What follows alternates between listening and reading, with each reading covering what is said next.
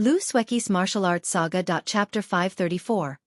Immortal medicines begging to be taken along. Lan Yunju couldn't believe her eyes. This was an ancestor ginseng, yet it was now begging for Li Qie to take it along. Who would believe such a thing? Li Qie laughed and said, "Look at your appearance." He then shook his head and continued on. "Although I haven't read that many books, I do know that your medicinal juice cannot compare to myriad star water. Also, I still have a bit of star water left." The ancestor ginseng became a little embarrassed and said, "He, my ginseng juice is indeed a bit weaker than myriad star water. If you agree to take me along, then, when you need it, I'll give you a bit of my ginseng roots. My ginseng roots can definitely save your life. As long as you agree, we'll both take a vow. When you are on the verge of death, I will agree to use my own life essence to save your life, okay?" At this point, the ancestor ginseng spoke with a solemn air. To an immortal medicine like itself, its life essence was extremely important. It could be said that it was putting everything on the table with this offer. Lan Yunju couldn't stop her astonishment from showing. An ancestor ginseng willingly giving its life essence was much better than capturing one alive then cooking it. Li Qie looked at the ancestor ginseng and smiled to say, "Very well, then we have a deal. How about using a true fate oath?" The ancestor ginseng and Li Qie then used their true fates to complete this deal. From now on, it would follow Li Qie. The silkworm dragon soulgrass ran towards him as well and asked, "Can you bring me along too?" It was a 10 transformation soulgrass loved by even alchemy emperors, but now it was begging Li Qie with a bashful appearance. Lan Yunju didn't know what else to say. The ancestor ginseng begging Li Qie already left her dumbstruck, but now even the soulgrass wanted to come along. Li Qie gestured with his hand and acted as if he didn't know what to do. "You should know that I don't want to bring along things without use. Surely you don't want me to use you in pill refinement? What is the point of bringing you everywhere? Because you would also take up a spot to benefit from the lamp." The soulgrass quickly replied, "Bringing me along will be very beneficial for you. My medicinal energy alone can help your cultivation speed since I am the best soulgrass in this world." Lan Yunju agreed with these words. The silkworm dragon soulgrass was the main ingredient for fate pills, and a 10 transformation soulgrass was already at the limit. Such an existence might have never been seen before by outsiders. It was definitely beneficial to bring one along since, with its help, one would be able to cultivate as if they had wings. Even a fool would have an immediate benefit. "You are mistaken." Li Qie shook his head and said, "If I can't use you for pill refinement and can only rely on your energy to strengthen my cultivation, then it would bring me more negatives than benefits. I have the lamp and can turn you into an 11 transformations, or even 12 or 13 transformations soulgrass. More importantly, I personally focus on stability and improving step by step for cultivation. I don't need to soar with a single step. Not to mention, I have absolute confidence with my own cultivation. Even without your help, I can still reach the apex and become the immortal emperor without an issue, don't you think?" Li Qie cheerfully smiled at the soulgrass and added, "Your condition is not enough to tempt me." Lan Yunju didn't know what to say. Any outsiders that knew of its existence would treat it like an ancestor.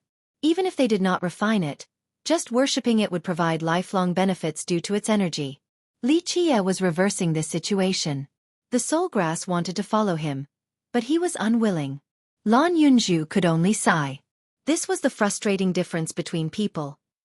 Xueqi's Martial Arts Saga. People prayed for a 9 transformation soulgrass to no avail, but Li Qie was being nonchalant to a 10 transformation soulgrass. "I have a dragon soul." The soulgrass paused for a moment before speaking in a formal manner. Li Qie looked at it and repeated, "Dragon soul?" He then shook his head and said, "Don't fool me. Although I haven't read enough books, I still know that it is not time for you to have a dragon soul. You should know that I was born and grew up in this place. After a period of incubation for many long years, I have obtained a dragon soul and am only one step away from reaching 11 transformations." The soulgrass seriously said, "If you bring me along, then I will be willing to take on a true fate oath just like you and the ancestor ginseng. When necessary, I will let you use the dragon soul. I will be of many uses in the future. For example, as a lackey." Li Qie nodded his head and spoke with all seriousness. "Well, it is a bit luxurious to use an 11 transformation soulgrass as a lackey." Lan Yunju could only wryly smile. Did Li Chia even know what luxurious meant? Lan Yunju knew very little about the dragon's soul, but seeing the soulgrass' serious demeanor, it must be an extraordinary item. Very well, then we'll seal the pact with our true fates. Li Chia then said with a smile. Lan Yunju couldn't help but chuckle after seeing Li Chia's reluctant expression. If others knew that Li Chia was being reluctant to sign a pact with a soulgrass nearing 11 transformations, they would all want to commit suicide from sheer outrage. Seeing the ancestor ginseng and the soulgrass taking a true fate oath with Li Chia, another immortal medicine crawled out of the medicine field and quickly rushed closer to say, "Can you take me too?" The reincarnation heavenly soul vine was afraid of falling behind, so it let go of all reservation and quickly said, "Me too, I'm absolutely not useless." "Me too." Another immortal root hurriedly rushed over as well. Lan Yunju became dumbstruck after seeing 3 different immortal medicines running next to Li Chia and begging for him to take them away. These were immortal medicines and normally, even the greatest characters wouldn't be able to get a single one. Any of these medicines would be considered a defining treasure for ordinary great powers. It was completely unimaginable how all of these immortal medicines were begging for Li Chia to take them away. Li Chia smiled and said, "Slowly, slowly now. Tell me your good points and what I will get from bringing you with me. If you are beneficial, then I will happily sign a pact." Everyone agree? Completely speechless, Lan Yunju thought that Li Chia was treating these immortal medicines like radishes. However, she silently lamented the fact that it was no longer strange for Li Chia to create miracles. He had the ability and plenty of heaven-defying items. Eventually, these immortal medicines took true fate oaths to seal a deal with Li Chia. Now, only the soldier tree remained in the medicine field since it was still hesitating. "Are you coming?" Li Chia smiled at it and asked. I'll go. However, before the soldier tree could respond, a voice came from below the medicine field. A piece of mud jumped up. Lan Yunju rolled her eyes at this piece of mud that knew how to speak. What kind of monster was this? Oh. Li Chia looked at it and inquired. "You want to make a deal with me? What kind of advantage and benefits can you bring me?" "I am a part of the medicine field that had been basked in the worldly essence to eventually form my own conscience." The piece of mud spoke. "Since you are bringing along several immortal medicines, with me, they will have a place to stay. I will create an amazing medicinal field for you. Although it won't be as great as this one, it will be more than good enough for you to grow any medicine you want." Not bad, makes sense. Li Chia nodded his head and agreed. Really beneficial. I'll take you then. The piece of mud joyfully signed a contract with Li Chia. Now, only the soldier tree was left in the field. "Are you coming?" Li Chia smiled and said, "I'll think about taking you in." However, the soldier tree was still hesitating. The ancestor ginseng then tried to console it. "Come, everyone is leaving now. Old soldier, do you still want to stay here? The lamp has already been excavated, so this is the best time for us to leave." The silkworm dragon soulgrass also added, "Yeah, we'll all leave together. Since we have been living together for so long, it is only natural that we leave together." The soldier tree eventually sighed and said, "Fine, how bad could it be? What else can I do now?" Finally, the soldier tree also signed a pact with Li Chia. At this moment, the best and highest-ranked immortal medicines in the field had all been taken in by him. The soldier tree, silkworm dragon soulgrass, and ancestor ginseng were the best, but they had been lured by Li Chia. "Come, let us go." The piece of mud then turned into a medicinal field. Although it was a bit lacking compared to this field with its billowing smoke, it was definitely still a good medicinal field. The ancestor ginseng's group then took root in this new field, and Li Chia opened his fate palace, then placed the field inside. Li Chia patted his hands afterward while looking at the empty field ahead. "Okay, we'll go now. Not a bad trip at all." Li Chia smiled and told Lan Yunju. At this point, Lan Yunju couldn't help but smile while shaking her head. It was not just a bad trip, he had such a huge harvest. Even the greatest of fortunes would not be able to match Li Chia's gains on this trip. All of the good things in this lost garden had been taken by him in one fell swoop. Chapter 535. Simple Mountain Immortal Kingdom's quest for treasure. Li Chia and Lan Yunju then left the lost garden of the immortals.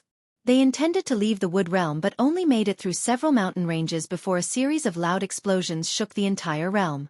"What is that?" Lan Yunju looked over at a certain direction. There was an unbelievable tree that seemed to be covering the entire wood realm. Li Qie looked at the tree that was growing bigger and bigger to pierce the heavens and narrowed his eyes to say, "The simple precious tree? It wants to risk it all?" In the beginning, Lan Yunju didn't recognize the tree since, right now, it was even bigger than normal. It was as if this tree was unleashing all of its potential to become even stronger. "What is it trying to do?" Lan Yunju asked with surprise. "Keep watching." Li Qie responded with a smile. Lan Yunju and Li Qie then rushed to the area of interest and found that more than thousands of experts were already there. All of them were the strongest masters of the great powers inside the wood realm, and there were even ancestors. All of them watched with a serious expression as the simple precious tree took root on top of a mountain range with its gigantic body as if it was a drill piercing the surface. It seemed to want to penetrate this mountain all the way down to the core. Bang, bang, bang. It attacked with one strike after another, causing the ground to shake and others to worry about whether it would collapse or not. Lan Yunju looked at the tree that was trying to reach down to the core and whispered, "What does the immortal kingdom wish to do?" Li Qie replied, "They are trying to find a certain something, an item that the immortal kingdom had always desired." "What is this item that they desire?" She then remembered a certain legend had been spreading across the sacred netherworld for a very long time now. This prompted her startling exclamation. Could it be the other half of the method for everlasting life? If there really was such a method in this world, then I would definitely be the first one to go and seize it. Li Qie smiled and continued, "It would still be worth it even if I had to kill gods and immortals in the process." Lan Yunju was taken aback for a moment before regaining her senses to ask, "What is it then, if not a method for everlasting life?" In the sacred netherworld, there had always been rumors of the immortal kingdom having one half of a method for eternal life. This is something that Immortal Emperor Du had wanted for a very long time now. Li Qie answered, "I have to start from the beginning. In the past, the Emperor obtained something really incredible from the prime ominous grave. Later on, he mulled over it and realized that this thing was not complete. Thus, he wanted to come back to the grave. However, as the Emperor, he had lost his chance for another grave opening, so he couldn't complete it. Later on, the immortal kingdom had always been searching for it. Alas, it was to no avail." He smiled at this point and continued, "Before they were mistaken, but now they became smarter and realized a couple of things." Lan Yunju looked at the tree drilling into the mountain and asked, "Can the tree find it?" Li Qie nodded and said, "They had searched all 5 realms and now they have gotten to the right spot in this wood realm." He then gazed over at the gigantic tree and said, "If the tree can break through the last fortified rock barrier of this vein, then it can take root in the deepest part of the earth. Without any unforeseeable circumstances, the immortal kingdom will be successful. The heavens did not let down those who tried after generations of searching. They will finally obtain it." Rumble. Explosions emerged one after another as the tree continued to attack the earth while the experts that were watching all held their breaths in anticipation. They understood that the immortal kingdom was looking for something incredible underground, so some of them had devious thoughts. Boom! After another deafening blast, the earth was penetrated with a trembling blow. Dense worldly energy rushed out from the ground like a waterfall. Did they do it? A group recognized something as they suggestively glanced at each other. Roar! At this time, while people were still lost in speculation, the roars of phoenixes and dragons appeared. The surging worldly energy from the ground had faint images of true dragons and immortal phoenixes. Although they were not the real deal, they did exude the divine aura of these mythical beasts. And at the same time, a golden light shot up as if countless specks of golden sand were spewing up high, painting the sky yellow. An immortal item is coming into being. Someone shouted after seeing this scene unravel. In this split second, several hundred shadowy figures rushed towards the penetrated earth with lightning speed. They were all great characters from sects and countries and took advantage of the tree breaking through the ground to steal this treasure then flee. Whoosh! However, before they could make it to the gigantic crater, the simple precious tree swung its branches that resembled divine rods at a swifter speed than them. Ah! Shrill screams emanated as blood spurted everywhere. The sudden onslaught from the tree took these experts by surprise as they couldn't evade the attack. Whoosh! Space suddenly fluctuated while these experts were being attacked. A shadow as fast as a flood dragon with incomparable speed rushed forward with an unstoppable momentum. The shadow's steps were impeccable as it evaded all the branches from the tree in order to rush underground for the treasure. Feeling this invincible aura, many people became discolored and some even uttered, "A great power's ancestor." The eruption of this invincible aura made people realize that even an old undying from a great power could no longer sit still and personally took action to seize the treasure. However, right when this person was near his goal, another blast resounded. A huge hand came down from the simple precious tree. This palm sealed the heaven and earth as a terrifying emperor's talisman came from it to stop everything within its grasp. Boom! The shadow that was rushing down the hole became aghast. It quickly raised its hands to block the gigantic palm. In just a flash, the world collapsed with ear-splitting blasts. The shadow was blown away as his blood spewed out like a rainbow. This shadow lost in just one move and slammed into a mountain, causing it to shatter. Because of the heavy injury, this person gave up on the treasure and quickly fled the scene. Meanwhile, the owner of the gigantic palm on top of the simple precious tree ignored the escapee and withdrew their hand as the tree infiltrated the earth. The Immortal Kingdom also has an ancestor with them. Although the crowd couldn't see the person on top of the tree, they quivered after feeling the presence of that hand. Earlier, a great power's ancestor couldn't even withstand one blow and had to escape in defeat. So everyone realized that an ancestor from the Immortal Kingdom had come into being and personally came. Thinking about a lineage at the level of the Immortal Kingdom left everyone shivering. Although no one knew why its ancestor personally came, it was a sect with 2 emperors. Its ancestor must be a terrifying existence much greater than ordinary ancestors from the great powers. The kingdom's ancestor was surely a legendary master or an eternal existence. The golden light became brighter and brighter as everyone just stared at the tree proceeding downward. No one dared to try anything sneaky at this moment. No one even went closer to watch. With the Immortal Kingdom's ancestor present, everyone felt a chill. Even experts from the other emperors' lineages didn't dare to make a sound.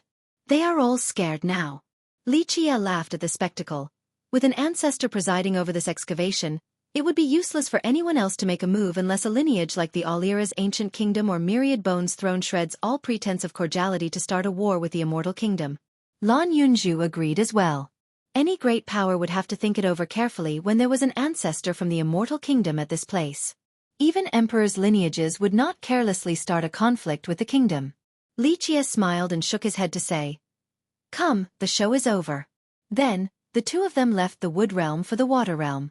Lan Yunju wanted to meet up with the river sect's elders, but the moment they arrived at the water realm, a protector from the sect contacted the 2 of them then quickly ran over. Seeing Xueqi and Lan Yunju, the protector quickly reported, "Young noble, Yunju, the sect master and the elders are no longer in the water realm, they went to the fire realm." "To the fire realm?" Lan Yunju asked. "Sect master found the diamond carp's nest already?" "We didn't only find it." The protector was very excited when this matter was brought up. "We had a great harvest and obtained many treasures. This time, we obtained a great fortune for our river sect." Simple Precious Tree. Chapter 536. Jadewater Queen. Outside of the many treasures in the nest, did you guys find anything strange in there? Xueqi quickly asked. There was indeed something strange. We found this particular place, but the masters and elders couldn't figure out its mysteries. There was surely something strange going on there. The protector answered, but our 1,000-carp river took pretty much all the treasures in the nest, causing many great powers to become riled up. So the higher-ups decided to temporarily avoid any trouble. They went to the fire realm to figure out the situation, but if there is nothing there, then we'll leave the prime ominous grave. The sect master was afraid that you too would come to the water realm to find us, so he ordered me to stay behind to inform you. This was a great harvest for the 1,000-carp river, but this also attracted the envy and jealousy of many other great powers, so the sect decided to go to the fire realm to have one last adventure. If they didn't find anything there, then they would just leave the grave since they already had spectacular gains this time. Xueqi then asked the protector once more, "What was this place like?" The protector answered, "It was a very big pond, and very strange looking at that. Walking into the pond would give birth to illusions as if the person had gone to a different location. The sect master said that it might not be an illusion. It was very hard to return after entering. The deeper one goes, the harder it is to come back. The sect master and elders couldn't see through it, so they decided to temporarily leave." "Then I'll go take a look." Xueqi stroked his chin while pondering for a bit before making up his mind. The protector quickly advised, "I'm afraid that won't be a good idea. There are many people from the great powers there at that place. Even imperial lineages like the Titanic Crescent Sacred Ground and the Insect King imperial lineage were present. They felt that we didn't take the most important treasure, and that there were more to find in that place. That is the reason why we should go. Xueqi responded with a grin. There was also another strange event. The protector added, "We didn't find the diamond carp. We followed it and took the majority of the treasures, but we didn't see any traces of it at all. After entering the nest, it suddenly disappeared, which is another reason why the great powers thought that we left behind the best treasure."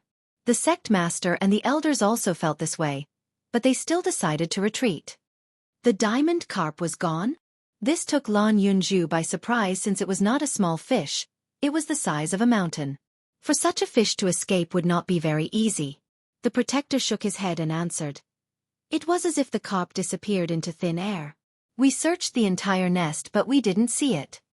All the more reason for me to go, Xueqi said as he narrowed his eyes while smiling. The protector was quite worried and tried to convince him. I'm afraid that once young noble goes there, the great powers who already hate us, such as the Titanic Crescent Sacred Ground, won't treat you too well. Many great powers were annoyed with the Thousand Carp River taking all the treasures in the diamond carp's nest. Some of them actually wanted to steal these treasures but were beaten down by the river sect. This deterred some of those with malicious intent from acting any further. So what? Xueqi nonchalantly said, those who block my path shall be killed without mercy. The protector could only smile wryly after hearing Xueqi's domineering statement.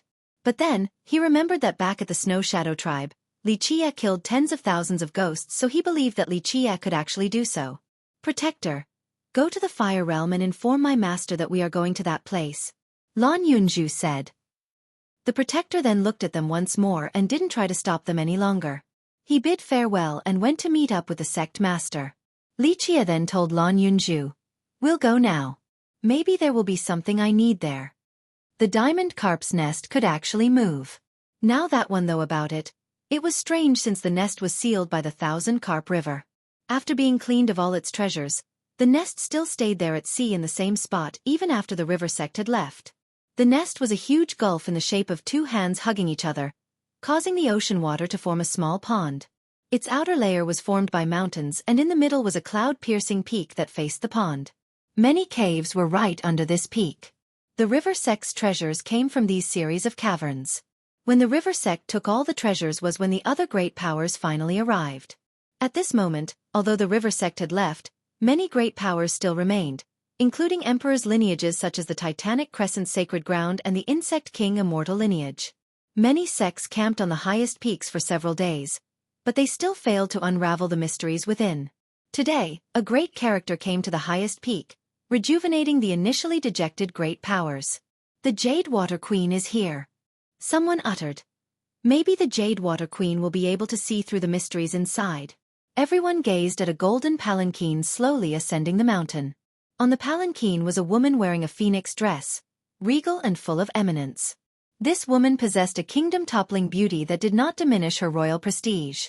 Her dignified gaze commanded respect from all spectators. Someone sighed and spoke when she appeared, the queen of the charming spirit race. The transcendent and wonderful Jade Water Queen came from the charming spirit race. Providence itself had determined for her to be extraordinary. She was the ruler of the Jade Water Country, the purest charming spirit country in the entire sacred netherworld. It could be said that the majority of charming spirits all gathered in this particular country. Charming spirits had two places to go in the sacred netherworld: the Simple Mountain Immortal Kingdom in the southern distant cloud or the Jade Water Country in the western Green River. Unlike the Immortal Kingdom, the Jade Water Country consisted of purely charming spirits while the kingdom had both humans and charming spirits living together. Among the four great domains of the sacred netherworld, outside of the southern distant cloud, the other three domains were all ruled by ghosts. The Jade Water Country was in the Green River, a place still dominated by the ghost race. In this domain, not to mention the seclusive clans, there were monstrous existences like the Alira's ancient kingdom and the Insect King immortal lineage. As for the great powers, there was the Kingdom of Gods and the Zen Ghost tribe among others. They were all part of the ghost race. How could one let a stranger sleep in their own bed? The entire Green River could be described as the ghost's world, but the Jade Water Country was established there and stood strong for millions of years. Some said that this country was even older than the simple mountain immortal kingdom. Such a thing was difficult to imagine in this location, but after knowing that it was a country of charming spirits, people came to accept it easier. Although they might be few in number, the majority of these spirits were cultivating geniuses. They were the favored children of the heavens. In this world, when it came to talents, aptitude, and understanding of the grand Tao, no race was comparable to the charming spirits. There was a belief in the 9 worlds. The charming spirits are natural geniuses and could cultivate much easier than the other races. While others require 10 years to reach a particular realm, the charming spirits only needed 5 years or less. Keep in mind that back in the Desolate Era, the first immortal emperor was Gu Chun, who came from the charming spirit race. This was such an ancient era, yet the charming spirits were already able to have an immortal emperor. One could easily imagine how heaven-defying this race must be. The Jade Water Queen's arrival caused the great powers next to the pond to become quite spirited. A sect master spoke. Perhaps the Queen's divine reflection will be able to explore this strange pool. Charming spirits were very similar to humans in appearance, but they had something that the human race was without: the divine reflection. The divine reflection was a natural gift of the charming spirit race. Some people said that this was bestowed to them by the heavens since they were the favored children. This saying made sense because, due to their divine reflections, they were more suitable for cultivation compared to other races. Although the divine reflection was inherent at birth, they needed to cultivate to a certain realm before it awakened. After the awakening, these spirits would become geniuses among geniuses in cultivation, similar to a tiger being given wings. The magical properties of these divine reflections contributed to their abilities to comprehend the Tao and understand the void.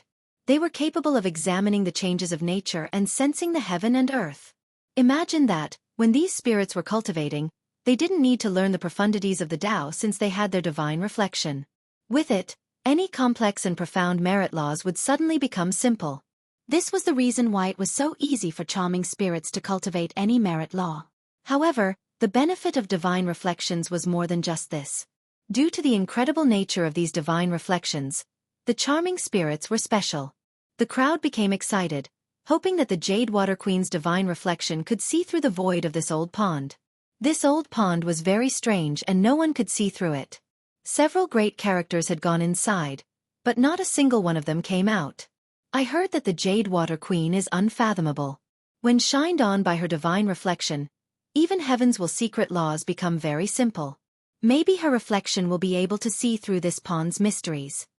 All the important people here began to focus after the Queen came down from her phoenix palanquin. Chapter 537. Mysterious Old Pond. The Jade Water Queen looked at the old pond before her and took a deep breath. Then she finally stepped into it. After taking one step inside, she suddenly disappeared. I wonder how many steps the Queen will be able to take. A person saw this and murmured. A ghost cultivator responded. 2 days ago, the Titanic Crescent Saint Child took 8 steps and the Ghost Insect Evil Child took 9 steps. These were already the top young geniuses. An ancestor of a great power predicted that in order to reach the middle, one has to take at least 300 steps. At this time, all eyes were on the old pond. Even great characters from the emperor's lineages didn't blink once. They all had their heavenly gazes activated because without it, they wouldn't be able to see the Jade Water Queen. In the last several days, many powerful characters tried their best with their heavenly gazes, but they couldn't see through anything. An emperor's lineage even used a supreme treasure mirror to shine into this pond, but there was no result. At this time, geniuses like the Saint Child and Evil Child held their breaths as well. Unparalleled geniuses like them could only take 8 or 9 steps. A moment later, these two lost their colors because their heavenly gazes showed that the Queen easily crossed the 9th step and onto her 10th. Amazing! She's indeed worthy of being a charming spirit. Rumor has it that she has become quite unfathomable, so maybe 15 steps wouldn't be an issue. A royal lord from a country spoke. In a short amount of time, the Queen already took 15 steps into the pond and moments later, she made it to the 20th step. 20 steps! Even an ancestor of a great power was shaken as he murmured. 2 days ago, an ancestor of the Bronze Tree Ghost Tribe made it to the 20th step then disappeared without returning. Very few could see her trail after she made it to the 20th step. Even great characters who tried their best couldn't see her. Only the hidden ancestors were able to. At this point, Her expression showed that she was struggling. She finally stopped at the 30th step. Meanwhile, the hidden ancestors all stared at her intensely. She ultimately stopped at this point and came back. The crowd was very curious as they watched her safely leave the old pond. How many steps did the queen take? A person asked. An ancestor revealed that it was 30 steps, to the surprise of many. They shockingly exclaimed, "This is equal to an ancestor of a great power. 30 steps yet still managed to retreat safely. She's even better than an ancestor." Charming spirits. Their divine reflections are indeed capable of seeing through truths and mysteries. No matter how great her cultivation may be, it couldn't be at the virtuous paragon level. Her prestige was not as great as Dizua's or Tianluanhui's, but being able to take 30 steps was already very amazing. Many became envious and admired the divine reflection of the charming spirits. They were indeed favored by the heavens. The great powers who were camping near the old pond were very curious. They wanted to know her understanding of the pond. A great power with good relations began to ask her for some information. She then talked to its royal lord and said, "This pond is a mystery. Each step is an entire world.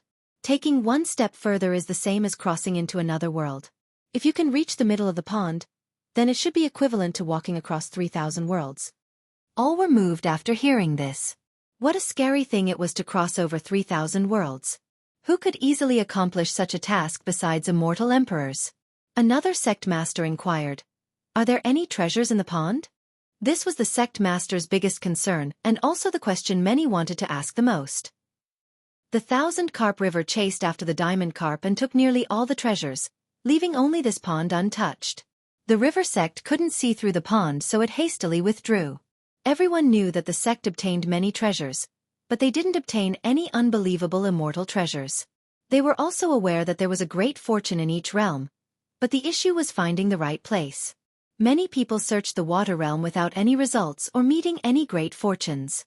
Afterward, after the river sect chased the diamond carp to its nest, many people speculated that if there was indeed a great fortune at the water realm, then it should be at this place. This was why even emperors' lineages showed up and not only great powers. They hoped to obtain this supreme fortune. The Jade Water Queen answered with confidence, "Yes, there is surely a treasure. From 20 steps and beyond, there were treasures under the water. From 30 steps and up, there were incredible items as well. In order to find a supreme fortune, I think one has to go at least 100 steps. There must be an unparalleled item there, maybe even an earth-toppling immortal treasure, but I can't say for sure." An unparalleled item. The heart of this sect master trembled. For generations, those who obtained a great fortune in the prime ominous grave all became either immortal emperors or invincible existences. Her answer quickly spread to the outside. Many were here for this supreme fortune, but previously, it was only mere speculations. Now that it had been confirmed, how could a furor not break out among these cultivators and great powers? Previously, everyone couldn't enlighten themselves with the pond, so many were jolted into leaving. However, after hearing the first half of the Queen's findings, the group became excited and no one else wished to leave. However, this group also became dumbfounded after hearing the latter part. 100 steps.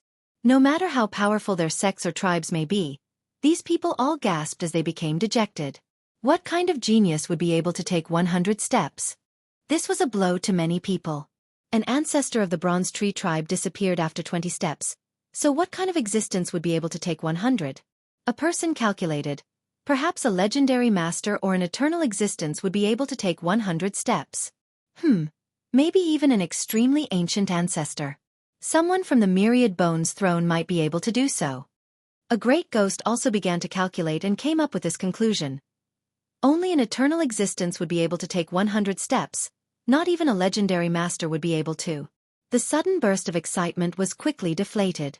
100 steps was an impossibility to the people present. In fact, many ancestors from the great powers all came to the prime ominous grave. These old undyings didn't mind paying a huge price to leave their blood era stones for the great fortunes from the legends. They hoped to use these fortunes to prolong their lifespans as well as strengthen their own sections. However, after witnessing the failure of the Bronze Tree ancestor, many of these ancestors began to hesitate. They had lived for a very long time and paid the greatest price to seal themselves in these bloodstones. Now, They all became very cautious at such a dangerous venture. These undyings were afraid of death more than anyone else. They valued living above all else. They didn't want to die before obtaining a great fortune at this place. So after hearing the words of the queen, these ancestors who were hiding in the darkness remained still, waiting for their chance to see if there was any other method to enter the pond. During this moment of stillness, a person suddenly had an idea. Maybe not just a powerful cultivation is required for entry. The ancestor of the Bronze Tree tribe only took 20 steps, but the Jade Water Queen made it to 30 and even left safely. Although this idea was out there, no one wanted to confirm it. Everyone carried the attitude of letting someone else go in first. In these last several days, some famous great characters had all failed, so it was understandable that these cultivators were hesitant. The fate of dying without a corpse remaining instilled shivers into these spectators. While the great powers adopted a wait-and-see attitude, Li Jie and Lan Yunju finally arrived. Li Jie came and looked at the pond before him with a serious gaze. Countless ghost powers were here, but Li Jie didn't bother giving them a single glance. His arrival attracted the attention of many since they immediately recognized him and Lan Yunju. Fierce Li Jie and Fairy Lan are here. A great character from the ghost race snorted in dissatisfaction and said, "The Thousand Carp River still hasn't given up." It was all ghosts around the pond since humans and other races couldn't mingle with them. It could be said that this entire area was under the jurisdiction of ghosts. Many ghosts were unhappy and scowled to see the two of them here. This was not strange at all since the Thousand Carp River took pretty much all the treasures, and those who came after them only found leftover soup and a belly full of jealousy. At that time, there were some great powers who tried to sneak attack the river sect for their treasures. But alas, they were too powerful and killed several great characters one after another, creating a huge deterrence. If it was any other sect, then it would have been slaughtered by the crowd on the spot. Chapter 538.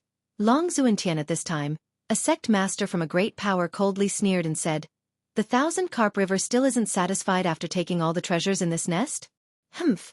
Such greed, like a snake trying to swallow an elephant. Watch out, you might not be able to handle eating everything and perish instead." Li Jie simply looked at the old pond and didn't care for the others. After a while, he revealed a smile. Lan Yunju asked, "How is this pond? Can one enter?" Lan Yunju had this question for a while because the diamond carp disappeared at its nest after being chased by the group of Taoist Bao Gue. How could a huge creature like the carp suddenly disappear? Could it be that the carp jumped into this pond? But judging from its size, this pond was not big enough to contain it. It is possible to enter, but that will depend on the person. Not just anyone can tread inside. Li Jie smiled and responded while looking at the pond. "Is it very dangerous?" Lan Yunju looked at the pond and asked. It looked very ordinary without any eye-catching features, but even a heavenly gaze couldn't see through it.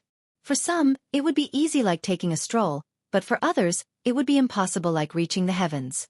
They wouldn't succeed even if they tried for the rest of their lives. Li Jie replied with a smile. These words made a lot of people unhappy. The first to voice his annoyance was the ghost insect evil child. Such big tone. He then continued with an ominous smile. "I wonder how many steps the proclaimed genius of the human race can take." These provocative words made the crowd glance at each other. Many were happy to see this situation. They all knew the feud between Li Jie and the evil child, which had been going on since the Golden Sea event. Li Jie raised his brows and lazily asked, "How many steps did you take?" 9 steps. The evil child sneered and then spoke in a deep voice. "How about you try it? Let's see which of us is better." At this time, the evil child was full of confidence. 9 steps. Li Jie burst out in laughter and said, "Are you a little caterpillar?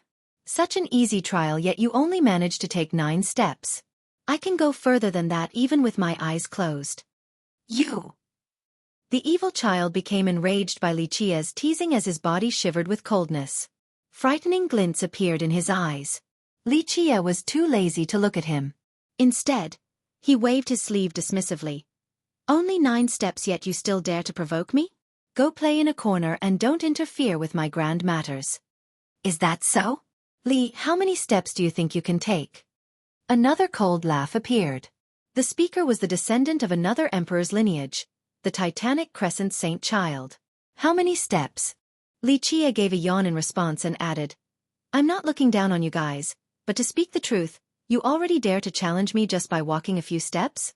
You don't know the limits of your own abilities. I'm too lazy to care to argue with people at such a low level. You challenged our ghost race and even the entire world. You don't think you are the one who doesn't know your own limits? An arrogant voice appeared at this time. A phoenix chariot slowly approached and stopped by the pond. A supreme beauty stepped down. It was the divine spark phoenix maiden who escaped last time. The atmosphere became heated with her arrival. The phoenix maiden is also here. Everyone then looked back and forth at Xueqi and the phoenix maiden. She fled during the last battle, but now she came back with great fanfare. Everyone wanted to see the conclusion between Xueqi and the maiden.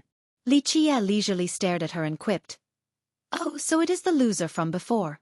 Since when did your divine spark country become part of the ghost race? Are your ancestors ghosts? Being a daughter-in-law of the ghost race means that I'm part of the ghost race." The phoenix maiden was not angry at all. She calmly answered him with grace. Her excellence was part of why she could become the daughter-in-law of the throne of bones. "Yes, you are quite right." Xueqi smiled and said, "So? The miserable loss last time was not enough, so you want to lose again?" It was as if the maiden came prepared. She was not angry or anxious and instead leisurely spoke. "Xueqi, you do have the ability to act arrogant, but do you think you are unbeatable in this world?" Xueqi lazily looked at her and said, "I myself don't know if I am unbeatable in this world, but I only have one answer to those who oppose me, and that is that they will all be killed without mercy. Even if it is everyone in this world." "Young man." Such bold words. A middle-aged man who followed after the maiden spoke. "You have the same arrogant style as I did back in a simpler time, but your arrogance ends here." The middle-aged man had a special divine aura when he stepped out. A spirited bearing combined with a composed presence created a unique charm with a momentum as if he was the only one who could tread on the endless Grand Tao. "Long Xuentian." Many great ghosts exclaimed after seeing this middle-aged man. Even the ancestors put on a serious expression. Long Xuentian was a legendary character in the sacred netherworld. He was a proud sun in the sky and his Tao journey was full of magical tales. Long Xuentian sought the Tao during the difficult Tao era as its most dazzling genius in the sacred netherworld. At a young age, he proudly cultivated as if even this era could not impede his path towards the apex. He became a heavenly king at a very young age. At that time, he garnered a lot of attention from everywhere. Many even thought that he had the chance to defeat the difficult Tao era to reach the top. Unfortunately, he was born in the wrong age and embarked on a journey during the difficult Tao era. He wanted to reach a higher realm using force, leading to a life reduction and an untimely disaster. Fate calamity was the demon of the heart and life reduction was the withering from the heavens. To cultivators, a life reduction was one of the hardest trials, and countless geniuses died because of this. What was even more unfortunate for him was that, during the difficult Tao era, life reduction was even more fatal. Many assumed that he wouldn't be able to surpass it, so his death was assured. However, before the deadly blow, Long Xuentian managed to counterattack and powerfully surpassed his life reduction. This matter shocked the entire world. However, this left behind an incurable wound and his cultivation slowed down. Nevertheless, his fame still threatened the 8 directions. Many ancestors from the great powers viewed him highly. Many of them were even cautious when they talked about him. He was not only an amazing heavenly king but also was a grand completion Saint Physique, the Diamond Saint Physique. The Diamond Saint Physique was the one below the indestructible Diamond Immortal Physique. This immortal physique was impenetrable by countless weapons and untouchable by myriad laws. A cultivator of this physique would neither be afraid of any weapons nor laws in this world. Although it was not an immortal physique, Long Xuentian still had this extremely powerful grand completion Saint Physique. A rumor stated that he once used his own body to block an attack from an immortal emperor life treasure. No one knew if this story was true or not, but this was enough to prove the toughness of his physique. I can't believe Sir Dizwa actually convinced Long Xuentian. An extremely talented genius like Long Xuentian views Sir Dizwa so highly. Surely Sir Dizwa will be able to shoulder the heaven's will and become an immortal emperor. A person emotionally uttered after seeing Long Yuntian protecting the maiden. In the past, during the difficult Tao era, Long Yuntian's fame thundered across the sacred nether world. It was not until his life reduction that his fame slowly receded before the public, giving rise to the 3 heroes. He started as a vagabond cultivator and many great powers and even emperors' lineages wanted to recruit him. Even the Myriad Bones throne wasn't an exception, but Long Yuntian was very arrogant so he decisively refused. Who would expect that many years later, once Dizwa came to the light and became a great genius, would he be able to convince Long Xuentian? From then on, he became the Dao mentor of Dizwa. Although the Throne of Bones had some amazing ancestors at the level of legendary masters, a person like Long Xuentian was very rare to find. Dizwa surely benefited greatly from having him as a Dao mentor. The arrogant Long Xuentian agreeing to be Dizwa's mentor after rejecting the Myriad Bones throne in the past was indicative of Dizwa's brilliant talents and his future potential to become an immortal emperor. Li Qie was still nonchalant as he looked at Long Xuentian. Then he said with a smile, "Oh? You want to teach me a lesson?" Long Xuentian stared back and shook his head, grinning. "I'm too old and do not feel like exercising. I only want to give you a piece of advice. There is always a better person and another heaven outside of this heaven.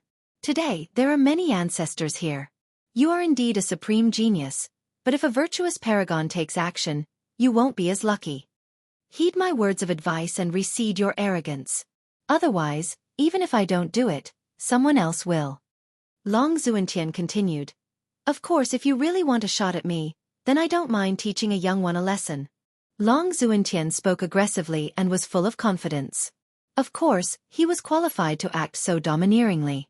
Although he was only a heavenly king and cultivation-wise, he was not a match for a great power's ancestor. He also had a grand completion saint physique. Even these ancestors would have to think twice before acting against him. At this time, a sect master from a great power coldly sneered and said, "The 1,000-carp river still isn't satisfied after taking all the treasures in this nest? Humph! Such greed, like a snake trying to swallow an elephant. Watch out, you might not be able to handle eating everything and instead perish." Li Qie simply looked at the old pond and didn't care for the others. After a while, he revealed a smile. Lan Yunju asked, "How is this pond? Can one enter?" Lan Yunju had this question for a while because the diamond carp disappeared at its nest after being chased by the group of Taoist Bao Gue. How could a huge creature like the carp suddenly disappear? Could it be that the carp jumped into this pond? But judging from its size, this pond was not big enough to contain it. It is possible to enter, but that will depend on the person. Not just anyone can tread inside. Li Qie smiled and responded while looking at the pond. Chapter 539, Divine Spark Phoenix Maiden Scheme. Li Qie didn't take note of Long Xuentian's words. He simply smilingly said, "If you want to teach me, then come any time. I agree with the sentiment that there is always someone better and that there is a heaven vaster than this heaven, but as for the whatever ancestors here who want to kill me," Li Qie laughed and declared, "So what if they are ancestors from great powers? Try it and I'll slaughter all of them. Anyone who blocks my path will be killed without mercy." His words offended all the sects and lineages and even the entire ghost race. Of course, this was not his first time offending the ghost race. In just a split second, many great powers coldly glared at Li Qie. No one made a move right now, but their intentions were as clear as day. Sooner or later, they would annihilate this arrogant human. "Young one, it is not wrong to be arrogant, but words are like spilled water. Once spoken they cannot be taken back." An ethereal voice appeared. No one knew who the speaker was, but the tone was thunderous, causing everyone's hearts to thump. This surely was an ancestor of a great power. Many ancestors had come into being and entered the prime ominous grave, so of course they were annoyed when Li Qie provoked them publicly like this. However, for the time being, none of them made a move against Li Qie. These old sly foxes didn't want to be the first to oppose the 1,000-carp river. Li Qie smiled and said in response to the ethereal voice, "I always take responsibility for my words. I don't care if you are ghosts or from another race. I do not show mercy to those who stand before me." "Humph. You are acting as if people are blocking your path. That's simply not true. You can easily enter the pond." The Titanic Crescent Saint Child sneered. Li Qie looked at the Saint Child and spoke. "Oh? You don't believe me? If I can enter, then will your ghost race withdraw?" These words made even more people unhappy. A ghost sect master deepened his voice and uttered, "This pond does not belong to you, so why does our ghost race have to withdraw? I don't know much about the ghost race, but I do know one thing. If I obtain the fortune inside, then your ghost race will definitely sneak attack me and rob it just like you did with the 1,000-carp river. Do you dare say that you haven't and will not commit such sly thievery? Li Qie calmly asked. Then do you want to settle this matter with our entire ghost race? The Phoenix Maiden slowly spoke. Li Qie glanced at her and chuckled to say, Divine Spark Phoenix Maiden, I know you are digging a hole for me to jump, aiming to maneuver the entire ghost race against me. Am I right? Very well. We'll do it your way. Everyone come so we can end this. Your ghost race does not like to look at humans like me, and I'm also annoyed at ghosts like you. Just make your move and I'll entertain all of you till the end. This answer left people looking at each other in confusion. Even non-ghost cultivators rolled their eyes. Such arrogance. Li Qie, alone, challenged all the ghosts. This brat must be crazy. However, older cultivators of the other races felt that this made sense after thinking it through. Back at the Snow Shadow tribe, Li Qie had already killed tens of thousands of ghosts in one breath. His relationship with the ghost race was already irreconcilable. It was clear that Li Qie would be a thorn for the three heroes in the future. The ghost race would definitely not accept him in the competition for the Heaven's Will at this time, so there would be a war between the two sides. Those who backed the three heroes would not sit idly by and watch. The cultivators of the other races thought that if Li Qie didn't want to be bothered by ghosts for a long time, then the most direct way was to kill them until they were scared. This was not only to strengthen his domineering fame and test his own cultivation, but also a way to sweep through his future obstacles. A few great characters from these races thought that defeating the ghost race before they became united was possible. However, the first requirement was that Li Qie needed to be strong enough. Thus, these other races chose to watch on the sideline as the ghosts glared at Li Qie. The group of the Titanic Crescent Saint Child and Ghost Insect Evil Child angrily glared at him with murderous stares after hearing his provocative statement. These geniuses truly hated Li Qie. The two sides had a long-running feud and moreover, they had the ambition to kill him for their own future. They would become famous after killing Li Qie. Li Qie could be the paving pebble for their path towards becoming the immortal emperor. As opposed to last time, the two geniuses were full of ambition right now. Their expression alone clearly indicated their wish to kill Li Qie. This shouldn't come as a surprise. Since they carried secret cards, they were confident in killing Li Qie. The Phoenix Maiden only smiled with a smile that could be described as kingdom-toppling. This was the result she wanted. She then slowly spoke. Li Qie, you are the one who said this. I am only a little girl and does not dare to speak for the entire ghost race. However, since you provoked our ghost race, I will be the first to oppose you. Even a little girl like me will not tolerate a human ant like you challenging our ghost's supreme prestige. Amazing! Women are no less capable than men at all. Li Qie clapped his hands and smiled. He saw through her aim but was too lazy to retort. Lan Yunju only smiled. She understood the Phoenix Maiden's scheme, but she also knew that Li Qie didn't care for these little tricks since he was not afraid at all. While the young geniuses wished to kill Li Qie to pave their path, the majority of the older crowd remained relatively calm. Although Li Qie and the ghost race had drawn daggers, there was no direct conflict of interest between him and the majority of great powers. At least for now. These sly foxes all knew that the Phoenix Maiden was trying to pave the way for Di Zhua. Anyone could see that Li Qie would be a huge threat for him in the future. As his fiancée, she wanted to borrow others to kill Li Qie for her husband. There has been too much killing recently, and the downpour of blood only brings about weariness. The Phoenix Maiden acted as if she didn't hear Li Qie's praise. She then gracefully continued on, if you challenge our ghost race, we of course cannot stand down. How about we have a non-violent competition? For example, this pond. If Li Qie can go deeper into the pond than us ghosts. Although I cannot represent the entire ghost race, at the very least, the Myriad Bones Throne and many other ghost tribes will not make it difficult for you from now on. If you lose, then hand over the prime ominous key. Whoever beats you will get the key. She put out an irresistible bait and said, the fortune inside the heavenly cemetery should belong to us ghosts. What say you, everyone? Her words prior were not enough for the other ghost tribes to act as her blade, outside of the ambitious young ones like the Saint Child and Evil Child. Everyone with eyes had seen the battle outside of the Snow Shadow tribe, and being the Phoenix Maiden's henchman did not end well. But now, her words tempted the minds of many. I heard that there was no treasure inside the heavenly cemetery. However, if one is lucky, they might be able to get a unique fortune. This harvest would not be any less than the diamond carp's nest. The Phoenix Maiden lightly said, "For such a fortune, no matter what, I still want to challenge you, Li Qie." Her words caused many hearts to beat faster alongside many swift glances. Lan Yunju lamented after being exposed to the maiden's scheme. What a formidable ability to concoct such mind games. The Phoenix Maiden was quite devious. She pushed Li Qie up to the front of the waves and winds. At this time, anyone would want to challenge him. "Is that true?" A young person couldn't help but ask his senior after hearing the maiden's words. Everyone knew that the heavenly cemetery was inside the earth realm.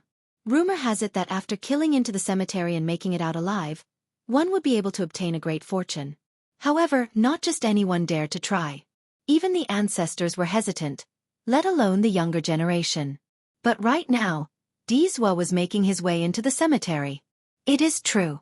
A great character answered his junior. "The prime ominous key can be exchanged for a great fortune inside the heavenly cemetery. The magnitude of this fortune depends on the person, but in short, the exchange is real." Prior to this, during the Snow Shadow battle, many people wanted to take the key from Li Qie, but many gave up right after. Now, the maiden's words raising this issue again provoked a lot of people. At this point, many held their breaths while looking at Li Qie since everyone knew that he had the key. Li Qie simply smiled at the maiden's scheme. She employed numerous methods to kill Li Qie. This right now was only a spark, and the goal was to cause Li Qie to fight against the entire ghost race. "Li Qie, do you dare to accept our ghost race's challenge?" The Phoenix Maiden slowly enunciated each word.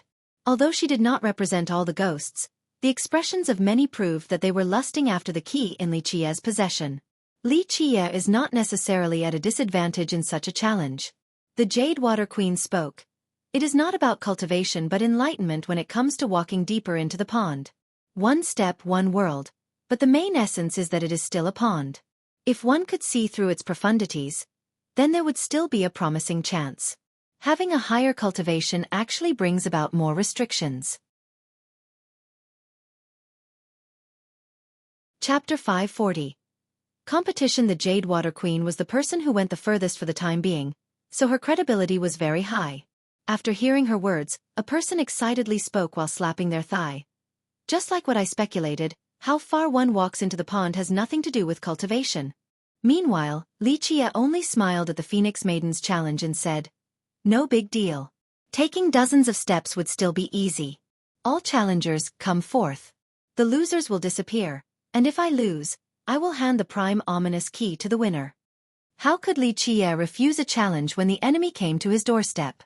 Li Qie's words caused the ghost cultivators to clamor and stare at him. He was like a fat piece of meat that everyone wanted a bite of. "Who's first?" Li Qie looked at the Phoenix Maiden and slowly asked. "You? Let me challenge you." However, a sneer suddenly came about as the ghost insect evil child walked forward and smiled ominously. "If you lose, then hand over the key and get the hell out of here. The treasures of this place belongs to us, members of the ghost race." "Count me in." Another person stood out and went together with the evil child. Of course, this was the Titanic Crescent Saint Child.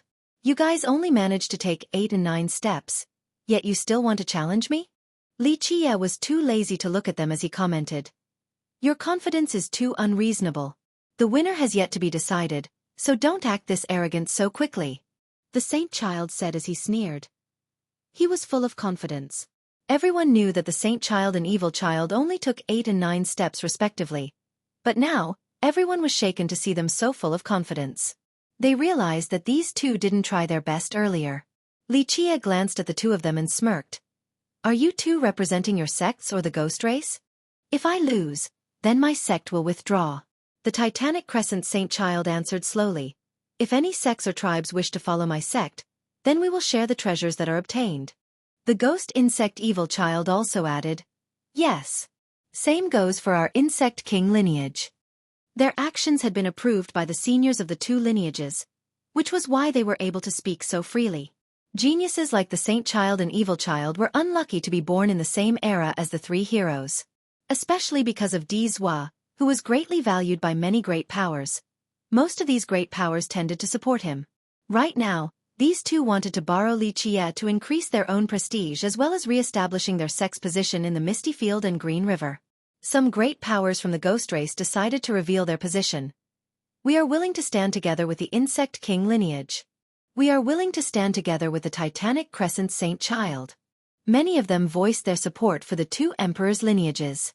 The Insect King lineage had a very prestigious position in the western Green River, and the Titanic Crescent sacred ground was also famous in the northern Misty Field. Recently, Dizhua and Lichia were like kites who met the right wind. So many forgot about geniuses like the Evil Child and Saint Child.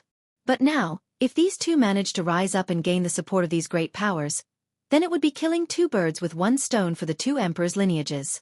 Not only did their actions have a chance to seize the prime ominous key from Lichia, this was also an attempt to gauge their supporters in their regions. The sect masters and royal lords present were not stupid. They knew that this battle had no place for them. Eventually, the final victor to obtain the key would most likely be an emperor's lineage, so they knew that they had to show their support towards these lineages first. Interesting. The Jadewater Queen murmured to herself after seeing this scene. Right now, the challenge was no longer a feud between Lichia and the Ghost Race, it was also a political contest among the Ghost Race. The one who created this situation was, of course, the Divine Spark Phoenix Maiden. At this point, many looked at Lichia and the two descendants. The Evil Child and Saint Child had always been referred to as geniuses by people. They had extremely high talents but were still far from supreme geniuses like Dizhua. Nevertheless, some ghost tribes were still optimistic with their chance against Lichia in this challenge. If you want to challenge me, then come at the same time. Don't waste time going one by one. Lichia looked at them and said, "You guys go first. I'm afraid that if I go first, I'll just discourage both of you." Such hubris! A ghost loudly exclaimed with a sneer. The two descendants also scowled. They looked at each other and took the first step into the pond, instantly disappearing. Everyone quickly opened their heavenly gazes to watch each of their actions. They leisurely took the first 5 steps before their speed slowed down. Now, 8 steps have been taken. At this point, it was as if they were shouldering empty tie on their backs as each step was as difficult as reaching the heavens. Everyone stared at the two with bated breaths because these two could only go 8 and 9 steps earlier.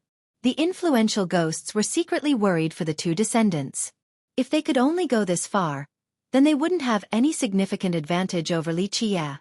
However, the Titanic Crescent Sacred Lord still had a relaxed expression as if he was still very confident in his disciple.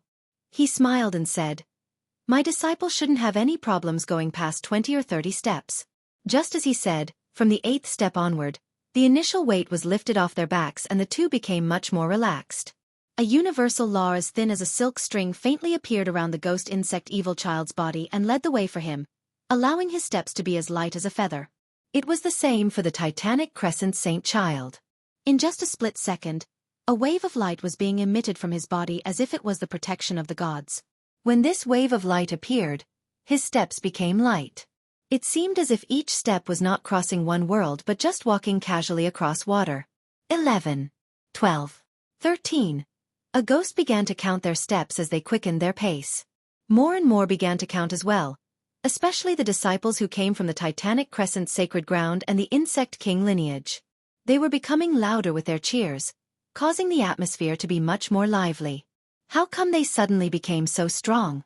Everyone became surprised when those two made it to the 15th step. Before, they already struggled at 8 and 9 steps. A single extra step was prohibitively difficult. But now, their steps were as light as the wind. So how could people not become astounded by this sudden change? A predecessor expert figured something out and said, "There are heaven-defying treasures on their bodies, most likely immortal emperor life treasures." Not only 1 or 2 people realized this. A group began to understand that those two were carrying some amazing treasures. Many great powers of the sacred netherworld were here, and not just 1 or 2 emperors' lineages brought emperors' weapons. If these two had emperors' weapons, then it meant that the sacred ground and the Insect King lineage brought more than just one weapon. This speculation caused many characters from the great powers to palpitate. These emperors' lineages would be carrying immense firepower if they brought more than just one emperor's weapon each. These weapons were dreadful items, and they were the bane of those countries without one themselves. When two had the same cultivation and battle prowess, the person with the emperor's weapon had an absolute advantage. In just a blink of an eye, the Evil Child and Saint Child made it to the 20th step. From this point, Their pace slowed down since they were still affected by the pond despite carrying Emperor's weapons. The Jade Water Queen spoke while watching on the sideline. Unfortunately, they couldn't understand even a little bit of the profound mysteries. Otherwise, with the powerful Emperor's weapons and some knowledge, they could go more than 40 steps. 20. 21. 22. Clear and sonorous counting appeared when the two of them reached the 20th step. The Sacred Ground and Insect King lineage, along with some great powers, were cheering for the two of them while creating pressure for Li Qie. This was especially the case when the big characters were speaking. Their thunderous roars caused others to be affected. These ghost powers wanted to create a suppressive atmosphere to assail Li Qie's psyche. It is about time. Chapter 541. Leisurely stroll. However, even these great characters and their imposing words couldn't affect Li Qie. His Tao heart was as strong as a rock. He couldn't be shaken by the words of these heavenly sovereigns and heavenly kings. Li Qie remained calm and leisurely without a care. Lan Yunju noticed these great characters using this opportunity to spew out mantras to shake Li Qie's emotions, so she snorted loudly, truly shameless. The unperturbed Li Qie only smiled and said, "Ignore them. In a little while, they will know that their bag of tricks is useless." After reaching the 25th step, the evil child couldn't handle it anymore. His face was beet red from the pond's pressure. Eventually, he gritted his teeth and mustered one last step for a total of 26 steps. At this point, he couldn't handle another one, so he had to give up and step out from the pond. 26 is already very amazing. The bronze tree ancestor disappeared after the 20th step. The great ghosts were very proud of his achievement after seeing him retreat safely. Meanwhile, the saint child continued on with many eyes fixated on him in anticipation.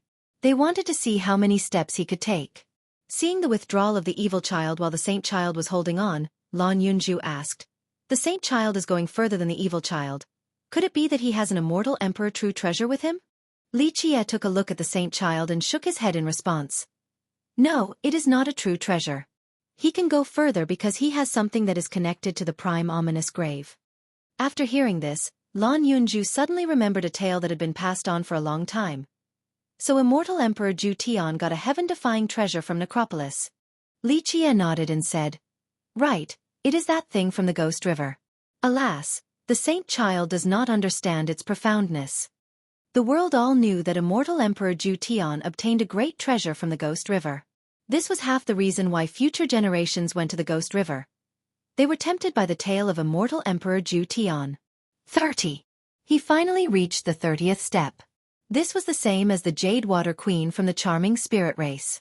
At this time, the saint child was drenched in sweat, but he still bit his teeth and exerted all of his potential to strugglingly take another step. 31. The ghost experts roared powerful mantras when they saw him take another hard step. These cheers served both to encourage the saint child and to demoralize Li Qie. 32. He took another step, but it was near impossible for him to go any further. If he kept on forcing the issue, then he would disappear just like the bronze tree ancestor. The Jade Water Queen shook her head and commented, "What a shame. He still couldn't understand the mysteries of the pond. There is a limit to using an emperor's weapon to force it." The saint child safely left the pond and was met with many cheers from the ghost cultivators. A royal lord praised, "Being able to take 30 steps is an achievement higher than an ordinary ancestor. So promising. This youth will surpass us in time. The saint child's victory is certain. An ordinary ancestor, I'm afraid, could only go 30 to 40 steps. Haha, I do not believe that this Li fella is better than an ordinary ancestor. There's no way he could go more than 30 steps in." The ghost cultivators were at ease, especially the great powers that chose to side with the sacred ground. They were certain of their victory and of Li Qie's defeat. They didn't think that Li Qie could take 30 steps since it was difficult for even an ancestor. For him, it was not worth mentioning. The saint child stepped out of the pond. The evil child immediately came to congratulate him.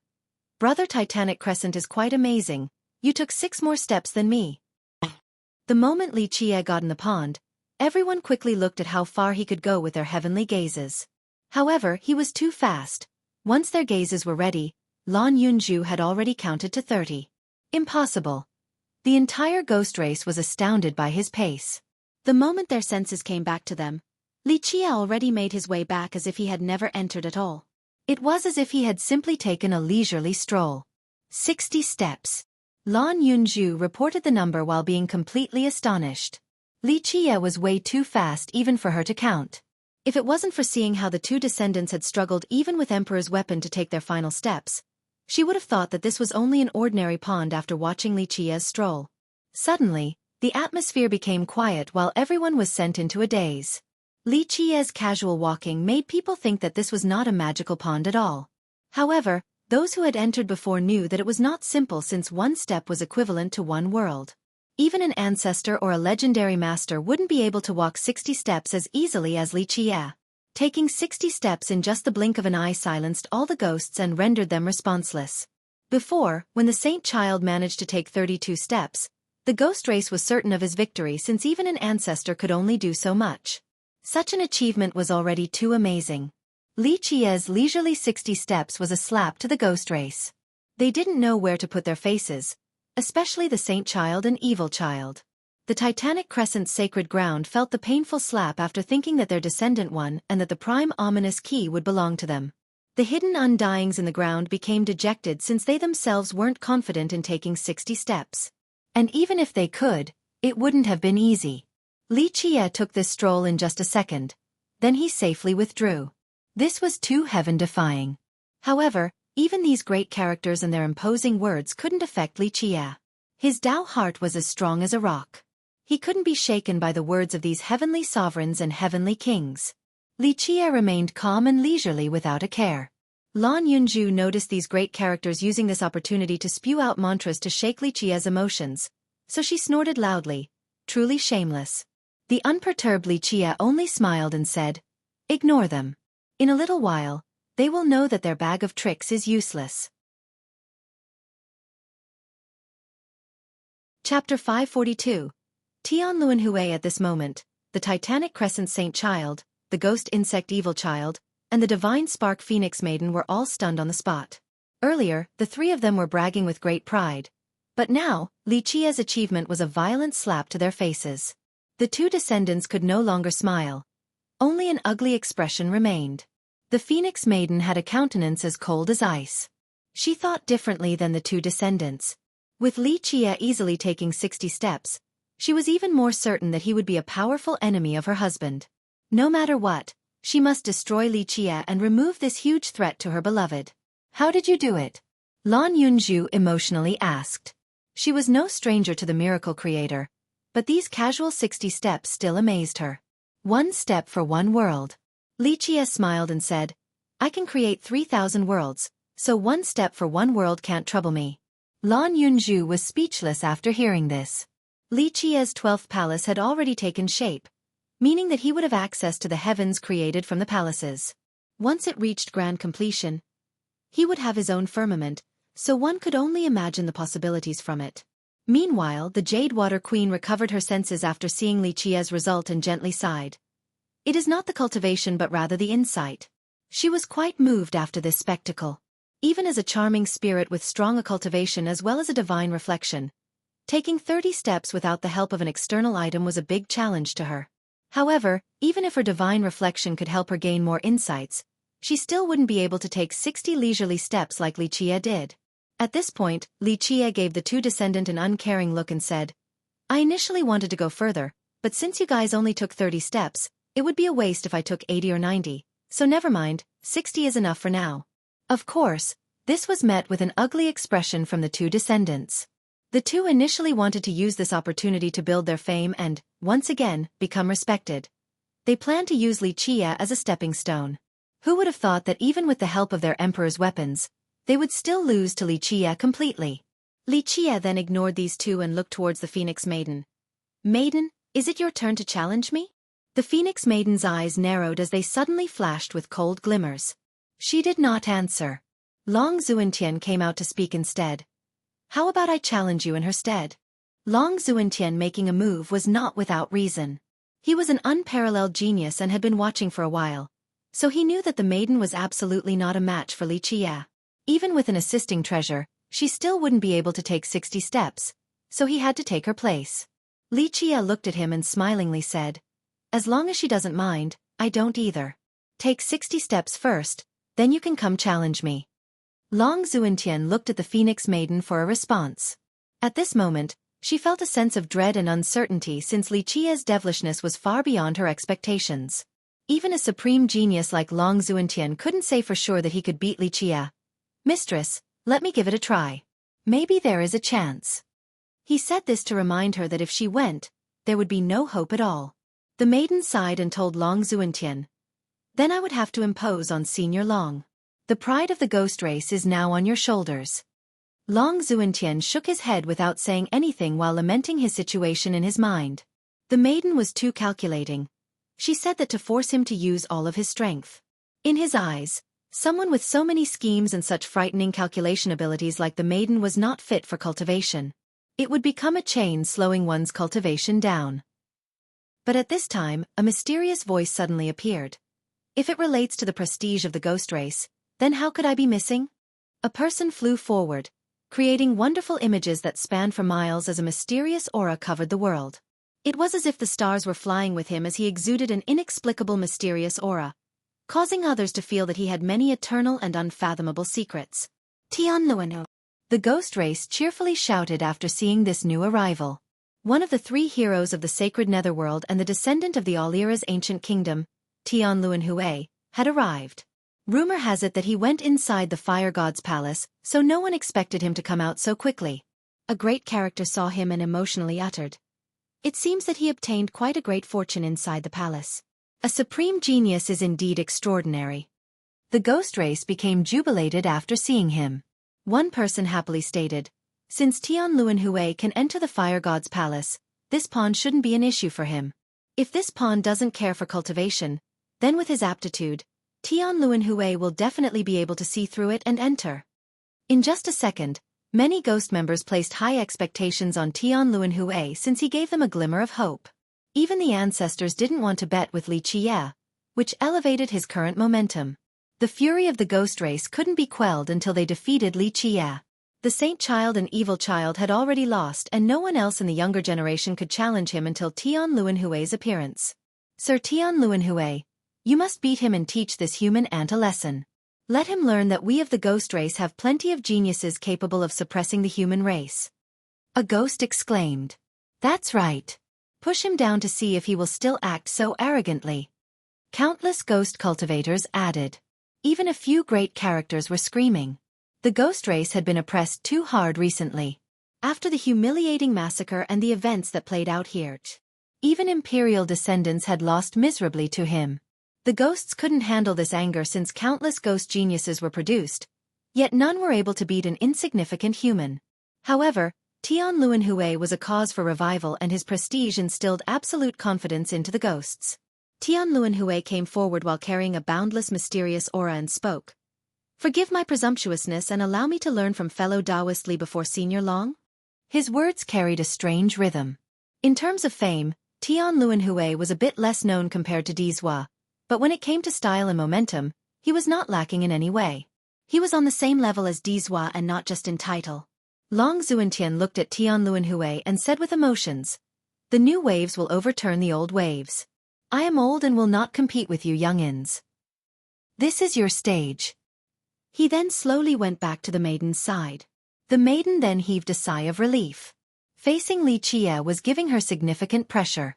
She was always confident, but she was not certain of victory at this moment. However, Tianluanhui was pushing this board game towards a better position.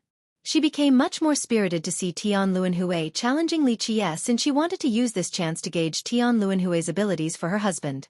Tianluanhui looked at Li Qia and calmly spoke, "Fellow Taoist Li's fame is like thunder next to one's ear. Today, seeing your great style has left me convinced."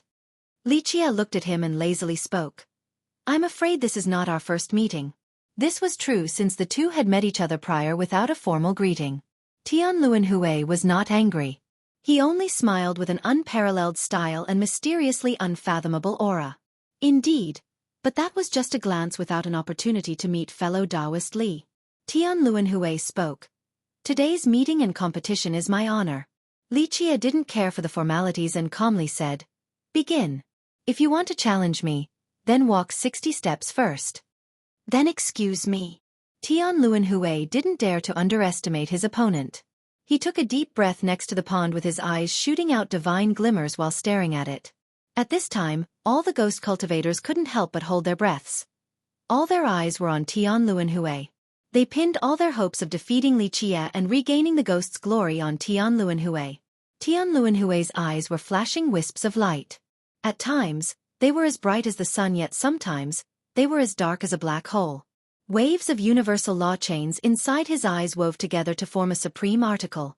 He was using this supreme article to communicate with the profound grand Tao inside the pond, wishing to understand it. The Jade Water Queen exclaimed with surprise when she saw what was unraveling inside his eyes. Amazing, truly worthy of being one of the three heroes. He has reached this level of understanding in such a short amount of time. This puts my divine reflection to shame. Even Li Qie nodded his head and said after seeing this, a supreme genius is indeed different.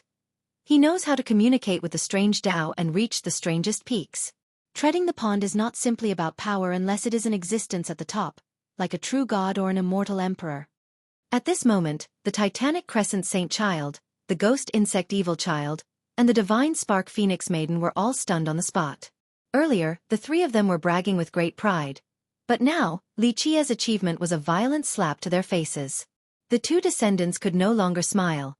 Only an ugly expression remained. The Phoenix Maiden had a countenance as cold as ice. She thought differently than the two descendants. With Li Qie easily taking 60 steps, she was even more certain that he would be a powerful enemy of her husband. No matter what, she must destroy Li Qie and remove this huge threat to her beloved. How did you do it? Lan Yunzhu emotionally asked. She was no stranger to the miracle creator, but these casual 60 steps still amazed her. Chapter 543. Tian Luanhui's Strength. The younger generation will surpass us with their free thoughts. They're not like us conservative old men stuck in one place. Talent is one thing, but wisdom and understanding are a different matter. The group of Undyings hiding in the darkness gently lamented. They were all praising him non-stop. The old Undyings could enter the pond easily because they had sufficient strength. They were confident in their own cultivation and might, especially the ones from the Emperor's lineages.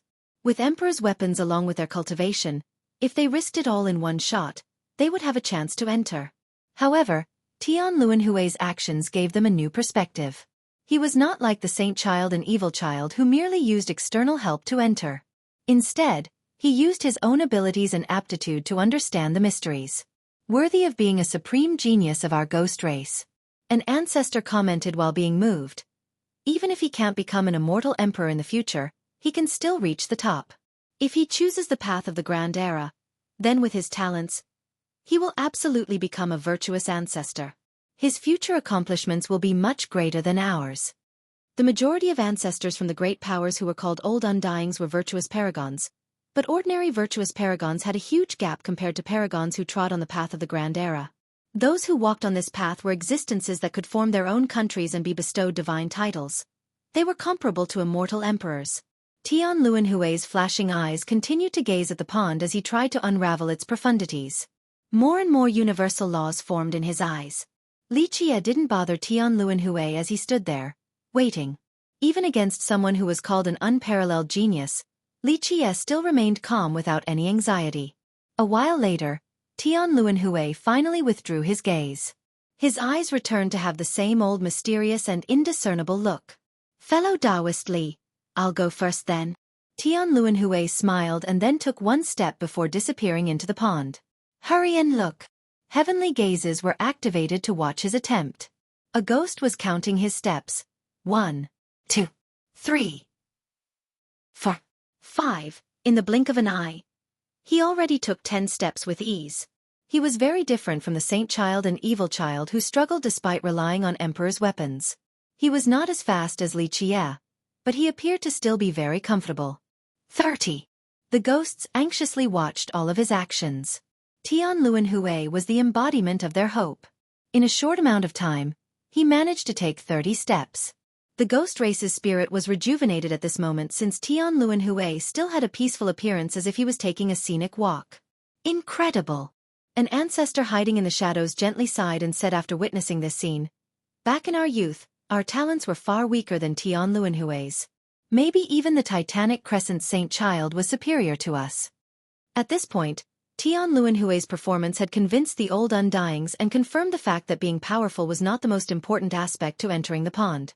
40 steps. Another short span of time had passed, and Tian Luanhui had managed to take 40 steps. His pace had slowed, but he was still relatively comfortable. The ghosts tightened their fists in excitement and hoped that he would be able to surpass Li Qie to win the ghost race some glory. Meanwhile, the Titanic Crescent Saint Child and Ghost Insect Evil Child were dejected. They constantly sighed and were no longer able to be arrogant. If Li Qie's actions were humiliating like a slap to one's face, then Tian Luanhui, as another genius of the ghost race, left them with their proud heads hung low. Despite having lesser fame than the three heroes among the ghost geniuses, the Saint Child and Evil Child still had some hope. If they tried their best, then maybe they would have a chance to compete against the three heroes in the future. But now, Tian Luanhui had shattered their arrogance. The uncrossable gap between them was too great. It was just like the heaven and earth.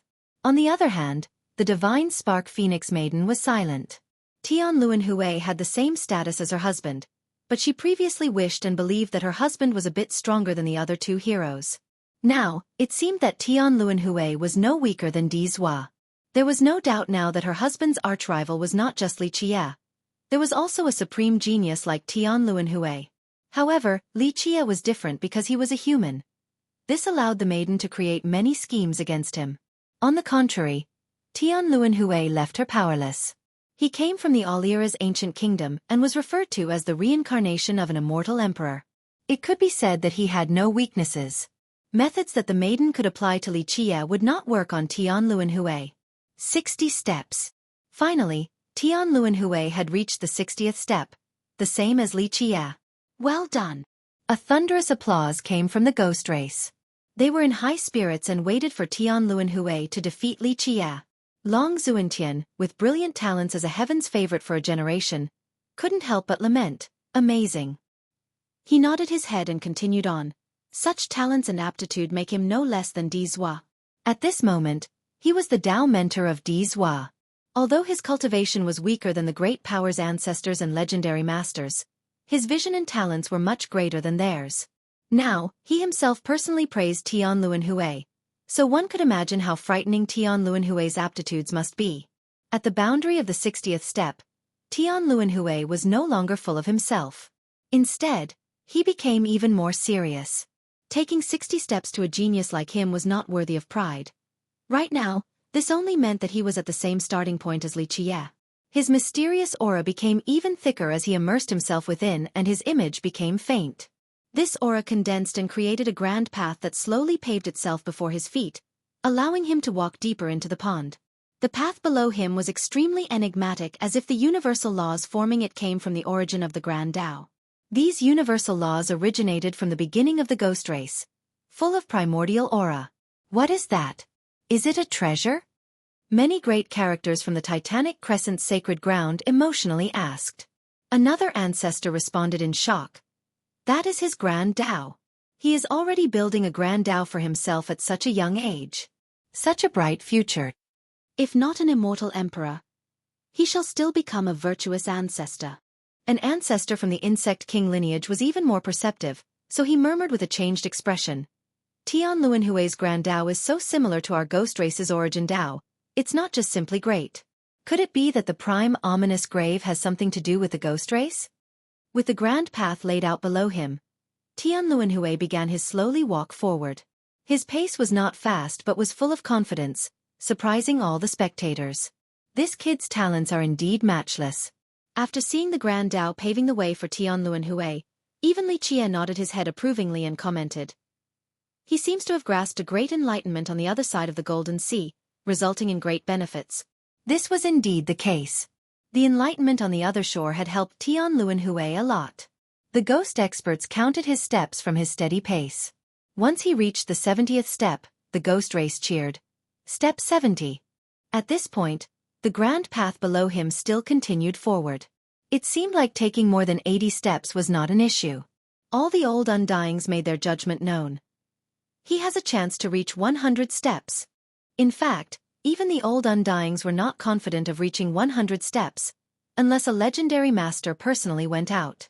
Ordinary virtuous paragons like them would not be able to reach this boundary. However, their eyes dropped to the floor when a young genius like Tianluan Hui possessed this ability. The gap between talents was as clear as day. Step 80. In just a moment, the ghost race screamed excitedly. Some ghosts even raised their chins while sneering at Li Qie. Right now, they had assumed that Tianluan Hui's victory over Li Qie was guaranteed and that they could finally quench their anger. After Tianluan Hui reached the 80th step, the group of geniuses like the Evil Child and Saint Child were completely overshadowed. They didn't dare to think about it too much since the distance between them and Tianluan Hui was too big. Right now, they were heavenly sovereigns. Even if Tianluan Hui was at the same realm, his enlightenment and talents, to them, made an uncrossable divide. Cultivation was no longer a metric of measurement when it came to supreme geniuses like Tianluan Hui. One extra palace within the same level of cultivation was already a huge gap, let alone the ability to grasp the Grand Tao.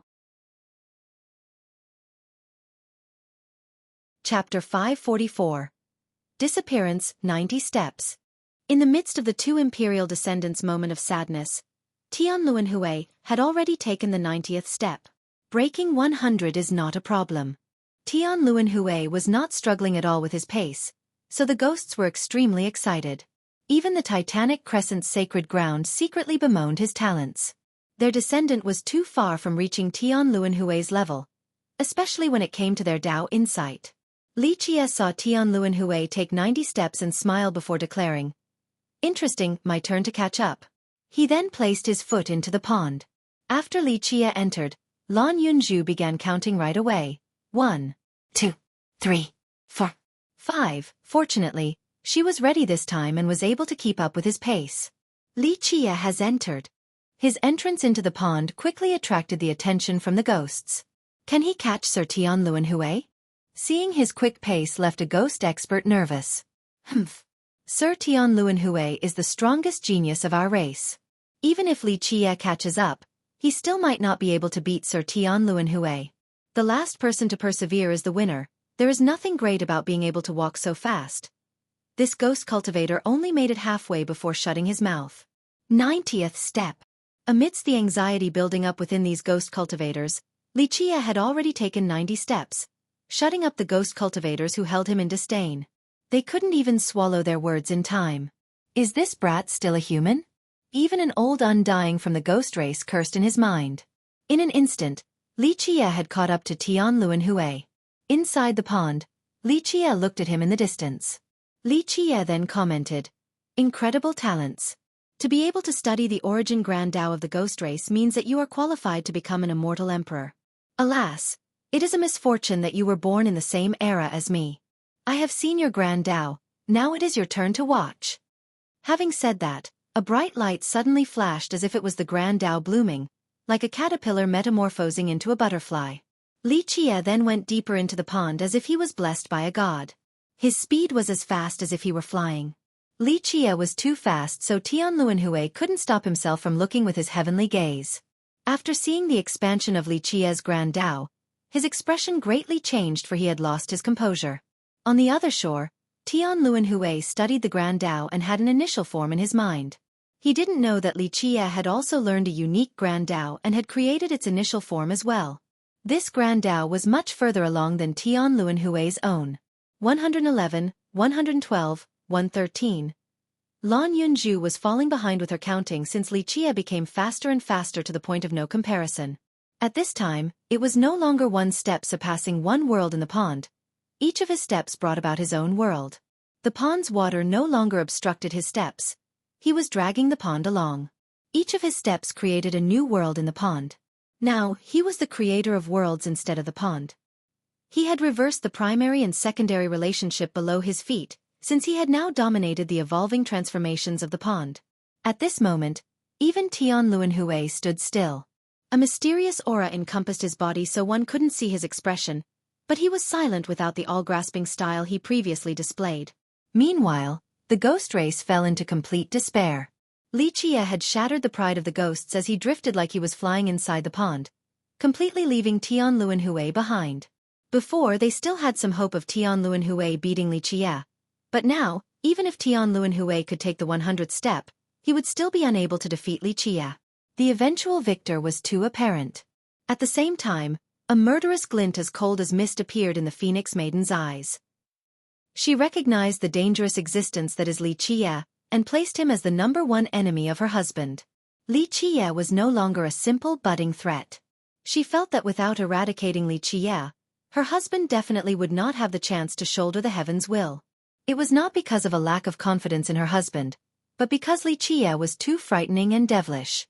She realized that there would be no peace unless Li Qie was annihilated. She trusted her intuition since it had always been on point. At this moment, she thought of many different plans to destroy Li Qie no matter the price. She had to eliminate her husband's #1 enemy. 150. At the 150th step, Lan Yunju suddenly paused and hesitated since she couldn't count any longer. This was because Li Qie had disappeared. Even when she utilized her heavenly gaze to its limit, she still couldn't see his figure. Gone, why can't I see through it? It wasn't only Lan Yunju. Others also lost sight of Li Qie. The heavenly gaze lost its effect after the 150th step. What happened? The limit of the heavenly gaze is 150 steps? At this time, the gazes of ancient saints, heavenly sovereigns, and even the old undyings failed. There is also another possibility. A ghost expert thought of the worst-case scenario and said, maybe Li Qie has failed just like the bronze tree ancestor that had disappeared. Haha, if one forces their way in without having sufficient capabilities, then they will disappear and die without a corpse. With this reminder, many felt that this was very possible. Li Qie's sudden disappearance could be attributed to his failure just like several great characters earlier. A fate of dying without a body remaining. This was him seeking his own death and for thinking that he was really invincible. Walking like flying? Now it is over, he even lost his own life. The ghost race thought of this possibility and gloated from others' misfortune. Meanwhile, the great characters remained silent. They didn't know what was going on but were secretly hoping for this to be the case. In their eyes, Li Qie was too devilish. In the future, once Li Qie's wings hardened, he would be a huge threat for the ghost race unless they made peace with him. However, in the sacred netherworld, the ghost race was the master, so how could they bow down to a little human?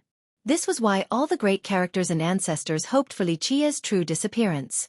This was perhaps the best outcome. What a shame, the prime ominous key has been lost. We will just have to wait for the next generation for the key to appear again.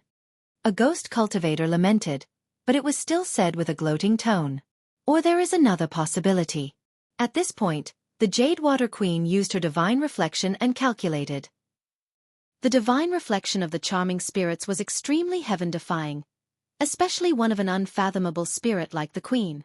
No one knew the level of her divine reflection. She pondered for a while and said, perhaps Li Qie doesn't want others to see the profundities of his grand Tao, so he is hiding in the pond. Perhaps it is no longer the pond ruling over Li Qie, but it is he who has control over the pond. Li Qie's steps were creating worlds. They were no longer the pond's worlds. Compared to the other ghosts, Tianluan appeared to be calm, not happy or proud. He kept on using his heavenly gaze to scan the water's surface, hoping to find traces of Li Qie. At this moment, he was no longer in the mood for competition because Li Qie's grand Tao had shaken his mind. Tianluan had studied the origin grand Tao of the ghost race, but it seemed as if Li Qie's grand Tao was even more heaven-defying, so much so that it escaped the boundaries of grand Tao. This was why Tianluan wished to see Li Qie's grand Tao once more, aiming to see through its mysteries in hopes that he might learn something from it. Unfortunately, regardless of his efforts, he couldn't see Li Qie's shadow. In fact, on the other shore, the grand Tao Li Qie learned from observing the 9 ants had escaped the boundaries of grand Tao. Because of this, it was understandable that Tianluan would be dumbstruck. It had to be said that Tianluan was an amazing and discerning genius. With just a glance, he instantly understood that Li Qie's grand Tao was marvelous. Meanwhile, the Phoenix Maiden sighed in relief with Li Qie's disappearance. Similar to the great characters, she also hoped for Li Qie's disappearance and death.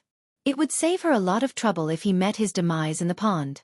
This brat is the most devilish person I have ever seen, Long Xuentian said as he stared intensely at the pond. As the most brilliant genius of the previous generation, He was not like the other ghosts who believed that Li Qie had died. Lan Yunju couldn't help but hold her breath. In this place, she was the only person who cared for Li Qie's safety. She had seen him create many miracles, but his sudden disappearance still made her worry. Despite her confidence in him, this emotion was unsuppressible. Chapter 545. Treasure Inside the Pond. Boom. A loud blast resounded amidst the celebrating ghosts. An endless immortal light suddenly illuminated the entire pond with its source at the center. Look over there, it's Li Qie. Inside the blinding immortal light, a figure appeared in the center of the pond. Li Qie. He made it to the deepest part of the pool. Everyone was aghast to see him appearing in the center of the pond, because all speculations hinted that the biggest fortune of the water realm was at the center of this pond. The ghost experts looked like they had just swallowed a fly, especially those who were gloating earlier. Now, they all had frozen expressions. Their smugness earlier was slapped harshly by Li Qie's appearance. He scooped out a treasure. Inside the immortal light, Li Qie got something from the water. It was a stone that looked like a long trunk, and the endless immortal light came from it. At times, the light took the form of a fiery light, then it would transform into an icy shape and then back into a pure wooden shade. All of these immortal lights kept on transforming to prove its identity as an immortal stone. All were envious and jealous of this sight. The ghost race was reddened and crazed. They had been guarding here for so long, but they didn't even get a blade of grass while Li Qie managed to find an immortal stone at this moment. Many were unwilling to see it in Li Qie's possession, so they angrily uttered, "Is this the big fortune of the water realm?" The old undyings hiding in the shadows with ice-cold glares stared at the stone in his hand. Those from the emperor's lineages stared with especially frightening glints in their eyes. They could hold back their greed if it was any other treasure, but an immortal stone that could prolong one's lifespan was irresistible no matter Li Qie's origin and background. The Phoenix Maiden, who had been relaxed, suddenly changed her expression after seeing the immortal light shrouding Li Qie. She called for a disciple nearby and commanded, "Tell the Bronze Carapace King to help me with a matter, and that the Myriad Bones throne will not ill-treat their insect tribe from now on." Long Xuantian only shook his head while watching her since he knew what she wanted to do. In the eyes of a supreme genius like himself, he didn't support her course of action and felt that using lowly schemes against experts was a dishonorable thing. Nevertheless, he didn't try to stop her. To the jealous members of the ghost race, this issue was not just about an immortal stone, it was because the one who got it was Li Qie who shamed them before. Meanwhile, Tian Luanhui only sighed to see Li Qie's harvest. He didn't continue on any further and return instead. Even if he could go further, it would be meaningless since the victor had already been decided. So what if he could take another 100 steps? If he couldn't surpass Li Qie, then it was only a counting game with himself. In the case that he managed to reach the middle of the pond and went towards the deepest parts of the water, it was still trivial since Li Qie was there first and arrived there in a much shorter amount of time. However, what Tian Luanhui dreaded the most was not Li Qie's speed, but that he had command over the grand momentum of the pond. Tian Luanhui was very confident in his own grand Dao and with his created path, he would be able to go very far in the pond, 1 world per step. But Li Qie was different. The situation had reversed and the pond was no longer in control. Li Qie was the one who mastered the spatial transformations within. It was not a world per step from the pond and instead was Li Qie creating a world with each step. This meant that nothing could stop Li Qie's pace within the pond and that he was free to come and go on his whim. Tian Luanhui's heart was gloomy. As a cautious and meticulous person, Li Qie had now become his #1 opponent, someone even greater than Di Zhua. His absolute confidence in his grand Dao even reached the level that he was certain that the heavens will would accept it as long as he continued on this path. His grand Dao would become the heavenly Dao, and his secret law would become the heavens will secret law. However, Li Qie's grand Dao suffocated him today.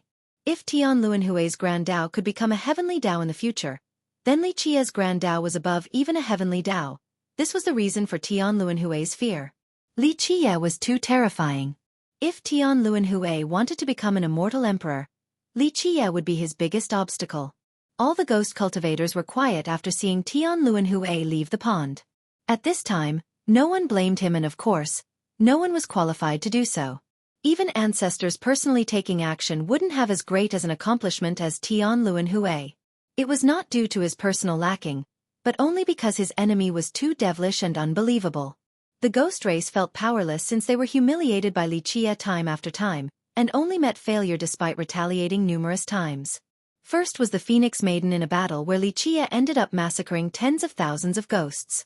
Now the Titanic Crescent Saint Child, Ghost Insect Evil Child, and Tianluanhui all had suffered utter defeat. The ghost race wanted to cry, but even tears wouldn't come out after a supreme genius like Tianluanhui lost to Xueqi. They wanted to fight back but had no means to do so. No one was more qualified than Tianluanhui, and even Dizhua was not necessarily much better. Regarding talents and insights, even within the group of ancestors of the previous generation, it would be hard to find one or two who were more heaven-defying than Tianluanhui. How about we have a great powers ancestor personally kill Xueqi? A ghost expert's anger wouldn't subside, so he had this thought. A cruel intention began to appear among the ghosts. They agreed that Xueqi was indeed heaven-defying, but if a virtuous paragon took action, this paragon would definitely be able to suppress and kill him. The issue was that they must find an ancestor who would agree to this. Normally, these ancestors wouldn't want to touch the bee's nest that is the Thousand Carp River without a pre-established clash of conflict. Moreover, ancestors that could actually fight against the Thousand Carp River, such as those from the Titanic Crescent Sacred Ground, were not stupid enough to come out to fight a junior. If it is a contest of strength, then Sir Tianluanhui would surely be able to kill Xueqi. Although Xueqi understood the mysteries of the pond, this doesn't mean that his cultivation is stronger than Sir Tianluanhui's. A ghost expert had this thought. Sir Tianluanhui is a reincarnated immortal emperor, someone who trains two different supreme emperors' laws from two emperors. Xueqi definitely is not a match for him. A ghost royal lord had the same train of thought. If Tianluanhui takes action, then he can kill this human junior. In my opinion, his cultivation at best is only a heavenly sovereign. He cannot handle heavenly kings. Of course, Tianluanhui was not someone that they could control. If he didn't want to, then even if they talked till their teeth wore out, it would all be meaningless. In short, the indignant ghosts only wanted to kill Xueqi at this moment. As long as he lived, the ghost race would never be able to wash away this shame. Xueqi also came back out not long after Tianluanhui returned. Lan Yunju was relieved to see his safe return and quickly rushed over to see him. While being secretly glad, she said, "Did you get a great fortune?" "Not really. Entering the center of the pond doesn't guarantee a great fortune since it also depends on their luck." Xueqi continued with a smile. "But I did find out something." "What did you find out?" Lan Yunju hastily asked, unable to quench her curiosity. However, Xueqi did not answer because Tianluanhui came closer while shrouded in his mysterious aura. He then spoke, "Fellow Taoist Li, I accept my defeat completely. Your Grand Tao is truly unequaled and has escaped the boundary of the Grand Tao." Although he lost, Tianluanhui was still very graceful as he looked at Xueqi with his profound eyes. Xueqi didn't want to talk about his Grand Tao, so he interrupted Tianluanhui and steadily spoke. "Then our deal should be carried out." Tianluanhui took a deep breath and said in a serious manner, "You can rest assured about this. I can represent the Alira's ancient kingdom to say that we will leave this conflict. We will not touch any treasures at this place." After all, Tianluanhui was Tianluanhui, the descendant of the Alira's ancient kingdom. His words were powerful and had true substance. He then looked at the group of great powers from the ghost race and carefully declared, "This was the deal. I lost to fellow Taoist Li due to my own lack of abilities. I hope that the Alira's ancient kingdom's allies and friends will leave this conflict. Of course, if you are unwilling, then I won't force you. Feel free to comply with the wishes of your countries." Tianluanhui's declaration caused the great powers from the ghost race to look at each other, especially those from the western Green River. The ancient kingdom was a powerful monster in this region, a force that was looked up to by many countries. Eventually, these great powers declared their intentions. "We are willing to follow you and stand by your decision. The Three Graves country is willing to follow your decision. The Bamboo Corpse sect is willing to leave this conflict with you, and will follow your order of not taking any treasures from this place." Boom! A loud blast detonated amidst the celebrating ghosts. An endless immortal light suddenly illuminated the entire pond with its source at the center. "Look over there, it's Xueqi." Inside the blinding immortal light, a figure appeared in the center of the pond, Xueqi. He made it to the deepest part of the pool. Everyone was aghast to see him appearing in the center of the pond, because all speculations hinted that the biggest fortune of the water realm was at the center of this pond. The ghost experts looked like they had just swallowed a fly, especially those who were gloating earlier. Now, they all had frozen expressions. Their smugness earlier was slapped harshly by Li Qia's appearance. Chapter 546. Bronze Carapace King. In just a moment, many great powers from the western Green River revealed their stance. Although the treasures might be tempting, a long-lasting relationship with the Alira's ancient kingdom was more important. Moreover, it was not certain that they could even obtain these treasures in the pond. There were many emperors' lineages here, so the big fortune had no parts for great powers like them. Instead of drinking leftover soup from these lineages, it would be better to climb up the ladder to please the Alira's ancient kingdom at this moment. If they didn't give Tian Luanhui face at this moment, then once he ruled over the ancient kingdom, it would be too late to try to make positive relations. This is the deal between fellow Taoist Li and our ghost race. Are you satisfied? Tian Luanhui asked Li Qia. Hailing from the Alira's ancient kingdom, Tian Luanhui had never lacked treasures and could obtain all that he wanted. To him, not obtaining the big fortune from the pond was not a big deal. He needed status and fame as well as the support of these great powers. This would solidify his position in the ghost race for when he eventually contends for supremacy. He was very satisfied by the Western Green River's great powers' attitude. In the future, he would rule over the ancient kingdom, then reign over the Green River without an issue. Once his wings became stronger, he would then aim for the top of the sacred netherworld and eventually maneuver his army into the 9 worlds to compete for the heaven's will. Good move, Li Qia smilingly said as he nodded approvingly. Tian Luanhui didn't continue to chat and quietly left. He didn't go too far since he wanted to watch from the distance to see the developing situation. His eyes were profound, and no one could see through his thoughts while he was shrouded in that mysterious aura. He wanted to see Li Qia's grand Dao once more. After Tian Luanhui's departure, Li Qia looked towards the Phoenix Maiden. This turmoil was initiated by her, but she was clever enough to make others fight first as cannon fodder. Li Qia didn't intend to let her go since she continuously antagonized him. He stared at her and nonchalantly said, "Do you want to try again by using the pond, or do you want to use force? Our matter has not yet concluded. What do you think?" The maiden said as she coldly glared at him. Her eyes were burning with a palpable murderous intent towards Li Qia. "Whatever, it's up to you." Li Qia smiled and said, "Using the pond or directly fighting, both of these choices are good. Today, we should resolve this grievance. Like I said, death is the only path for my enemies, so you should mentally prepare to meet your demise today." Ha ha ha. Human ants. Do you really think our ghost race has no one that can stand up to you? How could we allow a cruel and immoral butcher like you to slay our ghost juniors? An immense voice suddenly appeared. Loud buzzes appeared as the sky became dark with the arrival of countless insects that eventually gathered into a gigantic person. Bronze Carapace Insect Tribe, the Bronze Carapace King. The group gasped and uttered after seeing this insect giant. This insect tribe was not the strongest ghost tribe in the sacred netherworld, but it was definitely the most troublesome and scary tribe. They were like locusts and unkillable cockroaches. It was nearly impossible to kill them all. The tribe brought along a group of disciples, causing many great powers to secretly dread their presence. These insects all came together to form the Bronze Carapace King that stood before Li Qia. With the heavens as his crown, it stared down at Li Qia. Li Qia was too lazy to look at this giant as he said, "Oh? Your Bronze Carapace insect tribe wants to get involved too?" This king looked very real, as if it was cast from bronze. No one would think that it was made from countless insects squeezed together. "Yes." The voice of the insect king was clear yet loud like thunder. It coldly spoke. "Human Junior, we will not allow you to carry out your devious scheme." "My scheme?" Li Qia asked with amusement. "Time and time again, you kill our ghost geniuses in order to carry out your plan." "My plan? What kind of plan?" Li Qia laughed and asked. "You killed Ghost Monk, Golden Child, and also several tens of thousands of young talents and experts of the ghost race.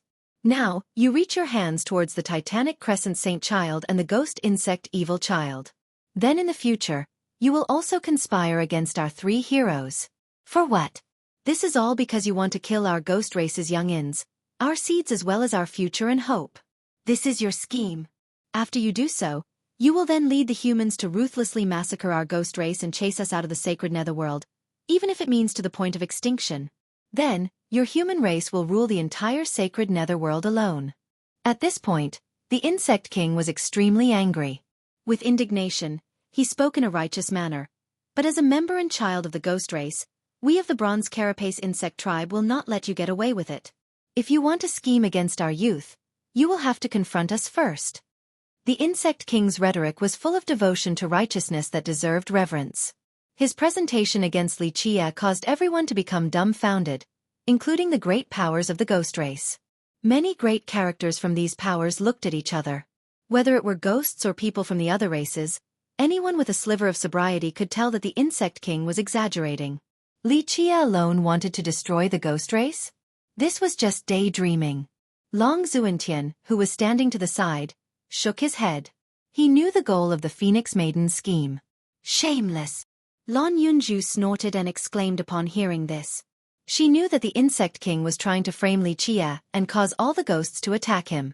At the very least, this would give the old undyings of the ghost race a reason to attack, a reason for the great powers to actually maneuver their true forces.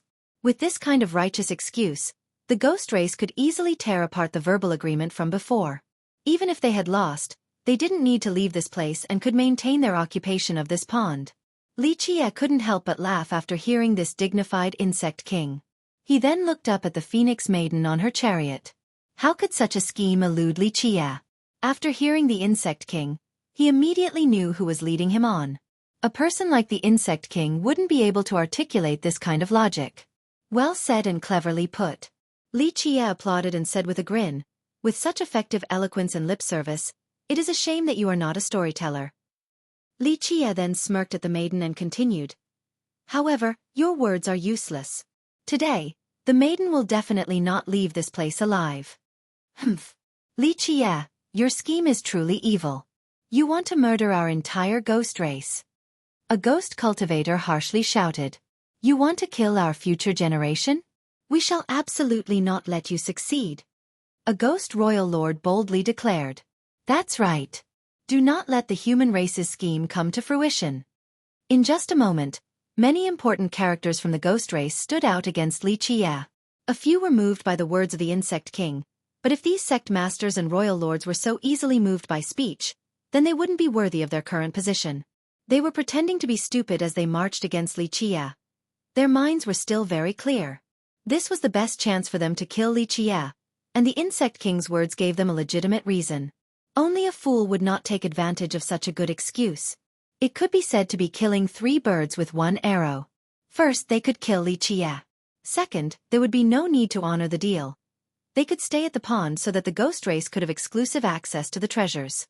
Third, they could pave the way for the ghost's younger generation, especially the 3 heroes.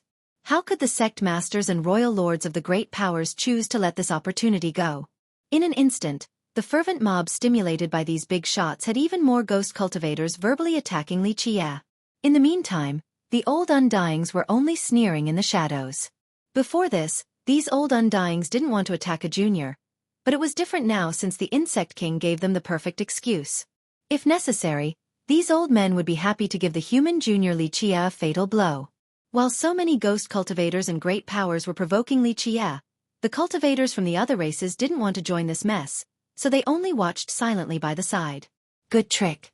No words are spared when accusing someone of a crime. The Jade Water Queen commented as she was startled by the sudden reversal of the situation.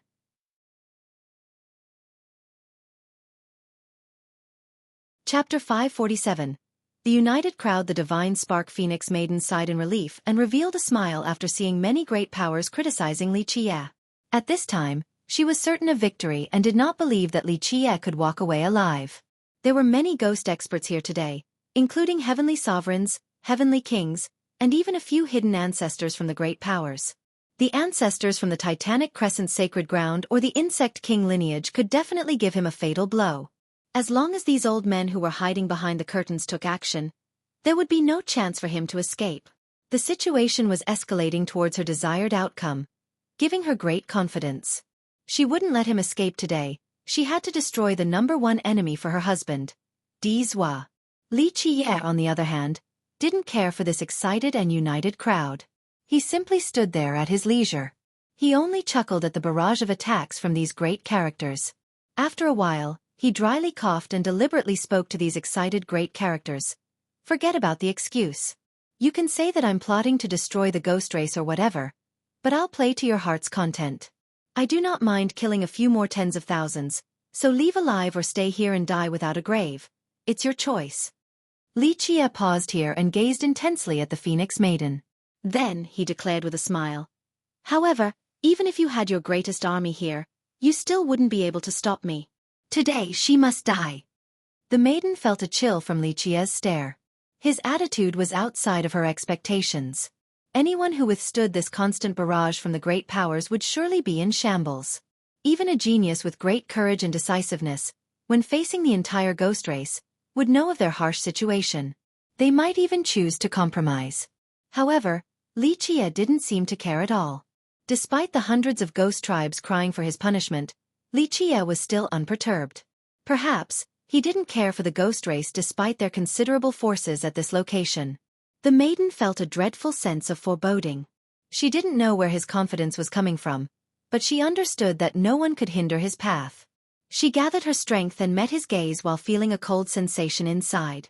She could tell by the look in his eyes that he was looking at a dead person.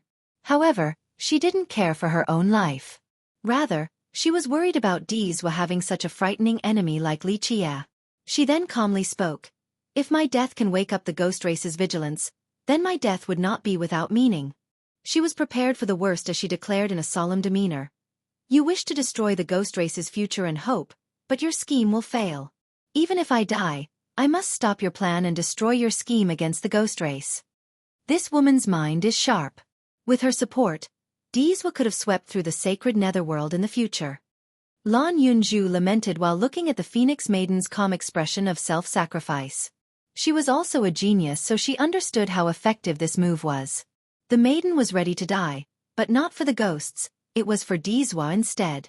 You must ask me before killing the young lady. The gigantic bronze carapace king gravely spoke. He was full of justice. That's right. Do not let this human scheme come to fruition. You must walk through our corpses if you want to kill the Phoenix Maiden. The young ghost cultivators' blood were boiling due to the Phoenix Maiden's calm attitude. They shouted, for the ghost race. Do not let this human brute hurt the Phoenix Maiden. Yeah. Do not let the human race's devious plans succeed. Our ghost race will not allow Li Qiye to massacre our disciples as he pleases. Taking advantage of the aroused crowd, many great characters decided to add wind to the fire. They wanted to use others to kill Li Qiye no matter the reason. Good, then I'll do as I please. Li Qiye smiled and said, Who wants to go first? I'll give you a hand by stomping on your corpse. You'll have to ask for my permission first. The bronze carapace king roared. The giant with 2 hands capable of sealing the sky slammed the ground hard with surging blood energy.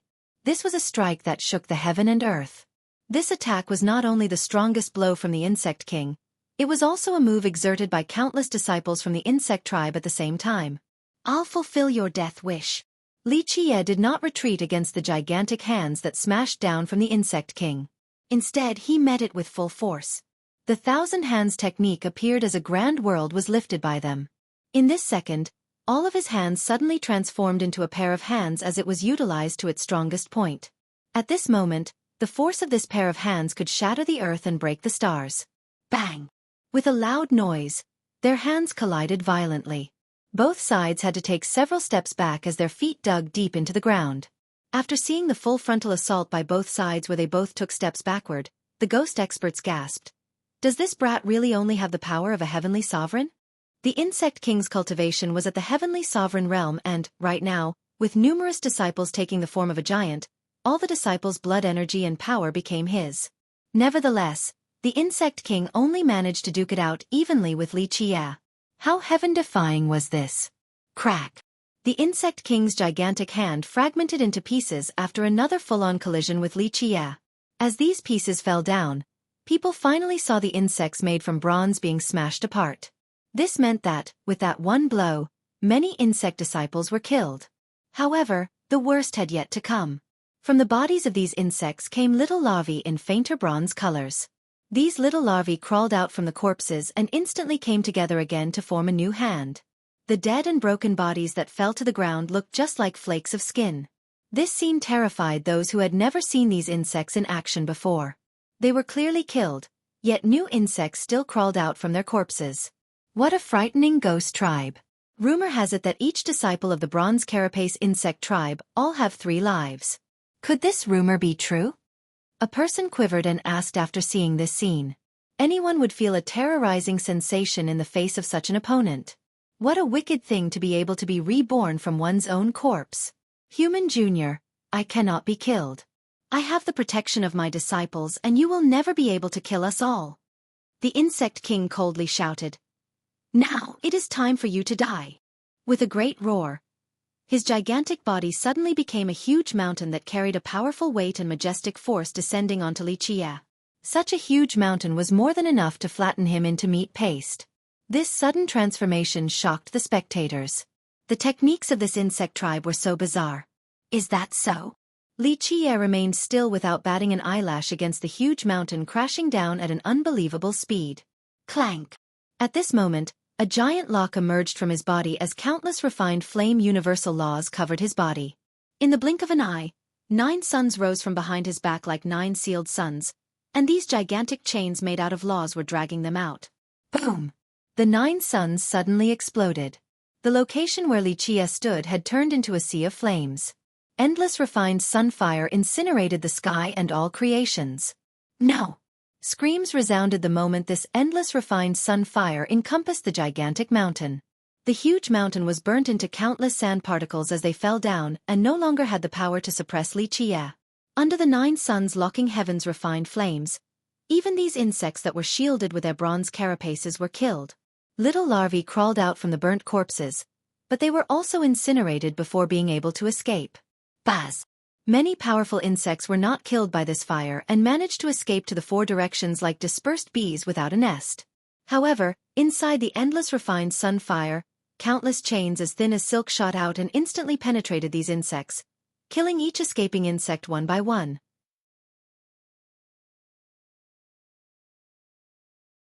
Chapter 548. Diamond Saint Physique, XSHH. The rushing torrent of flames suddenly shot out a universal law in the form of a divine chain into the fiery ocean. Ah! A miserable scream came out. A bronze carapace insect the size of a fist with a shining husk was penetrated, and the law chain instantly burned its body. Young lady, save me! The Insect King cried out for help. This insect was the king and it wanted to use its powerful cultivation to withstand the refined sunfire for a moment where it would then get closer to Xueqi and deliver a fatal blow. However, it never had the chance. The insect was pierced by the divine chain in an instant as its body burst into flames. No! The Insect King pitifully bellowed. At this moment, it was feeling its life essence melting away as it truly felt fear. It was very difficult to kill the bronze carapace insect tribe because they could change bodies. But now, since its body was pierced by the divine chain, it couldn't break out. The chain that pierced through its body swiftly burned the insect's life force as it struggled on the verge of death. Xueqi, halt your assault! The Phoenix Maiden shouted after seeing this scene and went on to attack. With a screech, a phoenix spread its wings and covered the 9 heavens. Then it flew towards the sea of flames to attack Xueqi. You won't do! Xueqi's voice rang from inside the sea of flames. With a roar that pierced the heaven and earth, a gigantic primordial Kuan Peng rushed out of the sea of flames. It soared in the sky as its wings were capable of slapping down the stars. With a slash as if it came from a divine blade, these wings cut into the fiery phoenix. This was not the first time these two had exchanged blows. The maiden's fire phoenix was not a match for Xueqi's primordial Kuan Peng. Boom! The fire phoenix was blown away by the Kuan Peng's gigantic wings and disappeared, leaving behind a phoenix maiden that was smacked far away into the distance while spewing out blood. Xueqi didn't stop there. The Kuan Peng let out a long roar and, with an incomparable speed, it chased after the wounded phoenix maiden. Its claws tore apart the world as it once again slashed at the maiden. The maiden was scared out of her mind since she couldn't escape these claws with her speed. As her life hung on a thread, a dragon roar suddenly appeared. A dragon claw swiftly rushed forward and grabbed the maiden away right under the Kuan Peng's claw. The person who suddenly joined the fray was Long Xuentian. He moved at an extreme speed to save the maiden's life. Meanwhile, in the sea of flames, a pitiful and unwilling scream was still ringing out. Ah! The bronze carapace insect king was burnt to ashes. With that, the sea of flames covering the sky converged back into 9 suns behind Li Chia. The primordial Kuan Peng also flew back to Li Chia and hovered above his head for a moment before slowly disappearing. Li Chia watched the Phoenix Maiden being rescued by Long Xuentian, but he was not in a rush to kill her. He slowly walked forward as ashes fluttered in the sky, ashes of the countless dead bronze carapace insects. So you finally want to take action? Li Chia asked and looked at Long Xuentian with a smile. Li Chia didn't care for ordinary sovereigns or even ordinary heavenly kings, but his current attitude showed that he held relative respect for Long Xuentian. Of course, Long Xuentian wasn't someone that ordinary heavenly kings could compare to. Although his cultivation halted at the heavenly king realm, he was also a grand completion saint physique. Long Xuentian gazed back at Li Chia as his spirit surged along with his blood energy. All the rings around him expanded as they poured down a primordial essence that immersed him within. It was as if these rings were opening a new world for Long Xuentian. In just a split second, he exuded a terrifying aura like an awakened dragon. He was silent, but people could hear the intermittent roars of dragons, causing them to be startled. Afterward, the moment his blood energy all came out, waves of Buddhist lights began to emanate from his body as if he was a sacred Buddha protected by a gigantic dragon.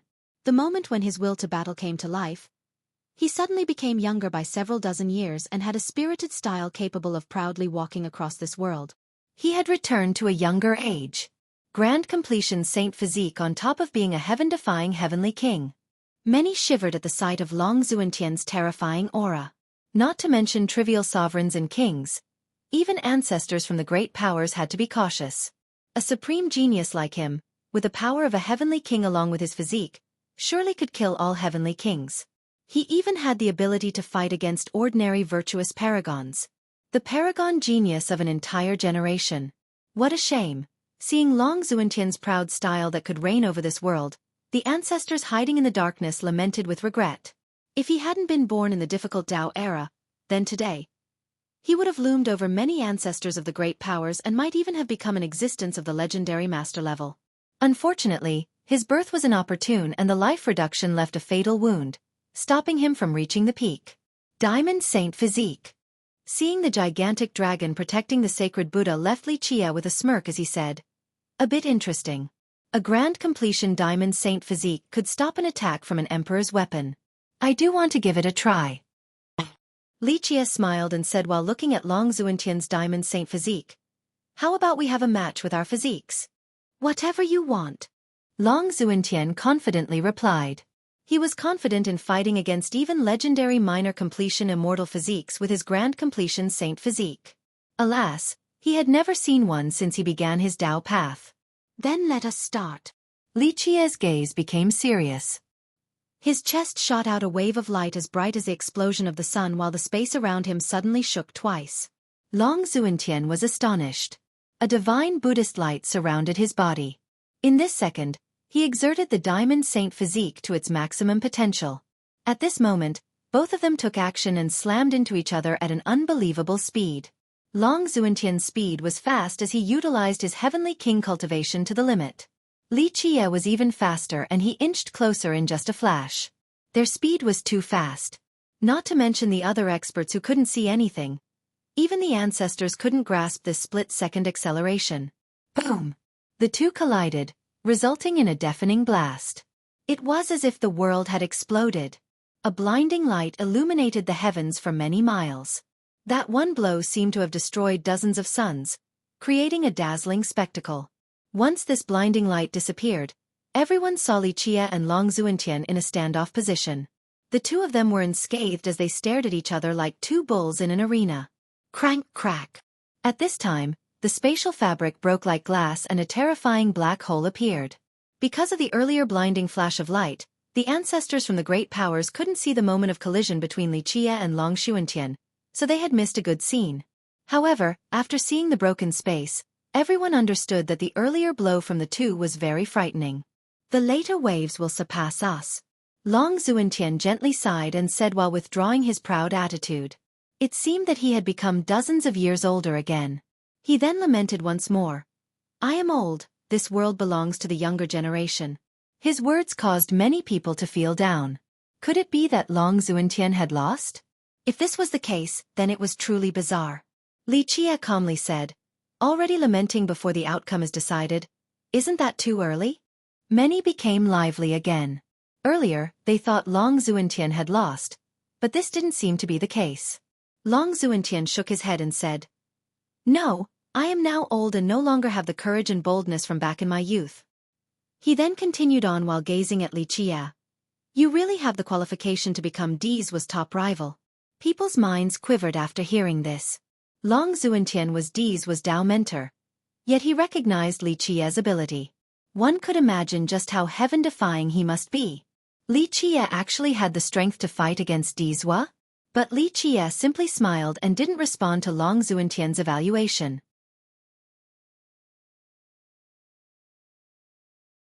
Chapter 549. Change of mind. At this point, Long Xuentian went back to the Phoenix Maiden's side and said in a serious tone, young miss, it is not too late if you want to leave now. I will escort you out. His sudden words caused the maiden's heart to sink. She asked, what is senior trying to say? Long Xuentian didn't look at her but rather stared intensely at Li Qie and said, I am old and wish to live in seclusion. I'm afraid I won't be able to help virtuous nephew Di's any longer. But before leaving, I can escort you safely away from here. Long Xuentian was extremely cautious of Li Qie. After the exchange, he immediately knew he had met a terrifying opponent because he couldn't tell which physique Li Qie had. Long Xuentian retreating caused the maiden to change her expression. She quickly tried to retain him. Senior Long is too humble. You are a supreme genius of a generation. Long Xuentian hastily interrupted her and said, young miss, you should leave. His attitude perplexed many. The victor had yet to be decided between him and Li Qie. Many were more optimistic about him and felt that he would surely defeat Li Qie. But now, Long Xuentian chose to withdraw. He no longer showed his usual proud attitude, causing everyone to feel that something was amiss. No one thought that he was afraid of Li Qie. In the past, he had even declined the myriad bones thrown right away. A proud person like Long Xuentian would not be afraid of Li Qie. Moreover, he had a great advantage by having a higher cultivation than Li Qie. However, to the astonishment of others, he still wanted to pull out. This was akin to lowering his own prestige and leaving a stain on his illustrious reputation. Why was he determined to leave despite the marring on his reputation? No one understood why. Not even the Phoenix Maiden. He was Di's Dao mentor and she knew that he was not afraid of anyone, but now he wanted to leave. She took a deep breath and shook her head in response. Senior Long, if you want to leave, then I won't hold you back, but I will not retreat. No matter how strong this human might be, I will not let the human race's scheme come into fruition. I will not let Li Qie massacre our young ones not just because I am from the myriad bones throne, but also for the sake of the ghost race. Long Xuentian shook his head as he listened to her righteous words. He understood what she was trying to do. He sighed in response and repeated the same phrase. I am old. This is the world of the young people now. What admirable courage. No one knew what he was lamenting about. Was it her courage or something else? He then left behind his last words. Take care, young Mississippi. He then flew away and disappeared into the horizon in an instant. A lot of the crowd couldn't help themselves from becoming dumbstruck as they watched him fly away. From start to finish, no one understood why he left. He was absolutely not weaker than Li Qie, so he couldn't be afraid of him. Then for what reason did he leave? All were lost at the reason why, including the maiden. In fact, it was a thought at the spur of the moment, resulting in him no longer being optimistic about Di's. He was a peerless talent of his own generation. When he was young, he was not much weaker than Di's or Tianluanhui. He agreed to leave his seclusion to help Di's because he valued Di's talents. Seeing Di's confidence reminded him of his past self. He regretted the fact that he was born during the difficult Tao era where one couldn't become an immortal emperor, so he placed his hopes on Di's. When facing an opponent like Tianluanhui or Chanyang, he trusted that Di's would come out victorious all the way until he reached the imperial throne. But today, his trust was shaken, especially after his one blow with Li Qie. He understood one thing immediately. Li Qie was more terrifying than he imagined. Although he couldn't discern Li Qia's physique at that moment, his intuition told him that it was more than just a simple immortal physique. He felt an illusion as if Li Qia had two immortal physiques, but anyone with a sliver of common sense knew that this was impossible. Nevertheless, this striking intuition resonated powerfully in his mind. What if Li Qia had two immortal physiques? Long Xuantian didn't dare to think about this any longer. Li Qia was already heaven-defying enough to the point where he could compete against any of the three heroes. However, what if his ace card was not the 9 stars and 10 palaces, not an invincible merit law, but something else? For example, an impossible thing like one body with two immortal physiques?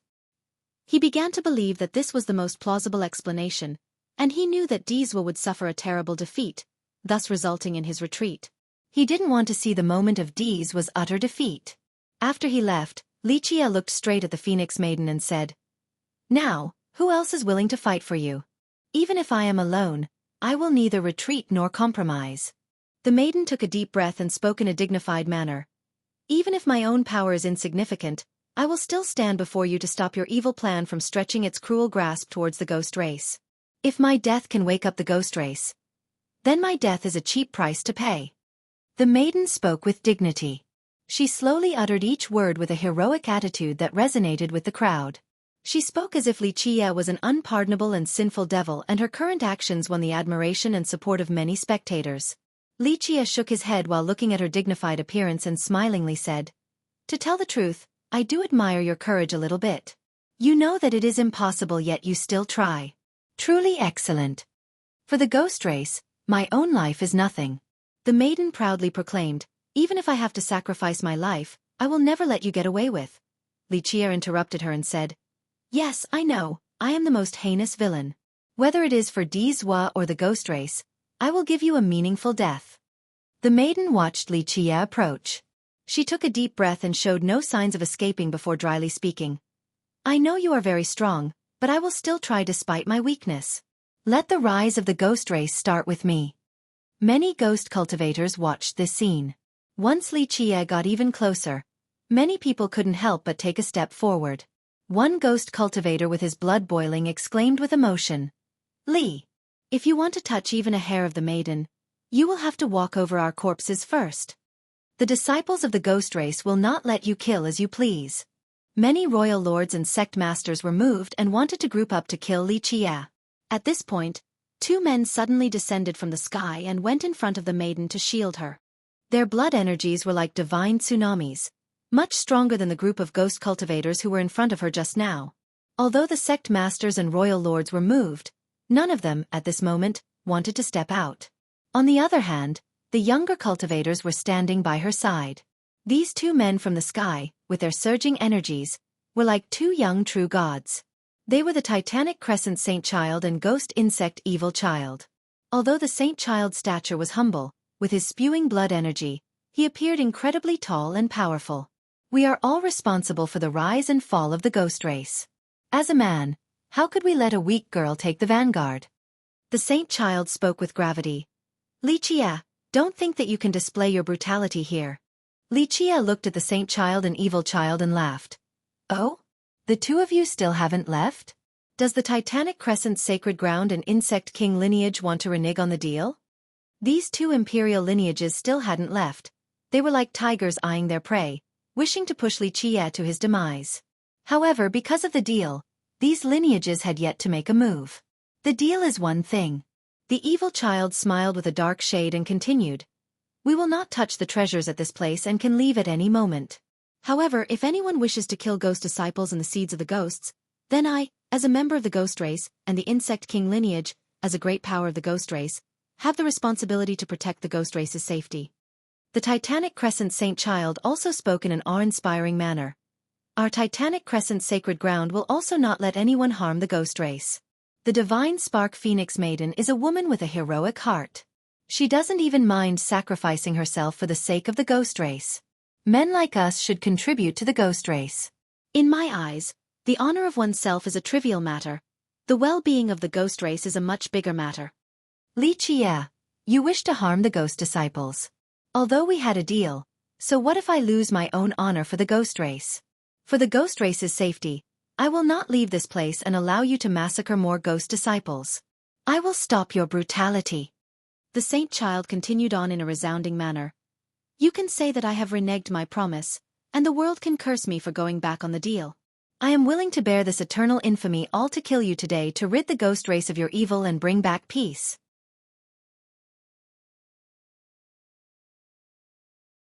Chapter 550. Fighting against the world. The saint child's well-spoken and righteous rhetoric was quite moving. His appearance of protecting the ghost tribe above all else stirred many ghost cultivators, especially the younger ones. We shall support the Titanic Crescent saint child and ghost insect evil child. If it is for the benefit of the ghost race, so what if we die? A ghost cultivator immediately shouted. We will not let the human race's plan succeed. A royal lord fueled the fire. Yes. We of the ghost race cannot bow down before the wicked. Another sect master knew just what to say. We of the ghost race only keep our word with honorable people.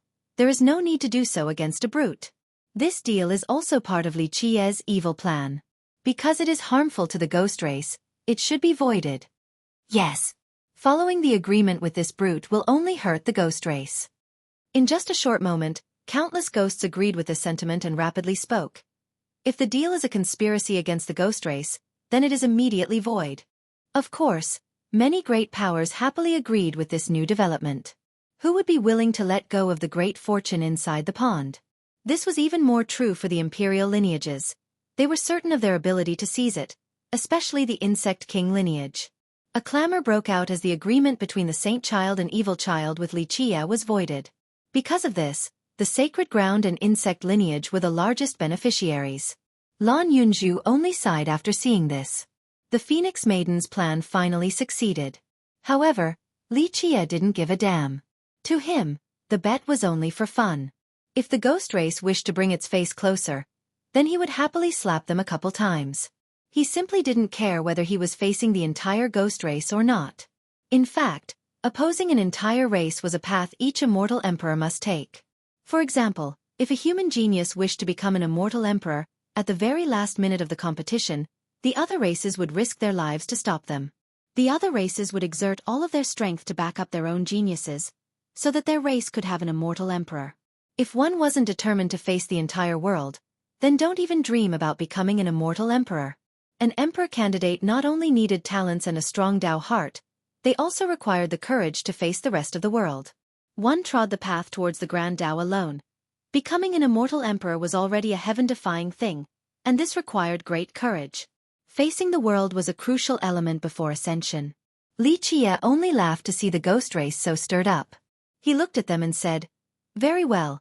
I actually like the feeling of being called the evil schemer against your ghost race. I am waiting here for all of you ghosts to come. If 100,000 of you come, then I'll slay 100,000. If 1 million comes, then I'll end 1 million. Come now, I want to see the true strength of your ghost race. He roared against the ghosts. I want to trample on your corpses as I walk further along the path of invincibility. Come. Even if your virtuous paragons show up, I'll still massacre them. Lan Yunzhu forced a smile at Li Qie's domineering roar. She was already used to his aggressiveness and him not putting anyone in his sight. The ghost cultivators that were criticizing Li Qie suddenly became silent and their eyes opened wide. The royal lords and sect masters who were urging on the crowd didn't know what to do.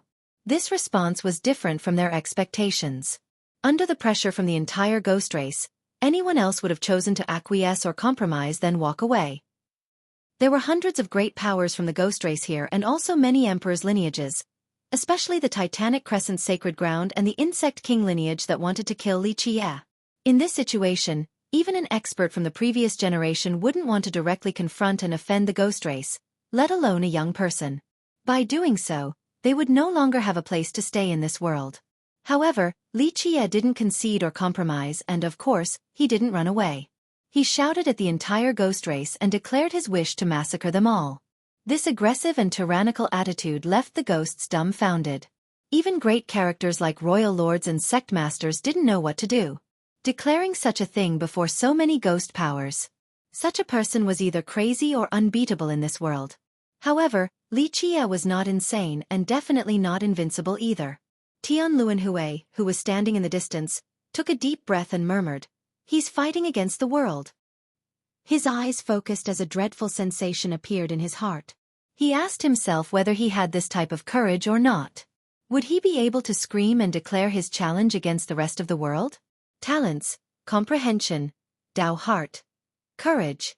All of these were essential for becoming an immortal emperor. However, more often than not, courage was more important than anything else. Without courage, there was no chance to have a Tao heart. Without courage, although talents and comprehension might allow one to become an expert, they couldn't raise one to the apex. Ever since the long archaic ages, which emperor didn't kill millions? Which emperor didn't experience countless bloody battles in the 9 worlds? At this minute, Tianluan Hui was quivering with anxiety. He began to question his determination and courage, and whether he would retreat and compromise against an enemy stronger than himself. At this step, the strength of the enemy was no longer important. The fear that was the devil of the heart would become one's biggest foe for the rest of their lives. The truth was that the majority of immortal emperors had lost at least once in their lives. At a young age, they faltered in the face of stronger enemies. However, this was not a matter worthy of embarrassment. A challenge was only a challenge if it was difficult. The only humiliation was to not have the courage to face the challenge. Fight against the world. Tianluan Hui's eyes carried a serious gleam. Do I dare to do so? A supreme genius like Tianluan Hui was having an introspective moment. On the other side, it was a scene of silence. Li Qi's declaration was followed by snorts and jeers. The ancestors of the great powers were unhappy with Li Qi's arrogant declaration, so some of them suddenly wanted to kill him. Such a big tone. There's no need for the ancestors to kill you. We are enough. The Titanic Crescent Saint Child said as he scowled. With glaring eyes, the Saint Child's blood energy filled the sky as the earth shook back and forth. The energy around his body seemed to be a flood dragon. The big boil on the ghost insect evil child squirmed as he spoke with a dark glare. Li Qie, you think too highly of yourself. We are enough to kill you. With only 2 losers like you? Li Qie looked at the 2 and sneered. However, the strange part was that the Saint Child and Evil Child did not become angry. The Saint Child coldly smiled and replied, Li Qie, having superb comprehension doesn't represent everything. Even if you can reach the end of the pond, it doesn't mean that you are invincible. Li, it is not too late to surrender to our ghost race. The Evil Child added with a snort. His blood energy drowned out the sky. The Nether King insect inside the protrusion on his forehead was excitedly squirming like a bloodthirsty monster. The Titanic Crescent Saint Child looked just fine, but the Evil Child caused people to shiver due to the insect on his forehead.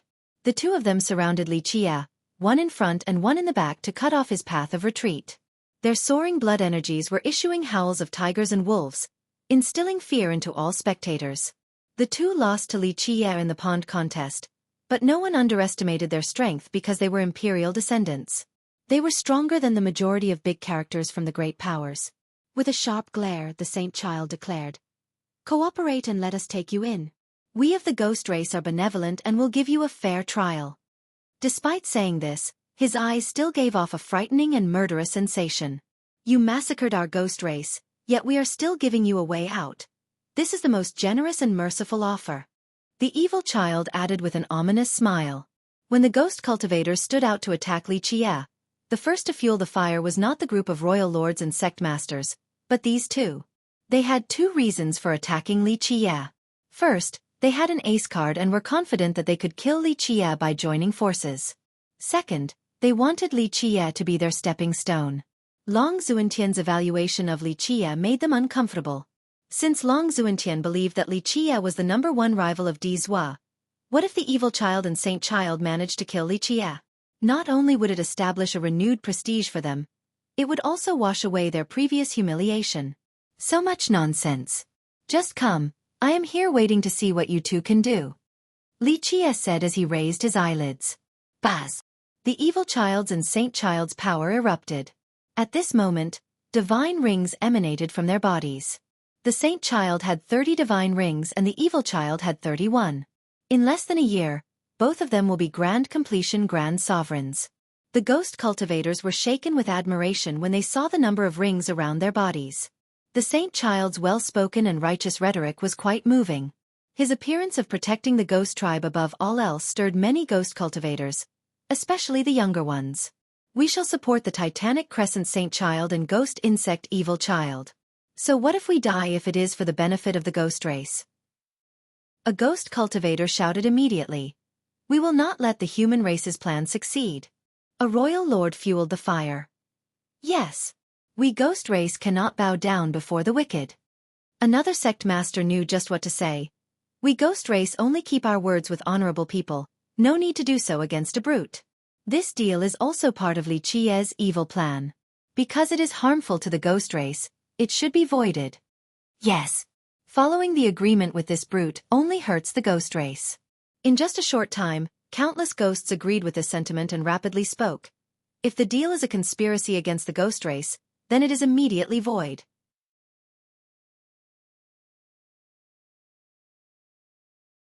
Chapter 551. Declivity Mountain Bell. The Saint Child and Evil Child were very strong. Even stronger than sect masters and royal lords from ordinary great powers. It was a shame that they were born in the same era as the three heroes and were eclipsed by them. People usually talked about Dizwa, and this tended to make them forget about these two. Die! The two of them shouted together. A light reached the sky and, in just a split second, the worldly energy was completely sucked in by them. The power of the world's myriad Tao was borrowed at this moment. A grand Tao as bright as a galaxy surrounded the two of them. Their blood energies surged like a storm as all the Tao hovered around them, giving them a majestic energy. Heaven's will secret laws. Seeing their states left the crowd astonished. The two of them directly used Heaven's will secret laws. They clearly wanted to kill Li Qie right away. Open! In response to the approaching Heaven's will secret laws, Li Qie roared. Boom! With a loud boom, his life will spun quickly as the yin-yang sea of blood opened up. An endless amount of blood energy poured into Li Qie's body. It seemed as if his body was capable of holding 1,000 seas. This blood energy shot all the way up to the high firmament and dispelled the clouds for thousands of miles. At this time, it was as if Li Qie's back was carrying a blue sky. Places that his shadow touched had a never-setting sun. The 9 worlds became bright and darkness had no place to hide. All the grand Tao circled around his body. That's a Heaven's will secret law as well. A group was shocked to see Li Qie reveal his own Heaven's will secret law. A great character looked at it and startlingly exclaimed, "No! This isn't Immortal Emperor Qian Li's secret law. Which one is this?" Everyone knew that Li Qie was the river sect's guardian. If he was going to use a secret law, then it should be Immortal Emperor Qian Li's. However, he was using a different one, so how could others not be shocked? 3 people were using Heaven's will secret laws at this moment. Li Qie's back carried a never-setting sun, and his body was the embodiment of day. Behind the Titanic Crescent Saint Child was a gigantic deity while the Ghost Insect Evil Child poured out a ghastly energy. The Nether Insect King flew out of his boil and sucked up all the energy of the Grand Tao to turn into an extremely frightening evil insect. In just a flash, the 3 of them decided to battle it out using their secret laws, causing many spectators to be dumbstruck with envy and jealousy. Only descendants of imperial lineages would have such luxurious means. Boom! The Evil Child and Saint Child finally initiated a pincer attack on Li Qie. The deity of the Saint Child came crashing down while the Evil Child's insect devoured the world and even the universal laws within. It opened its mouth, aiming to bite Li Qie. Meanwhile, with the never-setting sun on his back and an endless amount of energy, Li Qie's sun grew bigger and bigger. In just a moment, this sun changed the world completely. Rumble! The suppressing deity and devouring insect along with the never-setting sun clashed together and tore open the sky. The 3 of them then jumped up to the higher firmaments and used their strongest momentum to attack the enemy. Bang! The 3 secret laws shot out their ultimate might. Li Qie's never-setting sun had the advantage as the new world created by it immediately repelled the deity and the evil insect. Boom! Boom! Boom! In the air, the Saint Child and Evil Child were forced to take several steps back as their expressions greatly changed. 9 stars and 10 palaces. It seems that with this power, even an ancient saint could fight against grand sovereigns. All the ghost cultivators and even the big shots were jealous after seeing this scene. Everyone knew that Li Qie had 9 stars and 10 palaces and were already jealous after watching him massacre thousands on that day. But now, Li Qie alone blocked the Saint Child and Evil Child, not to mention that he even had the upper hand. Everyone then realized the horrifying properties of the 9 stars and 10 palaces. The saint child and evil child gritted their teeth after being reminded by the crowd. Their eyes were reddened with jealousy by Li Qia's achievement. They would trade their grand sovereign cultivation for 9 stars and 10 palaces right away if they could. They were both incredible talents, but it was not easy to achieve 9 stars and 10 palaces. Even a supreme genius like Dizwa wouldn't be able to have 9 stars and 10 palaces. While watching this scene, Lan Yunzhu didn't know what to say. The surprise of the masses was within her expectations. She even knew that having 9 stars and 10 palaces was a matter of the past since Li Qia was about to have 9 stars and 12 palaces. She understood that upon reaching this level, geniuses became nothing and were not worth putting in one's sight. At that realm, Dizwa would only be an insect, not to mention these other 2. 9 stars and 10 palaces. The Titanic Crescent's sacred lord secretly cursed. If such a brilliant talent was his disciple, then there would be no fear of him not being able to compete with Dizwa. The saint child and evil child were full of hate. This was a hatred towards both the 9 stars and 10 palaces and the people who brought it up. They were driven crazy by this achievement. They took a deep breath and took one step closer to stop Li Qia. The saint child coldly spoke. Li Qia, there is still time to surrender. Don't waste words, take out your killing moves. Otherwise, there will not be a chance later on. Li Qia lazily said as he glanced at them. Ha ha ha, brother Titanic Crescent, if he wants to die, then we can give him a hand. The evil child laughed ominously. Clank.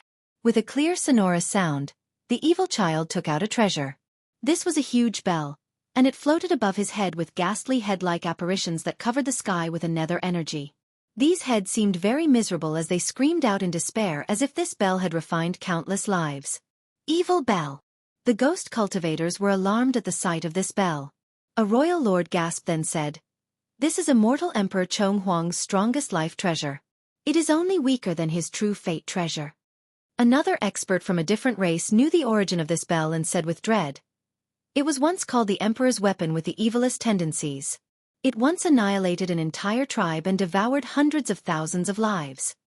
This bell was one of immortal Emperor Chong Huang's favorite weapons.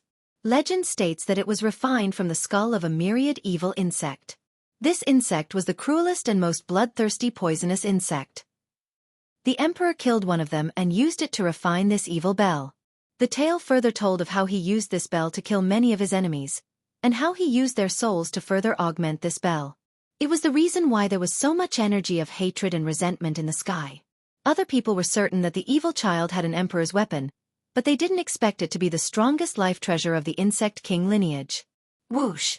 Space and time fluctuated. The saint child no longer hid anything and took out his secret move. A treasure appeared as well. His treasure was also a huge, black bell.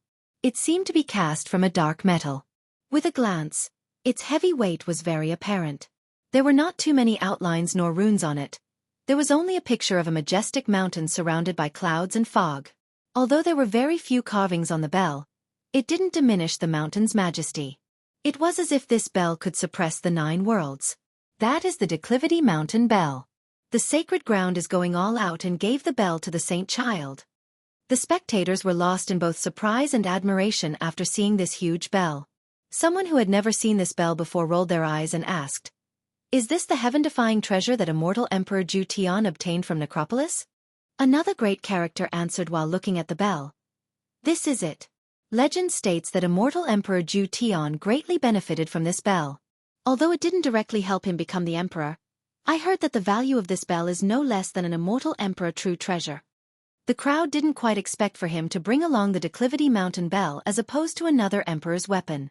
The tales of immortal Emperor Zhu Tian obtaining this supreme treasure from the Ghost River back at Necropolis were told for generations. Later on, many went to the Ghost River just because of this tale since they wanted to become the second immortal Emperor Zhu Tian. Although a treasure couldn't turn someone into an emperor, immortal Emperor Zhu Tian indeed gained a lot from this particular bell. It was told that he put a countless amount of effort into this bell, and some people even believed that the emperor didn't think of it as a mere weapon. Of course, this was just gossip. Outsiders never had the chance to interact with the Declivity Mountain Bell, so no one knew of its magicalness. To this day, the sacred ground had always treasured this bell. And now, it actually gave it to the current saint child. They hoped that the saint child would be like the young immortal Emperor Zhu Tian and comprehend some of the bell's profundities. The sacred ground believed that only when the saint child could completely control the bell would he be qualified to compete with a supreme prodigy like Xueqi. The saint child carried the same belief. He yearned to control the bell just like his emperor ancestor so that he could have the ability to compete with the three heroes. Xueqi looked at the saint child's treasure and narrowed his eyes while revealing a smile. He couldn't help but lick his lips and say, "Declivity Mountain Bell."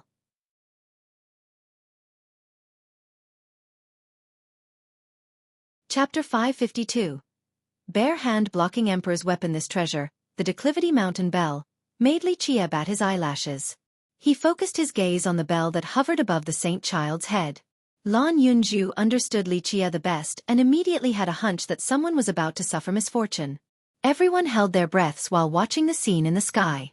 At this point, Xueqi, the ghost insect evil child, and the titanic crescent saint child were confronting each other up above with a horrifying atmosphere.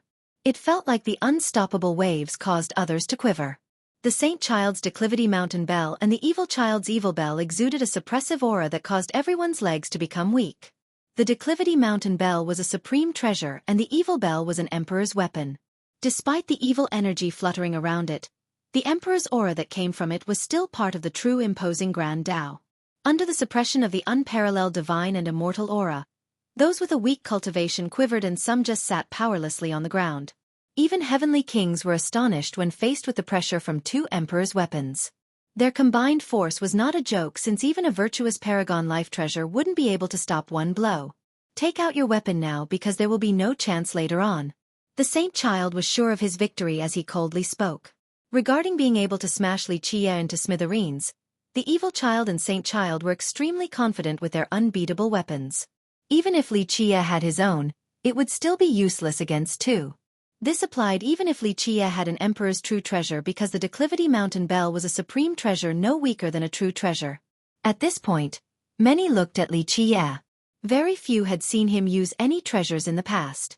In the battle outside the Snow Shadow tribe, he only used his bare hands. Even his saber and sword were only made from ordinary metal. People began to guess whether he had any heaven-defying weapons or not. If not, then he had no chance of winning against someone like Xueqi or Tianluanhui. Others felt that Xueqi was much stronger than the saint child and evil child, but without an emperor's weapon, he would be suppressed and destroyed by the Declivity Mountain Bell and the evil bell. Weapon. Xueqi looked at the two of them and slowly spoke. "Do I need treasures to fight against you too? My bare hands are enough." With that, he waved his hands. This answer caused the crowd to clamor. So cocky. Everyone had seen his arrogance before, but using bare hands to block two unbeatable weapons was simply too much. Not to mention Xueqi, even Long Xuantian, with his grand completion diamond saint physique, wouldn't dare to say that he could fight against these two weapons barehanded. The evil child burst out in laughter as he shouted, "Ignorant fool, die!" He then poured all of his energy into the evil bell, causing it to flash with a blinding glare. Innumerable deafening buzzing noises appeared as a myriad evil insect flew out from inside. It was extremely ugly and was decorated with thick bony outgrowths, causing others to shiver. Its two wings flapped out with an endless amount of energy, as if it wanted to turn the water realm into a realm of evil. Although this evil energy covered the sky, the evil bell still had the pure presence of an immortal emperor's grand Tao grinding against the sky. These two different auras mixing together turned even heavenly kings pale as if their skins were being flayed and their souls were being siphoned by this gigantic insect. Nearly all the cultivators lost their strength once this evil bell erupted. The flying myriad evil insect above everyone's heads had an unstoppable pressure that even heavenly sovereigns couldn't ward off. The lights that reflected from the myriad evil insect's thorny bones seemed to pierce the souls of spectators, giving birth to an instinctive fear. The terrorizing divine presence of the evil bell was irresistible in the same realm unless the opponent also had an emperor's weapon. Boom! After the evil child empowered his evil bell, the saint child also hurriedly activated the Declivity Mountain Bell with his vast blood energy. Ding! The bell's ringing could even destroy the souls of gods. With a loud roar, the saint child and evil child attacked Xueqi together with their unbeatable weapons. The Declivity Mountain Bell rushed across the sky. Although the Declivity Mountain Bell didn't have the same creepy aura as the evil bell, no one could interrupt its trajectory. Meet gods, slay gods. Meet devils, slay devils. Xueqi finally took action as the two weapons approached. Space fluctuated as Li Qie rushed towards the declivity mountain bell with great speed. Even Lan Yunju was astonished at this sight, so it was needless to say about the rest of the crowd. Others would run before such an attack, let alone meeting it face forward. Moreover, the first choice of attack should be towards the evil bell and not the declivity mountain bell, since the latter was much stronger than the former. Li Qie ignored the weak to face the strong as he confronted this mountain-decorated bell. His hand met it head-on at an unbelievable angle. Everyone was sent into a daze. They all expected that Li Qie's hand would be tattered with blood, or maybe even his body would be smashed into a pulp by the bell. However, the unbelievable happened. Li Qie met it with his hand and the bell spun a full circle around Li Qie. He kept on using the bell's momentum and manipulated it to spin around instead of directly hitting his body. His actions were perfect. Even an attack from a true dragon would be redirected by his hand. This simple yet flawless change of force and trajectory was decisive and without any wasted movements. The Saint Child was completely aghast as his expression greatly changed. Because of Li Qie's forceful yet gentle redirection, the declivity mountain bell didn't listen to his commands to change its trajectory. This was the dragon subduing palm, an extremely ancient technique with a shocking origin that was given to Li Qie by Huang Jiaofu. It had two astonishing effects. The first was to stop a weapon and the second was to use softness to redirect any amount of force. If one wished to block an attacking weapon, this move could weaken the offensive power layer by layer until it becomes blockable. However, as for using softness to redirect the force, one could tell that Li Qie's natural movement of his hand contained many mysterious transformations and allowed for one to take control of the weapon. Space broke apart as the myriad evil insect rushed forward. Even before its frightening thorny bones reached its target, they would already strike fear into the enemy, rendering them unable to have the strength to fight back. Even a heavenly king couldn't stop this great attack from the evil bell, this attack that carried an evil aura as well as the force of an emperor. However, Li Qie didn't even bother looking at the evil bell. His hand then pushed the declivity mountain bell towards the evil bell. When it flew out, Li Qie's blood energy soared to the sky. He then used the resplendent break to push the bell, causing it to light up. This bell suddenly disappeared. In the endless sea realm, a majestic mountain appeared as if it was the tallest guardian mountain in the 9 worlds. With the resplendent break, the mountain unleashed its strongest attack as if an immortal emperor himself was using it. This attack could break the 9 worlds, and even a virtuous paragon would become ashes if they tried to stop it. This sudden change stunned everyone, including the ancestors from the great powers. In this second, the ancestors had an illusion that an immortal emperor had personally arrived, causing these old men to shiver. No one in their right mind would try to stop this attack from the declivity mountain bell. Bang! At this moment, a deafening blast could be heard. The Saint Child had lost control of his own weapon as it used its strongest attack to smash the evil bell. This attack illuminated the world, and even the cultivators from the other realms became shocked and trembled in fear. A shrill scream emanated from the myriad evil insect as it was blown into pieces. Then, the declivity mountain bell continued to hit the evil bell. The explosion was so loud that it was as if the entire sacred netherworld was being torn apart. Even the ancestors couldn't stand straight from this impact. The two unbeatable weapons slammed into each other, but the declivity mountain bell used its strongest and most heaven-defying attack, so even the evil bell, as an immortal emperor life treasure, was at a great disadvantage. The evil bell was knocked backward as the shocked evil child was hit by it. This attack from the emperor's weapon caused him to become a rain of blood. He didn't even have the chance to scream. This treasure, the declivity mountain bell, made Li Qie bat his eyelashes. He focused his gaze on the bell that hovered above the Saint Child's head. Lan Yunju understood Li Qie the best and immediately had a hunch that someone was about to suffer misfortune. Everyone held their breaths while watching the scene in the sky. At this point, Li Qie, the ghost insect evil child, and the titanic crescent Saint Child were confronting each other up above with a horrifying atmosphere.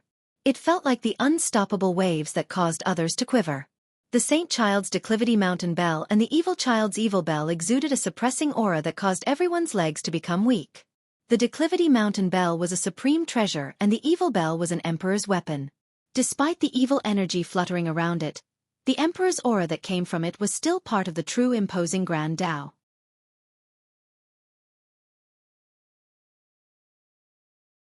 Chapter 553. Myriad enemies annihilated with a wave of the hand. The evil bell was powerless even if it wanted to protect its master. The Declivity Mountain Bell was already stronger than it. And now, that stronger bell even shot out its most powerful attack. The evil bell already had a difficult time saving itself, let alone saving the evil child. It was blown far away and disappeared in the endless sea. During its uncontrollable descent, cracking sounds could be heard. It had definitely been cracked by the Declivity Mountain Bell. It didn't stop even after falling into the ocean. It kept on flying at an extremely fast speed. Once it regained control, it decided to fly away since it didn't dare to stay any longer. Another strike from the other bell would completely shatter it despite it being an emperor's weapon. After the long years, the evil bell had its own consciousness, so at this moment of life and death, it chose to run away as far as possible from the Declivity Mountain Bell. From Li Qie leisurely changing the trajectory with his hand to the resplendent break and the impact between the two bells, everything happened too quickly.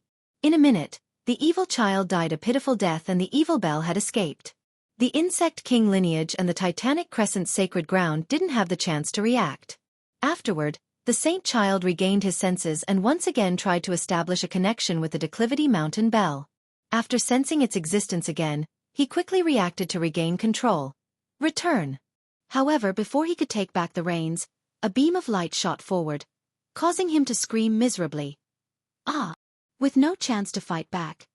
He was struck by this beam of light as his blood spurted everywhere, resulting in his immediate death. The yin-yang refining immortal mirror was hovering above Li Qie's head since who knows when. It was a foreign Dao treasure at the same level as an immortal emperor true treasure. Without the Declivity Mountain Bell protecting him, the Saint Child was not able to withstand even one blow. With the death of the Saint Child, the Declivity Mountain Bell had lost its master, so Li Qie reached out to grab it. The group from the Titanic Crescent's sacred ground regained their composure after seeing the bell with its new master. A group of experts then screamed out, "You dare!" They then all rushed forward. Boom! A gigantic hand reached out, aiming to take the bell away from Li Qie's hand. Universal laws accompanied this gigantic hand like a waterfall, giving this hand the power to crush all things. Not to mention sovereigns, even a heavenly king wouldn't be able to stop this one blow. A virtuous paragon. People shivered when they saw this gigantic hand. The strength of this hand clearly showed that an ancestor of the Titanic Crescent's sacred ground had taken action. This was an ancestor of an emperor's lineage, extremely terrifying and heaven-defying. Even an ordinary virtuous paragon could crush a heavenly king like crushing an ant. The Declivity Mountain Bell heard the call of the sacred ground, so it rattled, wanting to leave Li Qie's hand. Li Qie ignored the group of experts soaring forward from the sacred ground as well as the approaching gigantic hand. He threw out 5 bronze doors and shouted, "Seal!" Bang! The 5 bronze doors came down from the sky and turned into 5 gigantic corners, sealing all the experts and even the ancestor of the sacred ground. Heaven Sealing Pentagate. The 5 doors became one with 5 corners and trapped all the experts inside. Rumble!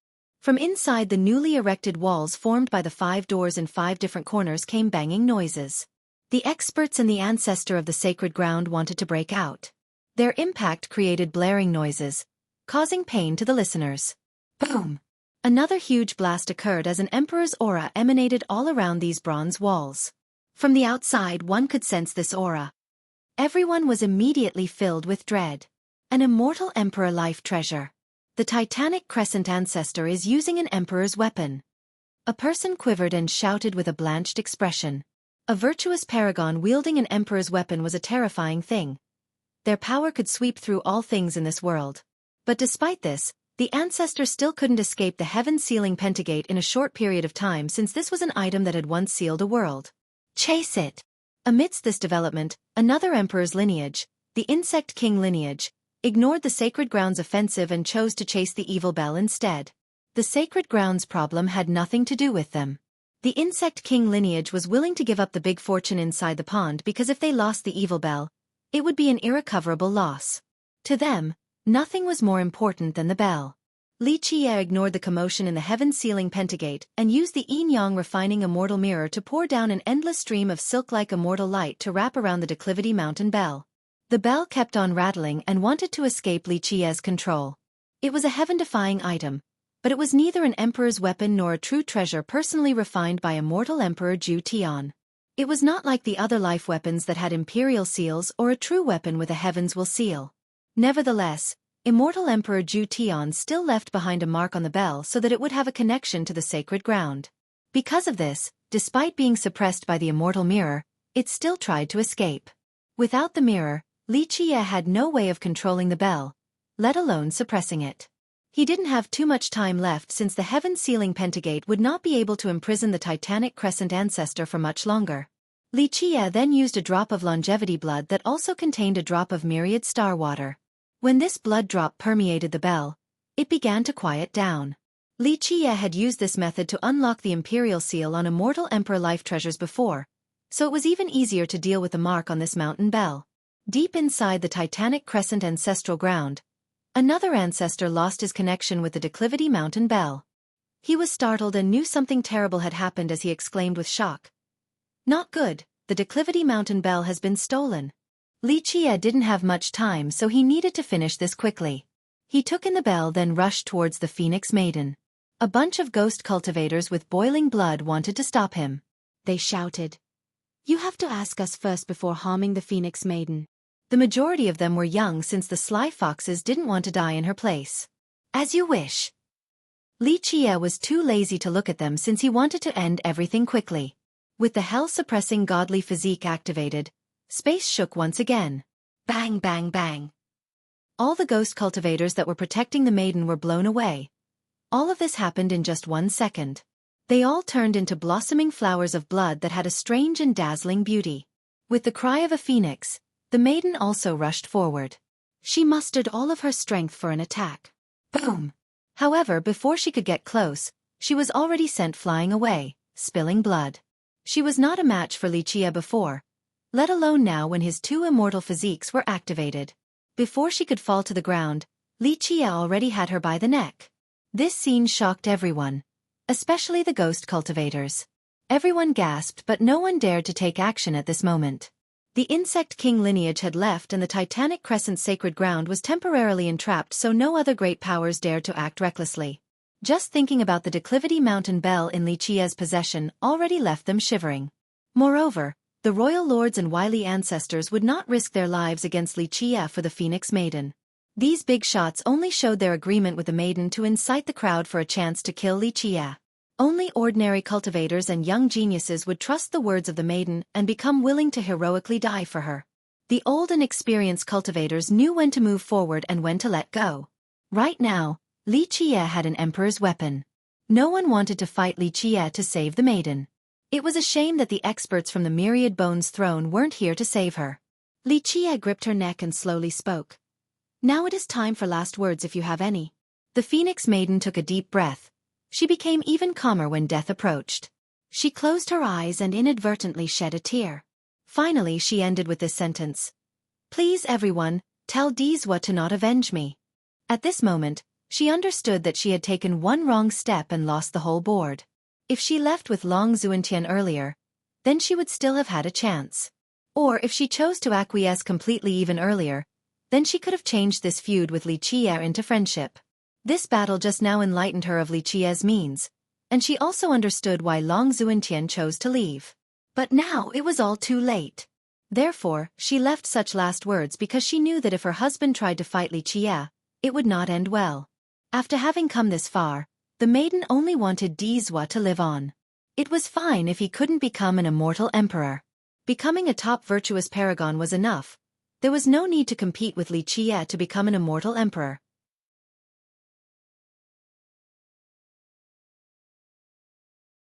Chapter 554.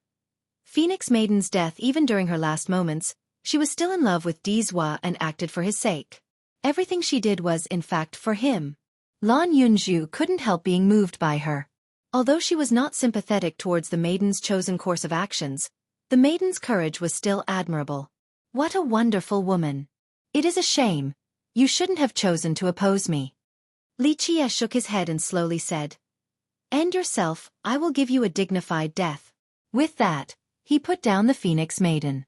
After standing upright again, the maiden looked in the direction of the distant Earth realm. She was full of reluctance to part. She then took a deep breath and closed her eyes. Bang! Her body quivered dramatically as blood dripped down from the corners of her lips as she slowly fell down. In the end, A heaven's proud daughter of an entire generation had to commit suicide. She was a strong woman, but one wrong move had cost her the entire board. Despite her numerous schemes, she couldn't stop Li Qiye's unbeatable path. The ghost experts also sighed after seeing her commit suicide. She deserved what happened today. This wouldn't have happened if she didn't continuously oppose Li Qiye.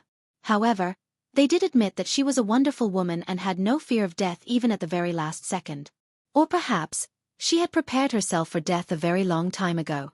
Once the maiden used the well-being of the ghost race as an excuse to suppress Li Qiye, this ending was destined. She had righteously appealed for Li Qiye's death for the sake of the ghost race. If she had tried to escape, all of her scheming would have been for naught. Her reputation would be damaged along with her husband's and the myriad bones thrones.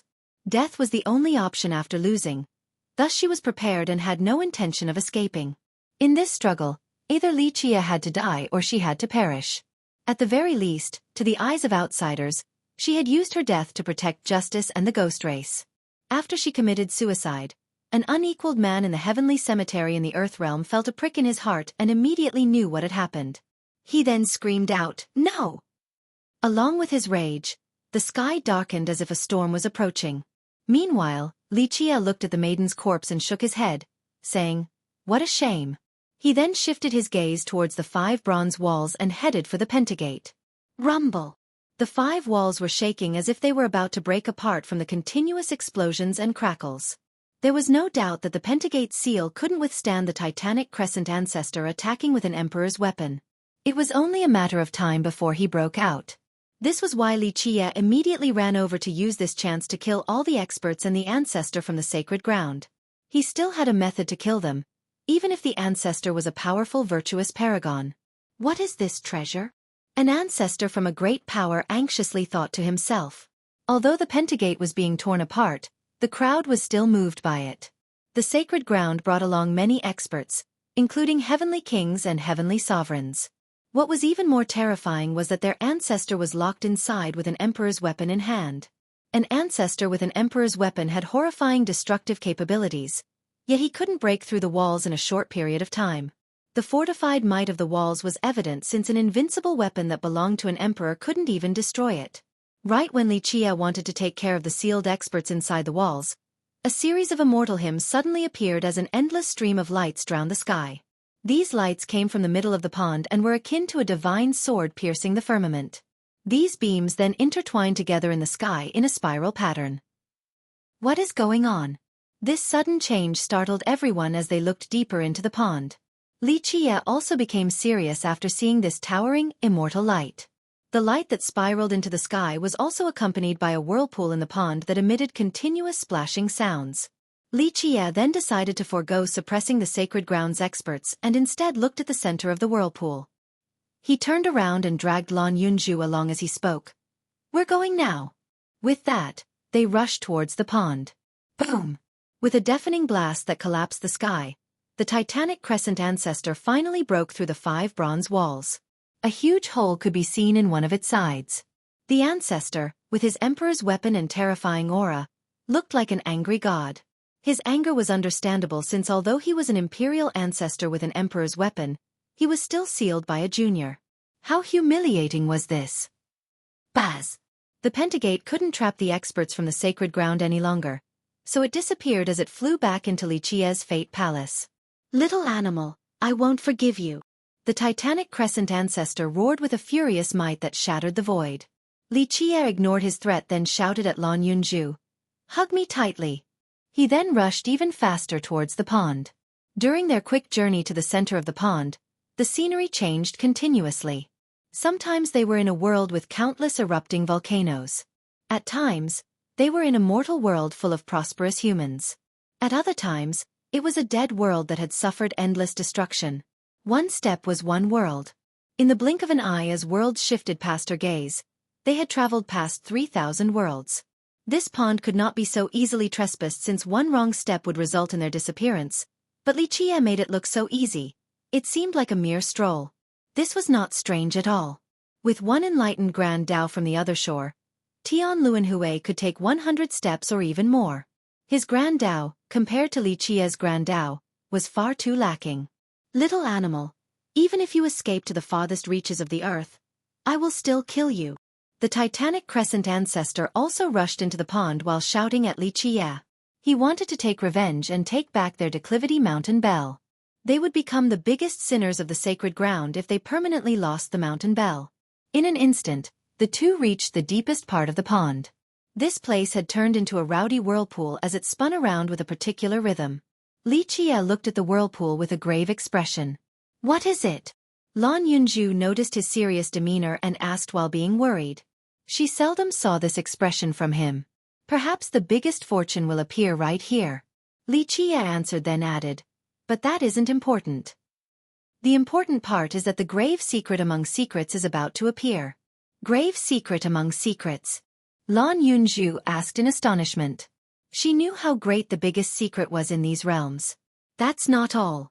It is no longer important whether the biggest fortune will appear here anymore. A bit later, there will be a flower blooming right here. When it appears, you need to take action right away. Xueqi answered while still gazing at the whirlpool. That flower is the secret among secrets? Lan Yunju asked in shock. Just like the 5 immortal phoenix ginseng? It is not a true immortal medicine or an immortal medicine. It is a very special and unique flower, not to mention that it is especially suitable for you. Xueqi continued. I didn't expect for it to appear in this generation. You are too lucky to meet this chance. Can I actually do it? Her heart beat faster as she wondered. The reason for her hesitation was due to the phoenix ginseng. Despite being a medicine, it was unbelievably powerful. Rest assured, you can definitely do it. Your cyclical river of fate is the most appropriate merit law. In the past, Immortal Emperor Qianli had quite a deep and fateful connection with this flower. Although Qianli created this secret law, the emperor was not able to take it due to a slight absence of luck. Nevertheless, the emperor still benefited from it. Xueqi said, when it appears, it will be fine if you directly use your secret law. How do you know all of this? Lan Yunju was startled since Xueqi knew the past of her ancestor, Immortal Emperor Qianli, too well. The river sect had no written records of this event, yet Xueqi knew it like the back of his palm. Xueqi remained tight-lipped about this issue. He couldn't tell her that he was the one who took Immortal Emperor Qianli to this pool in the past. At that time, the emperor met this blooming flower and used a great method to lock it down. Alas, the emperor was a bit unfortunate and couldn't seize it. Nevertheless, because of this flower, the emperor was able to study a grand Tao that resulted in great benefits. What is happening here? A group of cultivators came closer to the edge of the pond while looking at Xueqi, who was gazing at the whirlpool in the center. They wanted to enter but were afraid of disappearing without a trace. Humph. The first to rush in was the Titanic Crescent ancestor. He not only wanted the great mythical fortune, but also to capture Xueqi to take back the mountain bell. Like always, teasers are not 100% accurate.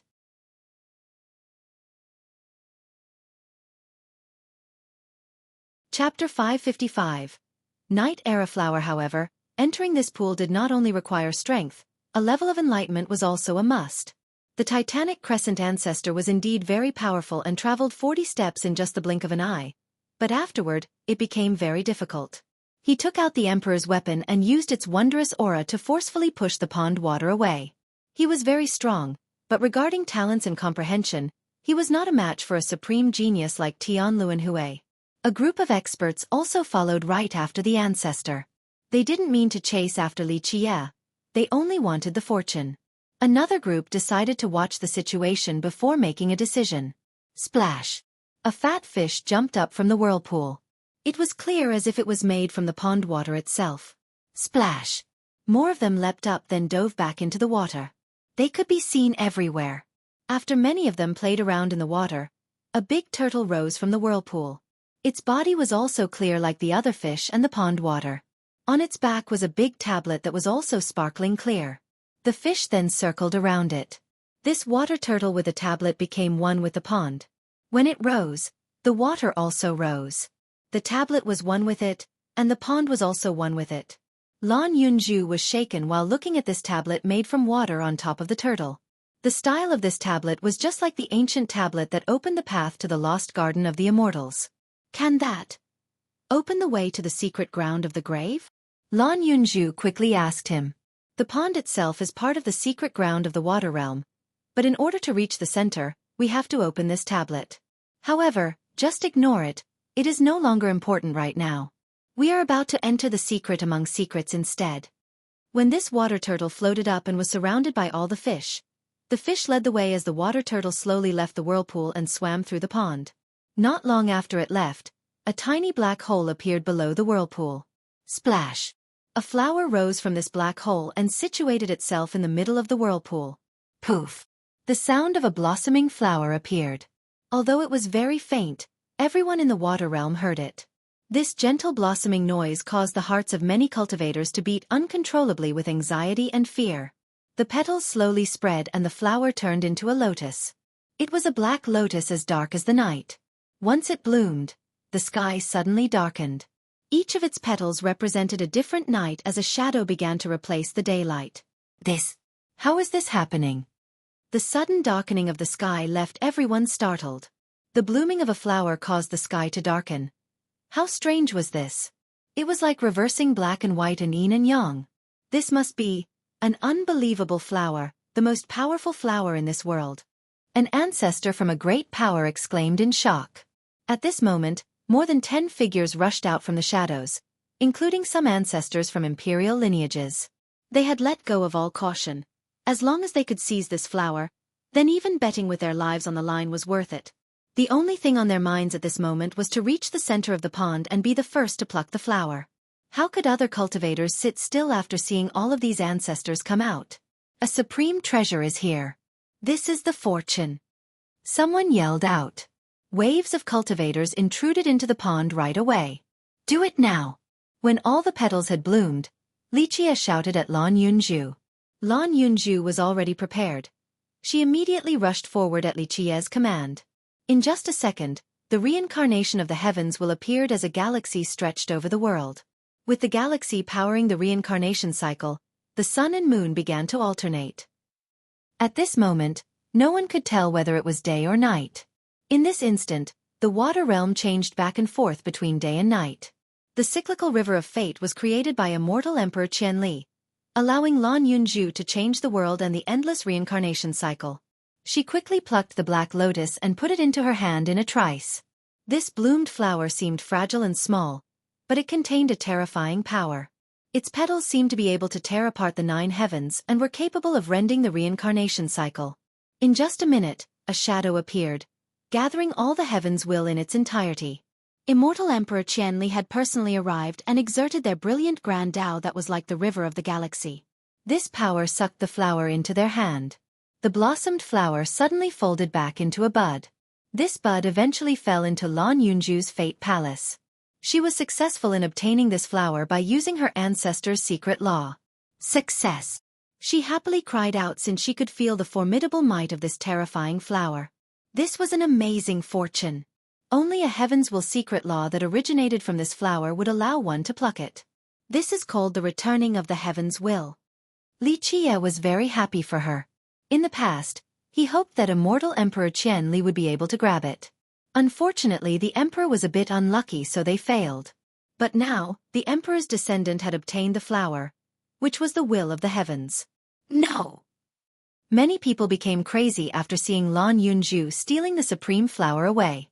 Their only thought was to seize it from her. This was especially so for the ancestors from the great powers. They risked it all but didn't get an opportunity to take the flower, so how could they not go berserk? What is the name of this powerful flower?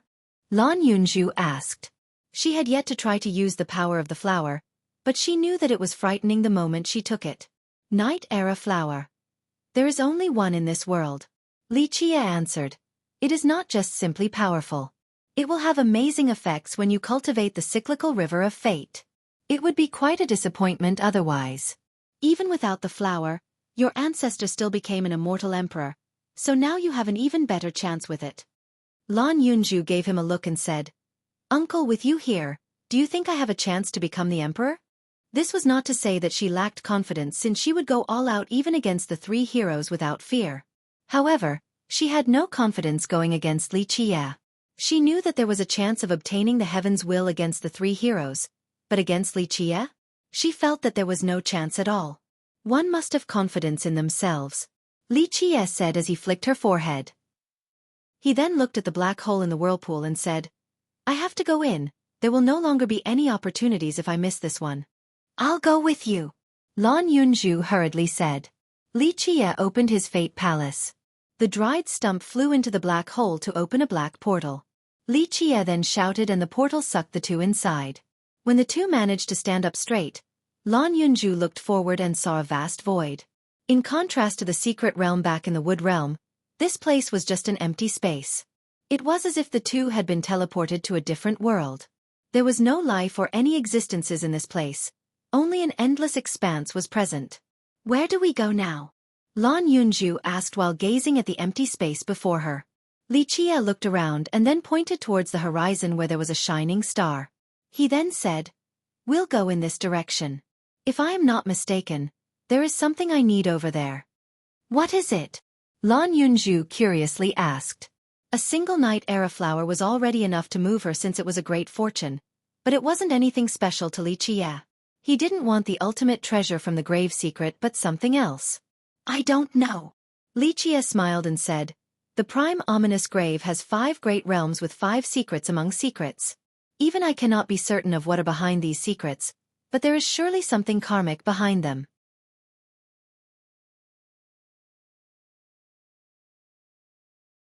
Chapter 556. Another meeting with the diamond carp. Li Qie and Lan Yunju stepped into this vast emptiness. Their current cultivation allowed for them to easily cross this space. Moreover, this was not the space above the regular 9 heavens. They traveled for an unknown amount of distance before seeing a brilliant and silver light that was blinding yet alluring. Lan Yunju was shocked at the scene unraveling before her eyes. Different galaxies were pouring down like waterfalls. They then came together to form an endless cosmos with no end in sight. These celestial rivers had rippling silver waves that created an ethereal yet tangible image of a silver sea. The boundless starlight congregated together and created a dreamlike sensation. What is this place? Lan Yunju looked at the silver sea of stars ahead and asked in astonishment. It was hard to believe that there was such a location in this world. I don't know either, Li Qie replied. His eyes had a profound glimmer as he looked at the rippling waves in the sea of stars ahead. This endless star sea was either created by nature or by some individual. Of course, one wouldn't know which it was. Where do we go now? She didn't know where to go since this galaxy was so vast that it seemed as if it was an entire universe without an end. Splash! Right after her question, they suddenly heard a splashing sound as a huge carp jumped up. It caused waves to ripple throughout the galaxy as stars started to fall. One could hear their crisp sounds. The diamond carp! Lan Yunju shockingly exclaimed after seeing this jumping carp. She didn't expect to see it here. It disappeared back in the water realm after the river sex elders chased it back to its nest. The elders couldn't find a trace of it. So it was actually inside the secret among secrets realm. Splash! The diamond carp happily swam in the sea of stars. It jumped up then dived back down into the water at an extreme speed and moved far away. Chase after it! Li Qie summoned the Tetrawar bronze chariot as he and Lan Yunju rode it to give chase. The diamond carp swam swiftly among the stars, but Li Qie's chariot did not fall behind, catching up to it in an instant. Li Qie then issued a command. Keep on tailing it. The 4 bronze stallions continued to follow right behind the fish. No matter whether it dived far below or jumped up high, it couldn't elude the chariot. Is the diamond carp able to take us to our desired destination?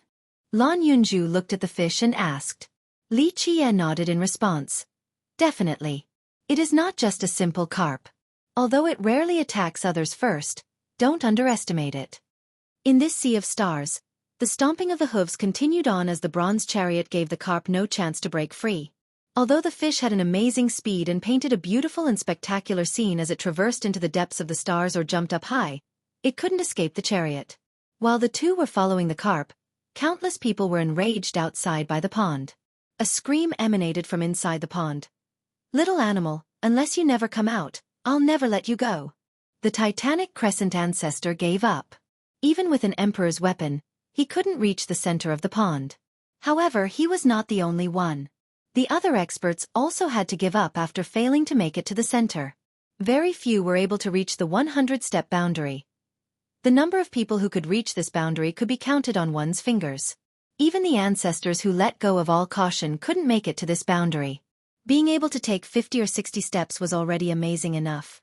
This not only showed Li Qia's devilishness, but also Tian Luanhui's unparalleled talents. A genius was indeed a genius, especially such fiendish ones. The ancestors had no choice but to be convinced.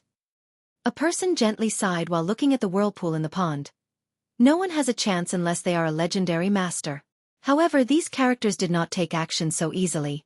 Even the ancestors didn't want to come into being, let alone those legendary masters that had reigned over an era. People began to shift their attention to the fish made out of water that surrounded the turtle with the tablet. This group of fish and the water turtle surely have a big secret as well. Although they couldn't reach the center of the pond, the water turtle with the water tablet was going everywhere. Because of this, once it came closer, a person used a great art to suck it up in an attempt to capture it. However, since it was made from water, anyone who tried to catch it would be left with a splashing sound as it became liquid and fell back into the pond. A bit later, the water turtle would appear once more in a different direction, and would then continue on with its business as if it was not perturbed at all. A clan master from a reclusive family looked at this turtle and remembered a tale written back in his clan. This is not a living existence at all. They are part of the pond itself. Perhaps they are the key to opening the pond, but one requires the prime ominous key to catch them. Although these were only speculations, many great powers agreed with this theory. The even more knowledgeable emperor's lineages felt that this theory was very plausible. However, even if they were right, it would be useless since the key was in Li Qia's hands. After being reminded of this, the people gritted their teeth in anger, especially the Titanic Crescent sacred ground and the Insect King lineage. Their teeth were about to break from the exasperated grinding as they declared, "Li, it is not over between us." The sacred ground lost more than they bargained for. They struggled to train a descendant that had now died at the hands of Li Qia.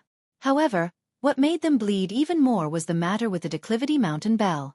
This shouldn't have happened in the first place because even a virtuous paragon wouldn't be able to sever the connection between the treasure and the mountain. And yet, Li Qia was able to do so, which made the sacred ground's crazed anger quite reasonable. Everyone knew that there was a treasure inside the pond, but it was not obtainable unless one could go deeper inside. This was something even ancestors couldn't do, let alone other people. One person could come close, and it was Tian Luanhui who competed against Li Qia before. Everyone had seen his performance, so despite his loss, they all knew that he could go deeper than anyone else here. Coincidentally, he was still here and was watching from afar. A few great characters from the ghost race wanted to encourage him. "My virtuous nephew, you are unparalleled, so why not try to go into the pond to see if you can open it?" A great character from the previous generation spoke. Tian Luanhui, who was shrouded in his mysterious aura, only smiled after hearing this great character and said, "Brother Li and I had made a deal, so I have nothing to do with this pond." "Virtuous nephew is mistaken about this," the great character quickly persuaded. This agreement had been voided because of the maiden. Li Qia has evil intentions and wants to destroy the entire ghost race. Virtuous nephew is a hero of the ghost race, a leader of the younger generation. With your abilities, my apologies. Tian Luanhui interrupted him and said, "Whether the agreement is voided or not has nothing to do with me. My words, once said, will not be able to be dragged back, not even by a team of horses. I will not renege." He spoke in an emphatic and precise manner, so the great character no longer tried to persuade him.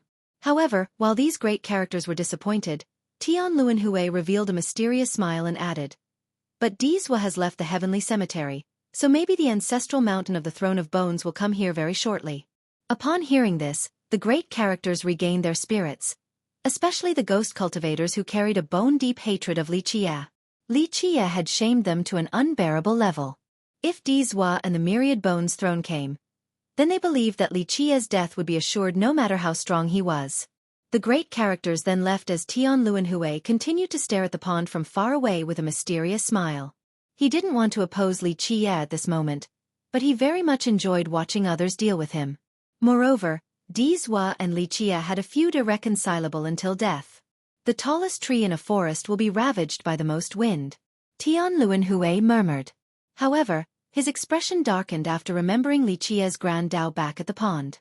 He could no longer smile or have peace of mind because of that Tao despite his confidence in his own grand Tao.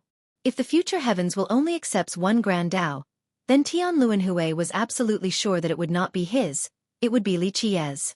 Waves of cultivators began to leave since even ancestors had no chance, let alone them. However, some still stayed behind, waiting for someone to open the pond. Maybe they could then also ride on the person's coattails. Many cultivators rushed into the pond, and once they returned, the rest found that many of them had disappeared. The result was just like before. Many died without leaving behind a corpse. Li Qie and Lan Yunzhu stepped into this vast emptiness. Their current cultivation allowed for them to easily cross this space. Moreover, this was not the space above the regular 9 heavens. They traveled for an unknown amount of distance before seeing a brilliant and silver light, both blinding yet alluring. Lan Yunzhu was shocked at the scene unraveling before her eyes. Different galaxies were pouring down like waterfalls. They then came together to form an endless cosmos with no end in sight.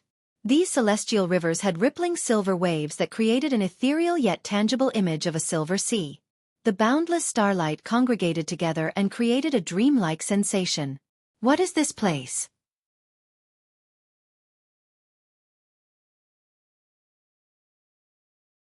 Chapter 557, 100 Saints Imperial Formation. While the group helplessly looked at the waterfish and turtle in the pond, a huge carp approached. It jumped out of the sea's surface and quickly reached the pond.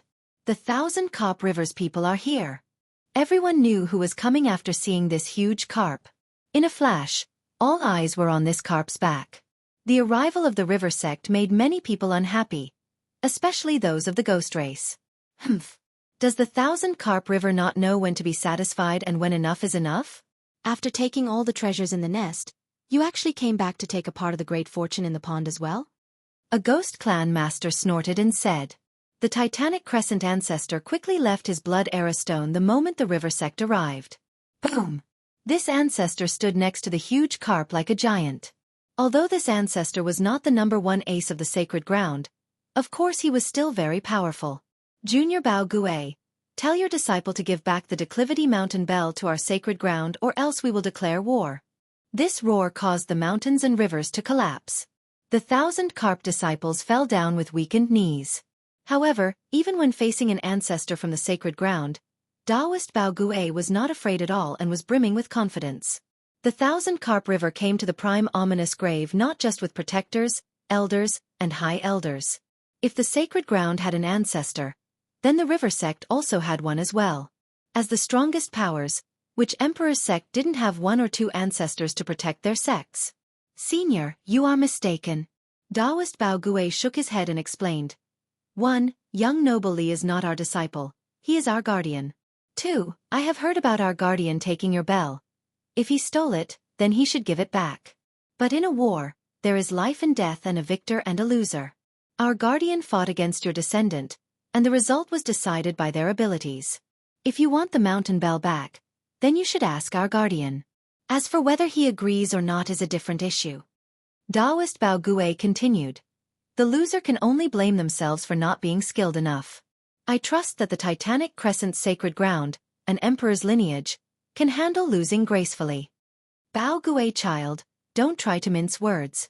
The Titanic Crescent ancestor coldly responded. We can let it go if it was another treasure, but not the Declivity Mountain Bell. I don't care what your river sect says, you must give us an answer or we will declare war. I cannot guarantee anything in this matter. Taoist Bao Gue shook his head once more and said, Senior is talking about war? If your sacred ground wants to fight, our river sect is not afraid of anyone. You can pick the time and place. Taoist Bao Gue spoke with confidence and was undeterred by the sacred ground's threat. This was not strange at all since the river sect was also an emperor's lineage and was definitely no weaker than the sacred ground. Moreover, immortal Emperor Qianli was the last emperor of the sacred netherworld, so the river sect's true power was quite formidable. The great powers held their breaths while watching the posturing of the two sides.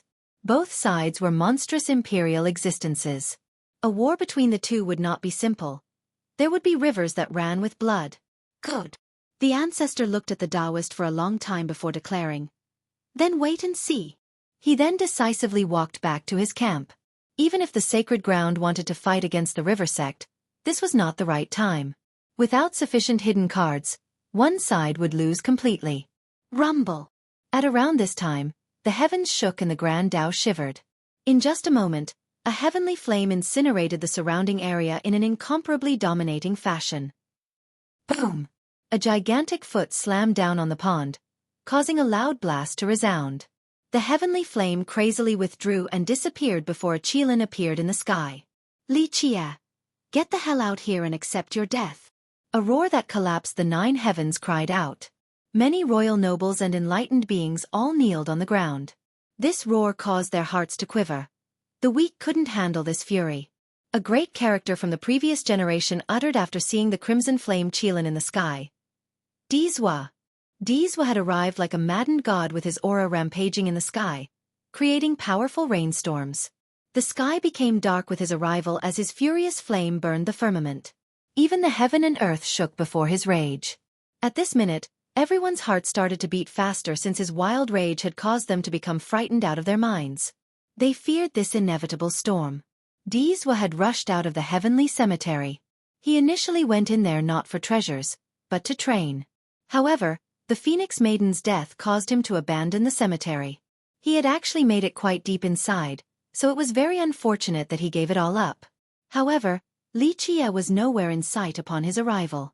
Dizwa directly demanded from the Taoist, Taoist Bao Gue, hand over Li Qie. Taoist Bao Gue shook his head and responded, my apologies, but the guardian is not with us. Good.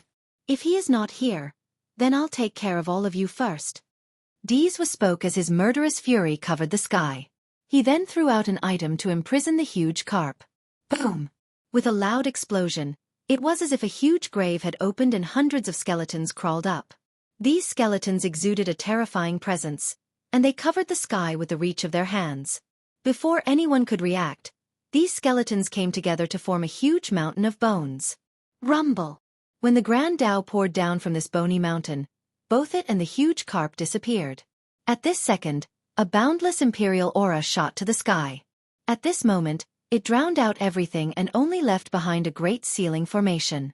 This great array opened a new space that hovered in the sky with 100 giants sitting in a meditative pose. Each of them wore a divine armor and exuded a breath just like an immortal emperor. It was like a kingdom of the heavens, and these 100 giants were the supreme deities. There was no trace of the river sect any longer. The huge carp, Taoist Bao Gue, and its disciples had all disappeared. The aura exuded by this great formation and its 100 deities was quite terrifying. Even the previous generation felt apprehensive while their legs quivered. They looked up to the sky and a heavenly sovereign stuttered. What is that thing? An ancestor from a great power spoke with a greatly changed expression. It is the 100 Saints Imperial Formation. Rumor has it that this formation is one of the strongest Emperor's weapons of the Myriad Bones throne. It is a fusion between an Emperor's weapon and an Emperor's formation. The legendary formation created personally by immortal Emperor Wan Gu. After hearing this, everyone felt a chilling sensation. Even the Undyings from the other great powers took in cold breaths. This was both an Emperor's weapon as well as a formation. Legend states that after immortal Emperor Wan Gu shouldered the heaven's will, he found 100 of the strongest wise sage skeletons and personally refined them into an Emperor's weapon. Afterward, he fused a heaven-defying formation inside using an extremely great method. The tales went on to say that even as an emperor, he still exerted countless efforts to create this Emperor's weapon. Later on, he left it behind in the sect and it continued to be the #1 ace of the Throne of Bones. Since time immemorial, many virtuous paragons with hidden agendas had snuck into the throne, but all of them died miserably to this formation. Rumor had it that this formation could suppress a virtuous paragon to death with ease, since they couldn't escape from the power of the 100 wise sages. Dizwa was allowed to bring such a terrifying killing card wherever he went, so it was very apparent how much the Throne of Bones valued him.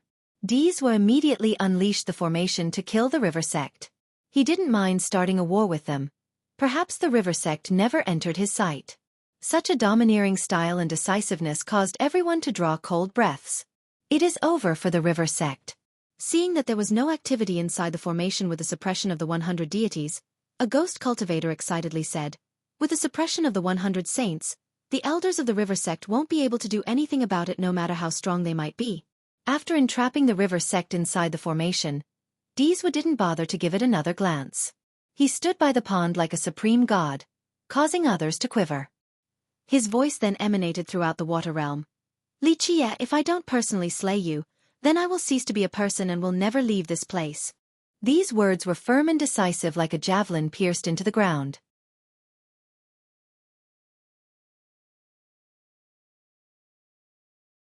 Chapter 558. Dark Star. Anyone who heard Dizwa's murderous declaration would feel a cold chill. There was not much showboating or words, but it was already enough to show his determination and might. This is Dizwa. The great powers and races all retreated with shocked expressions. At this moment, no one wanted to provoke Dizwa, who was the eye of the storm. Messing with him would surely be suicidal right now.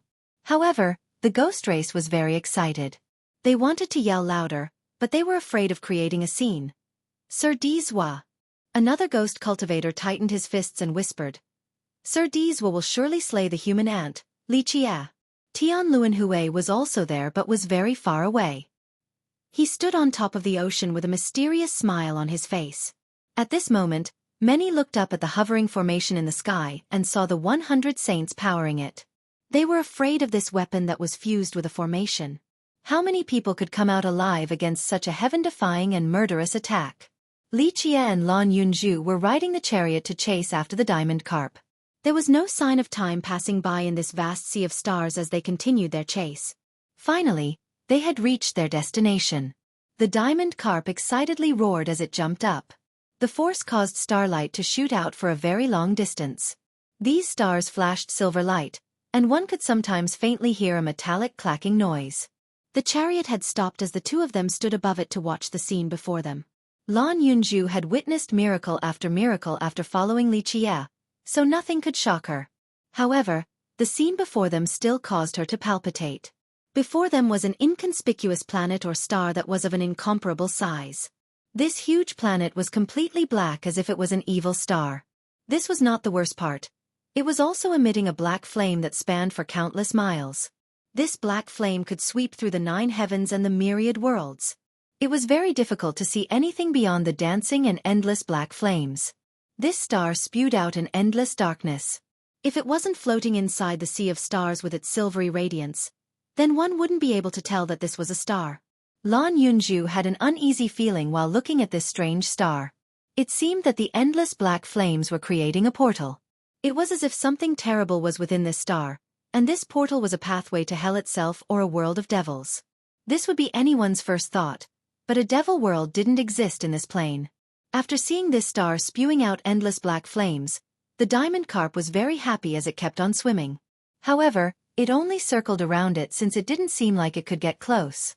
Nevertheless, it appeared that the fish was enjoying the black light that touched its body. What is that thing? Is that what you were searching for? Lan Yunju hesitantly asked while looking at this star in the void. We will know once we get closer. Li Qie responded with a smile. He then commanded the chariot to go even closer to the dark star. Bang! With a deafening explosion, a storm erupted in the sea of stars when the chariot wanted to approach. This star spewed out a giant pair of hands to stop the two from coming closer. It seemed to be aiming to throw them away. If the chariot wasn't an amazing divine treasure, then it would have been flipped over. However, it was still forced back by the black flames. Lan Yunju became dizzy as the chariot was pushed away. Perhaps if the chariot was any weaker, then the two of them would have been forced out of this sea of stars. Is that a living being? Lan Yunju asked. Perhaps. No one knows the answer. Li Qie answered while gazing at the star. The feeling of restlessness grew strong as she stared at this dark star a bit longer. She felt that something was extremely ominous about it. She then asked, We can't take away such a huge star like this, right? This was impossible since no treasure could take away a dark star such as this. Maybe there is a way. Li Qie looked at the star and murmured. You want to go in? Lan Yunju exclaimed in shock. She shivered after remembering what happened back at the wooden nest. However, the wooden nest was still bright. This dark star, on the other hand, seemed a lot more dangerous than the wooden nest. At least on the outside. Maybe not. Li Qie said, then he took out the lamp. We'll know after we try. Go. He then pushed the lamp towards the huge dark star. Lan Yunju thought that these black flames would knock the lamp away, but the result was outside of her expectations. The all-encompassing black flames did not stop the lamp. The strange part was when the lamp drew near the dark star, the star spewed out even more endless black flames towards the lamp. It was as if the lamp had an irresistible property in the face of the monstrous black flames. Rumble! A series of explosions stretched out in the sea of stars. The black flames were like a flood that burst towards the star, a heavenly army marching to battle. The little lamp crazily devoured all of the endless black flames. Meanwhile, the flames kept on surging on as if it wanted to light up the lamp. No matter whether the lamp was sucking up the flames or if the flames wanted to light it up, in summary, all the black flames were gathering inside. Anyone would find this scene to be unbelievable. The black flames that covered the void had a palpable force, yet before this rusty lamp, these powerful flames were like little fiery sparks that wanted to light it up. Lan Yunju became dumbfounded since she couldn't imagine that such a little lamp had such great power. If she didn't know of its amazing origin, she wouldn't believe this scene unraveling before her. She now understood why immortal medicines like the silkworm dragon soulgrass and the ancestor ginseng wanted to go with Li Qie. This lamp definitely had unbelievable uses. No one knew how much black flames the lamp sucked up or how much flames the dark star had expended, but the lamp finally lit up as a poofing sound came out. The black flames that could incinerate the heaven and earth struggled to even light up this little lamp. It seemed that it was nearly drained of all of its sparks. The lit lamp then flew back into Li Qie's hand. There were no discernible changes. It was still rusty with speckles. The only change was that there was a flickering flame in the middle of its wick. There was a tiny black flame that emitted a black light. It was so tiny that spectators would be anxious because it could go out at any moment. Lan Yunju carefully looked at the little flame and saw that deep inside, there was a layer of extremely thin golden flames.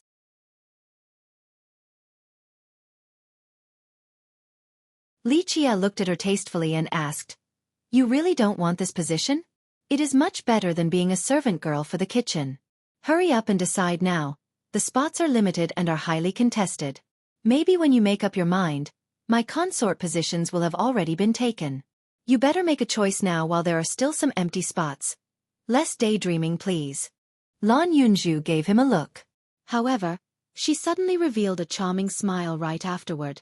She arched her chest forward and said with a leading glance, "Uncle, don't forget that we still have an arrangement for marriage. Even if I am to be your woman, I will be the first wife. If you want to take in other concubines, then it is not too late for you to suck up to me. If you hand over 8 or 10 jars of myriad star water, then maybe I can think about letting you take in a concubine." Having said that, she burst out in laughter that sounded as pleasant as a bell's chime. Li Qie then flicked her head in response and said, "Girl, you are too wishful. This uncle is not saying this to discourage you, but even if we take 10,000 steps back and pretend that the marriage will take place and that you marry into the family, you still won't be the first wife. Now, we'll take another 10,000 steps back and pretend that you will be my first wife, but taking in more concubines will be my business and you will have no say in the matter. I'm the sole ruler of this heaven and earth, so who has the right to make decisions for me?" "Fine, I know you are gifted at bragging," Lan Yunju grumpily said, but then she curiously looked at him and asked, "Uncle, if you marry one day, what will your first wife be like? Since you said I can't be the first wife, do you already have someone in mind?" It was a bit embarrassing for a girl to say these words, but Lan Yunju was a bit different since it was like friendly banter between close friends. First wife. Li Qie couldn't help but silently gaze at the far distant void. This is Dizwa in my imagination.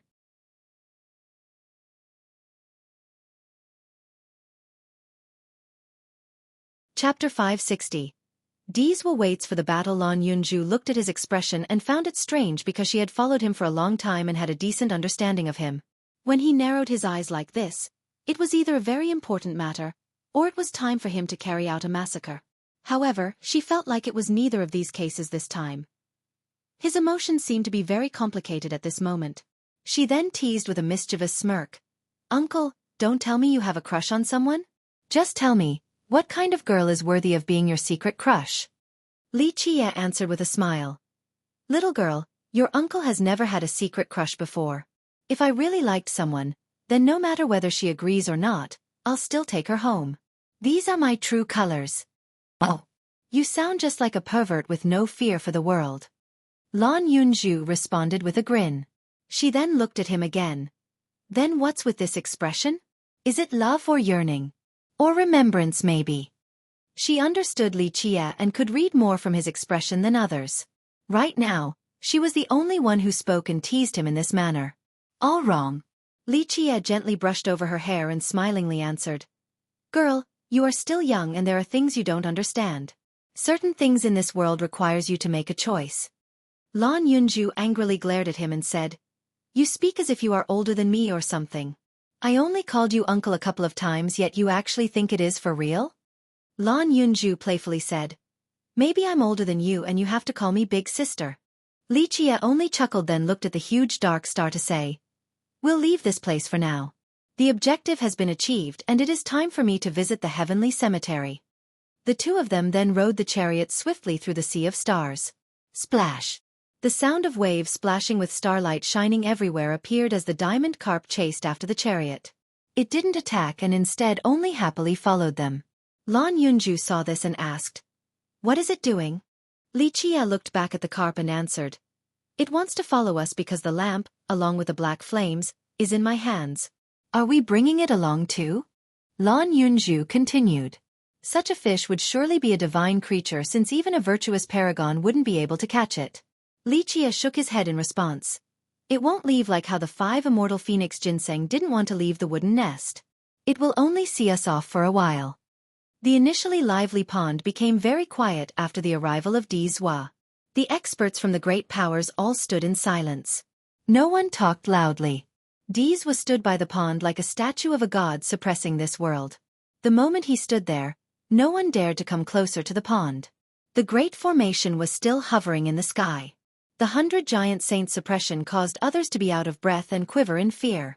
Di Zhua had been waiting for Li Qie's return this whole time. He stood still without any movement. Not even a strand of his hair fluttered as if the wind didn't dare to approach him. His aura was like a majestic mountain. This powerful imperial aura seemed as if it came from a kingdom in the heavens. This was accentuated by the golden door behind him that exuded its heroic and grand atmosphere. It was as if one would see an immortal emperor right away if they opened that door. That was how awe-inducing and reverence-demanding his presence felt. Di Zhua stood there, unchanged, without any sign of emotions, but his breath was like a storm and tore apart anything that dared to come close. Although Di Zhua and the Phoenix Maiden had not married, their feelings for each other were quite strong. A sect master who was close to the divine spark country spoke. No matter what, Di Zhua will get revenge. He won't let her death be in vain. Many knew that before her death, the maiden asked people to tell Di Zhua to not take revenge for her. Di Zhua had heard her last words, but he still came and stood by the pond, waiting for Li Qie. He was determined to see this through to the very end. From this, it was easy to tell that the love between them was deep despite not having an official ceremony. He stood there day by day without asking anything. He let go of treasure hunting and training in the prime ominous grave as he waited for a life and death battle with Li Qie. Today, the ancestral mountain had also arrived. All the great powers retreated at its sight since any of them would tremble before this throne-like mountain from the myriad bones throne. It descended quietly yet still carried a grand and solemn atmosphere. No one knew how many experts and ancestors they brought along, but the mountain itself was enough. This mysterious mountain represented the throne's prestige and was enough to cause all the powers to be wary. More days went by as the waterfish and turtle slowly went away. The whirlpool in the middle of the pond seemed as if it would close at any time. A few people lost their patience, especially the young ghost cultivators. They really wanted to see Di Zhua take care of Li Qie. One of them couldn't help but sneer. Humph. Maybe that human ant Li Qie is too afraid to show his face, so he is turtled up in his lair. In the recent times, they had been suppressed by Li Qie, so they wanted nothing more than to see Di Zhua teach Li Qie a lesson. At the same time, the ghost cultivators from the previous generation were worried about something else as opposed to the impatient young ones. A royal lord spoke with jealousy. Since Li Qie has entered for quite some time, maybe he obtained a big fortune from the tales just like a mortal emperor Di. It doesn't matter what big fortune he got since in the end, he won't be able to escape death. Another sect master was also jealous of this possibility, so he snorted and said, No one will be able to come help Li Qie. The elders and masters of the river sect are trapped in the 100 Saints Imperial formation, so who would be able to help him? Many instinctively looked at the formation hovering in the sky after being reminded of this. Their hearts felt another chill just by looking at these gigantic deity-like saints.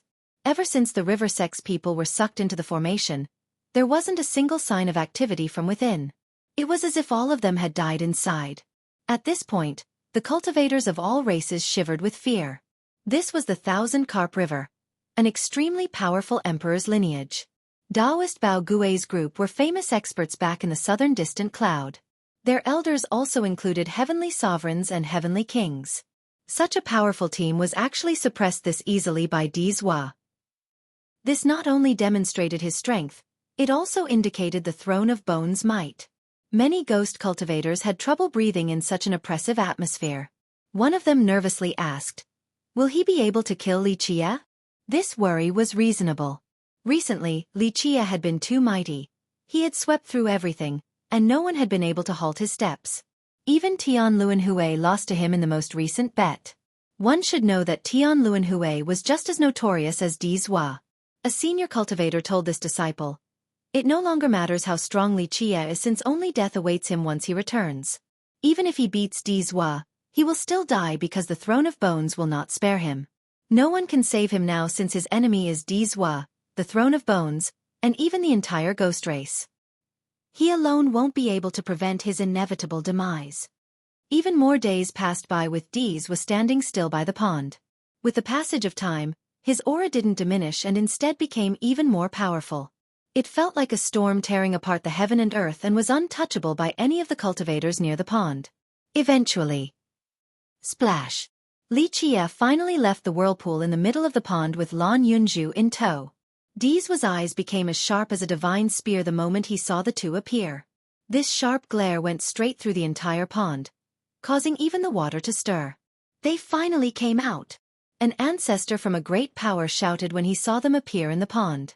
After hearing this, the atmosphere suddenly became lively once more as the oppressive atmosphere was lifted. All the cultivators from the races became alert, and those who were sitting or lying down stood up at once.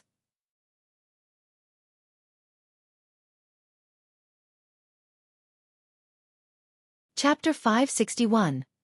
The storm is here. The ghost cultivators, in particular, were even more excited. They rushed out from their camps and flew into the sky to watch this battle between a dragon and tiger with their own eyes. It finally begins. The younger generation from all the races was also very enthusiastic.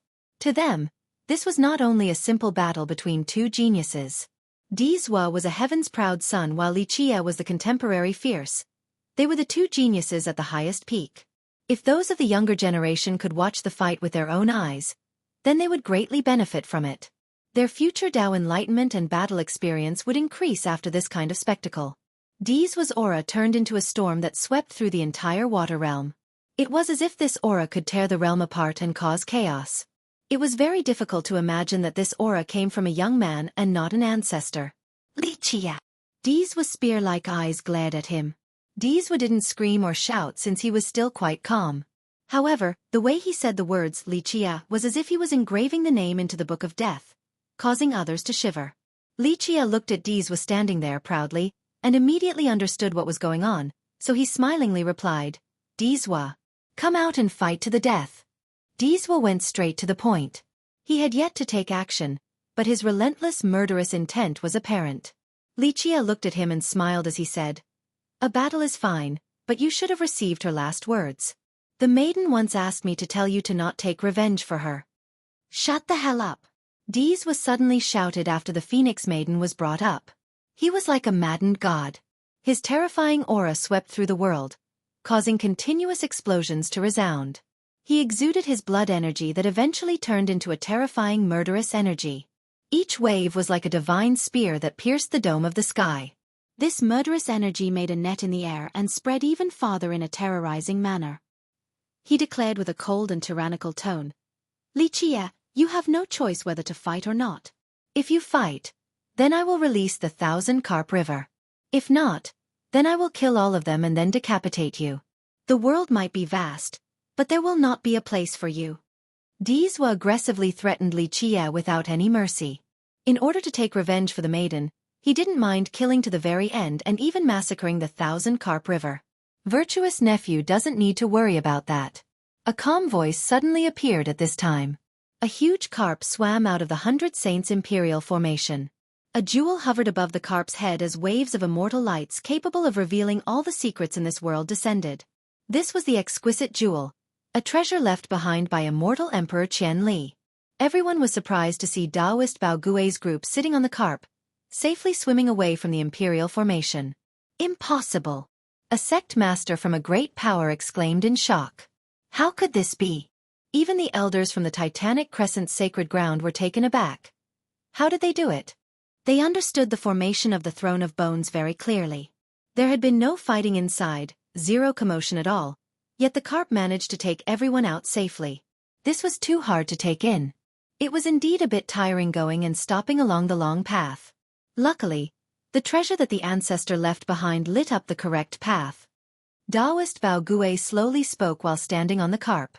They were not shocked at all when they were sucked into the formation because they had the exquisite jewel left behind by immortal Emperor Qian Li.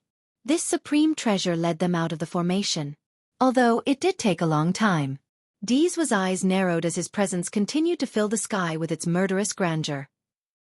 He then coldly proclaimed, "It is useless even if you want to help Li Qie since I only have to kill a couple more thousand. Virtuous nephew Di Zhua, do you wish to settle this personal feud or fight with my 1,000 Carp River?" Taoist Bao Gui calmly inquired. He was not angry in the slightest. Humph. The 1,000 Carp River is nothing. An ancient voice rang from the ancestral mountain like a roar of the Grand Tao, causing blaring thunder to resound. The person inside the ancestral mountain didn't show their face, but they already exuded a terrifying aura throughout the water realm. Everyone felt that there was an invincible existence inside. It was as if when this person looked down below his feet, the world would seem incredibly insignificant. When this person's words came out, everyone quivered in fear. Even the expressions of the ancestors from the great powers changed. This person's breath even caused them to feel some pressure. One of the ancestors exclaimed, "This is a legendary master. I wonder which ancestor from the Myriad Bones throne came?" This powerful aura caused everyone to be nervous. If this person took action, then no one would be able to stop him. The old voice from the ancestral mountain was extremely tyrannical and didn't put anyone in his eyes. "Li Qie must die. If your 1,000 Carp River wishes to stop us, then we'll annihilate all of you." The ghost race became extremely excited. If it wasn't for Dee's solemn expression, many of them would have jumped up and cheered. One of them had a dark smile as he spoke. "The Myriad Bones ancestor has spoken. Li Qie will die for sure. Not even gods or immortals will be able to save him now." A wary ancestor gently sighed and said, "Whoever came amongst the Myriad Bones ancestors is definitely a legendary master." The Myriad Bones throne was a sect with 3 emperors. To the ancestors from the great powers, any of their ancestors would be enough to cause dread. Behind Di Zhua was the backing of an ancestor, so the ghost race was quite optimistic. This was also the backing of the entire ghost race since the Myriad Bones ancestor made his stance on the situation clear. They assumed that Li Qie would be dead for sure since he wouldn't be able to stop a monstrous existence like the Throne of Bones. "Kill Li Qie. Let him atone with blood." A ghost cultivator couldn't help but shout. There will be no good ending for someone who opposes the ghost race. Ha ha ha, it's not only Li Qie, even the 1,000 Carp River is scheming against the ghost race, so destroy the river sect as well. A great ghost added fuel to the fire with a devious grin. "I feel the same way. Leaving the 1,000 Carp River alive is the same as raising a tiger in one's house. How about everyone work together to attack the 1,000 Carp River?" A royal lord added with a chuckle. The royal lords and ghost kings didn't dare to say it directly to the Myriad Bones ancestor, so they hid in the crowd and fanned the flames. Not to mention the large amount of treasures that the river sect was carrying right now, the 1,000 Carp Lake alone had been lusted after for countless years by the other great powers. If the Myriad Bones throne declared war against the river sect, then these great powers would escalate the situation and use this chance to take advantage of the turmoil. Taoist Bao Gui was not surprised by the ghost race's comments or the Myriad Bones throne's words. He clasped his hands together towards the ancestral mountain and said, "Dear senior from the Myriad Bones throne, I am a junior so I cannot decide on this grand matter. Senior can directly talk to our ancestor." The 1,000 Carp River's elders then personally raised a divine coffin. This divine coffin was made from the best materials and was surrounded by blood era stones that were stacked around it. The quantity of this heap of blood era stones on top of the coffin proved that the person inside had a great status. They were powerful to the point where they required many stones in order to seal time. Humph. I wonder which ancestor from your 1,000-carp river came? How should I address you? The ancestor inside the ancestral mountain still didn't show his face, but he carried an imperious tone nevertheless. He had the power and qualifications to speak in this manner. He was already a heaven-defying expert, and the world referred to people of his level as legendary masters. The divine coffin sealed by many blood era stones did not open its lid, and the ancestor inside did not come into being. A feeble voice came out from within. I do not remember my own name. The voice was not very loud. It sounded like a dying person speaking their last words. Too much time has passed, and I do not remember mundane matters anymore. I only remember that in that year, the world wanted to call me a god monarch, but I felt that my insignificant self was not worthy of the title. Each time I remember the imperial presence of my ancestor, I felt so trivial that I didn't dare to accept the title of god monarch for the throne. If the world asks for my name, then you can call me the Azure God Monarch. This whispering voice uttered shocking words. Those who knew the inside story were completely dumbfounded. The young cultivators who didn't know who the Azure God Monarch was asked, "Who is this Azure God Monarch?"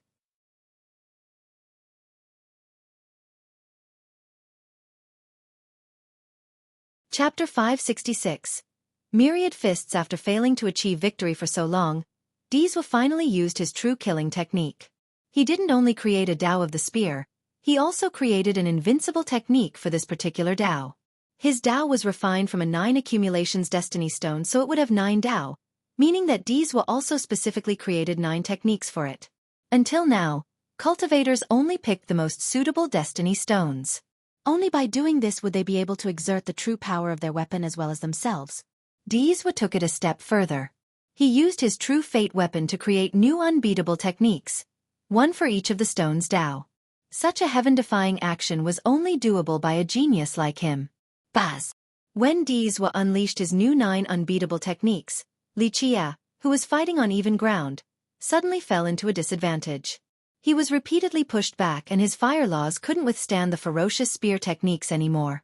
In just a minute, Xueqi's freestyle counterattacks became insufficient, so he was pushed into a dead end and couldn't break through.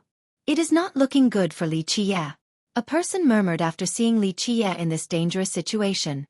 The ghost cultivators who wanted nothing more than his death started to sneer despite the fact that none of them was qualified to do so, especially after witnessing this battle. Gwar. A dragon roar emerged as a true dragon appeared in the sky while Xueqi's spear technique turned into countless dragons and the body of the spear itself turned into a golden one. This particular attack could be described as unbeatable throughout the eras. It pierced through the temporal fabric as well as myriad laws. Even other universal laws couldn't stop its invincible momentum. The dragon spear was the last derivation of Xueqi's 9 invincible techniques, and it was also the strongest. The moment this spear came out, time was no longer a barrier as everything stood still. Pluff! Xueqi's fire laws couldn't handle this, so both of them shattered. The spear then pierced Xueqi's chest, causing blood to splash up high while he fell down to the ground. Boom! He eventually slammed heavily into the ground as it became red with blood. Ah! This sudden development shocked Lan Yunju and caused her to scream. The crowd glanced at each other while wondering, is it over? Many people wanted Xueqi to die, but at this moment, no one dared to gloat since Xueqi's strength was beyond any capacity for them to gloat. Yes, Sir Xueqi is invincible. The ghost cultivators applauded with great spirit. They were elated with pride because their oppressor, Xueqi, might have died at this moment at Xueqi's hands. In the far distance, Tian Luanhui became astonished by this last dragon strike from Xueqi. Even a genius like him dreaded of such an attack. This attack, in terms of both speed and magicalness, was unmatched. This was the pinnacle of the Tao of the spear. Tian Luanhui wondered if he could block it using just his own abilities without an emperor's law. Sir Xueqi is indeed amazing. Luckily, he is our #1 genius. The ghost cultivators were jubilant at this new development. The atmosphere was very lively with ghosts jumping in celebration. However, this was stopped short.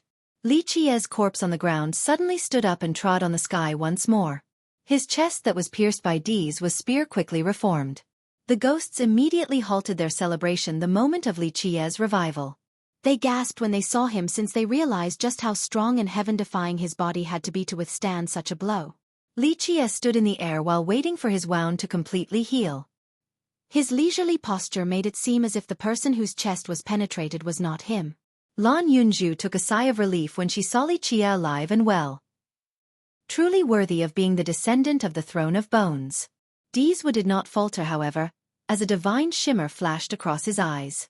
From emperor's weapons to supreme divine and ancient treasures, he took out all of his treasures. Their endless lights illuminated the firmament in a brilliant and blinding manner.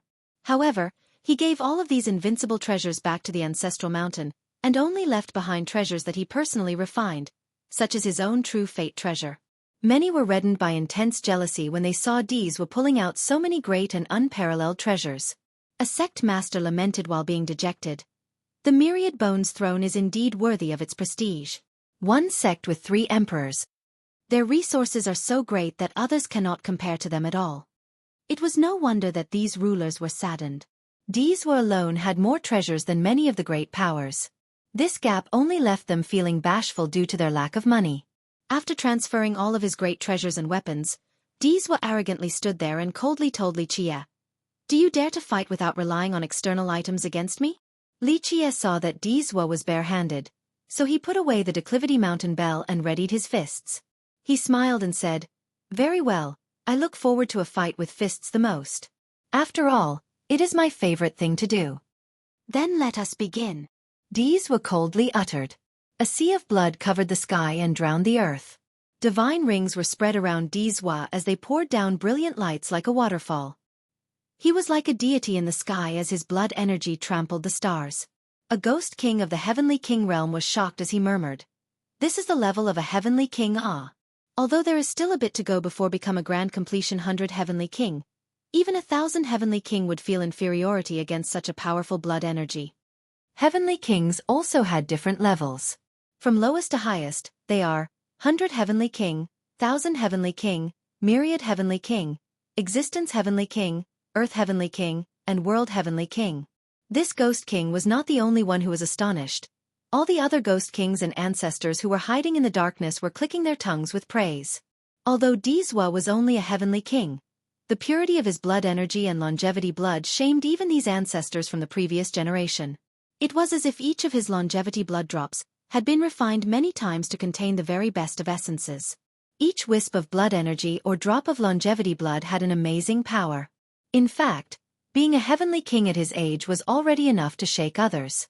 When these ancestors were at his age, they were definitely not heavenly kings.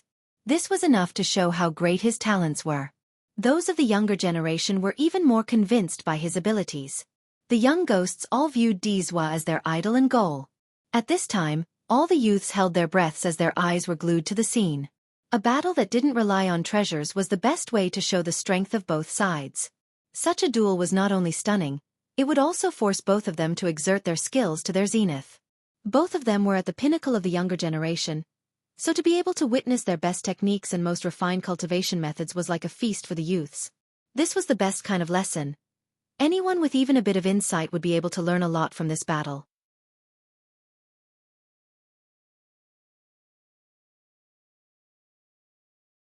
Chapter 563. Myriad Form Rend, Bang. Dee's stomped one of his feet, causing the sky to shake.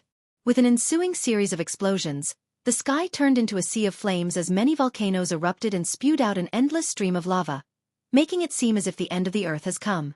The sudden cataclysmic change in the scenery horrified everyone. Dee's action took everyone by surprise since even the previous generation didn't recognize this new move. What is this technique? Such a display of power caused many hearts to palpitate. "Open for me." Xueqi's eyes became serious when he saw the erupting volcanoes, then he unleashed his fists. Boom! The void broke apart as this extremely tyrannical fist flipped everything over like a storm. The volcanoes were knocked over by the dragon-like force of this fist and exploded, creating an extremely spectacular scene. When these volcanoes were destroyed, it gave off a very tangible feeling as if doomsday had come, causing people to be very nervous. Die! Dizwa roared and appeared again after the disappearance of the volcanoes. A screech of a Qilin appeared as Dizwa walked forward step by step. Each of his steps carried a heavenly rhythm as if the world was dancing below his feet. Every single step resonated with the heaven and earth, creating ripples in the sky where he then disappeared once more. 8.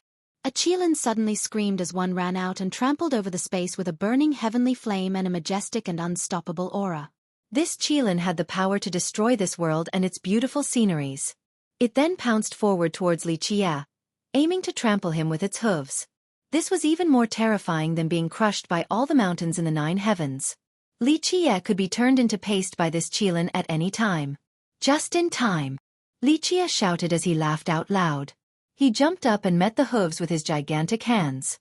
In the blink of an eye, Li Qie caught all 4 legs of the Qilin. Despite its world-destroying power, the Qilin was still overturned by Li Qie. He was like the reincarnation of a tyrannical king. One of his hands flipped it over while another 2 tore it into 2 halves, causing blood to spill everywhere. Although many knew that it was not a real Qilin and was only the derivation of one from the Tao, it was still a very shocking scene to see Li Qie tearing it apart. Click, click, click. Dizwa's steps continued to resonate with the Grand Tao, creating even more roars. Rumble. The earth quivered at this time, along with the expressions of many. They saw a group of Qilins running down from the sky. This divine beast that was rarely seen in ordinary circumstances was now as numerous as a cavalry of horses. They powerfully rushed forward as each of them bullied the world. Their heavenly flames were incinerating all in their path. Li Qie went forward to meet these numerous Qilins. One of his fists exploded the head of one while he kicked another. In just a split second, Li Qie maneuvered all over the sky and unleashed a barrage of blows onto this endless beast tide. Many Qilins died with their brains spurting everywhere while others were ripped into pieces. At this point, Li Qie was in the middle of countless Qilins, and he killed all that were in his way. His massacre painted a grisly picture as flesh and blood spattered all over his canvas. At this minute, he was like a tyrannosaurus in a humanoid form and created a bloody path among the numerous Qilins. If the endless Qilins were like an unstoppable flood, then Li Qie was like a pillar standing firm, splitting up this wave of beasts. He didn't use any techniques or laws, but he was still able to relentlessly kill them with just power and speed. Click, click, click. Dizwa's footsteps still rang on as even more Qilins rushed out with great speed. At this time, the sky had turned into a world of Qilins that burned up the entire firmament. An infinite supply of Qilins came out from this nest where one could never kill all of them. No matter how powerful Li Qie may be, he would eventually run out of strength. Dizwa didn't only tame the Scarlet Flame Qilin, he also created a unique art. An older ghost king murmured after understanding the current event. This was a new art created by Dizwa, the Qilin Step. He was very proud to be able to create it. An ancestor from a great power emotionally commented after seeing this powerful and domineering art. Worthy of being a peerless genius of the ghost race.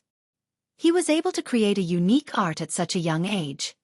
For young cultivators, creating a new merit law was even harder than embarking on a new Grand Tao.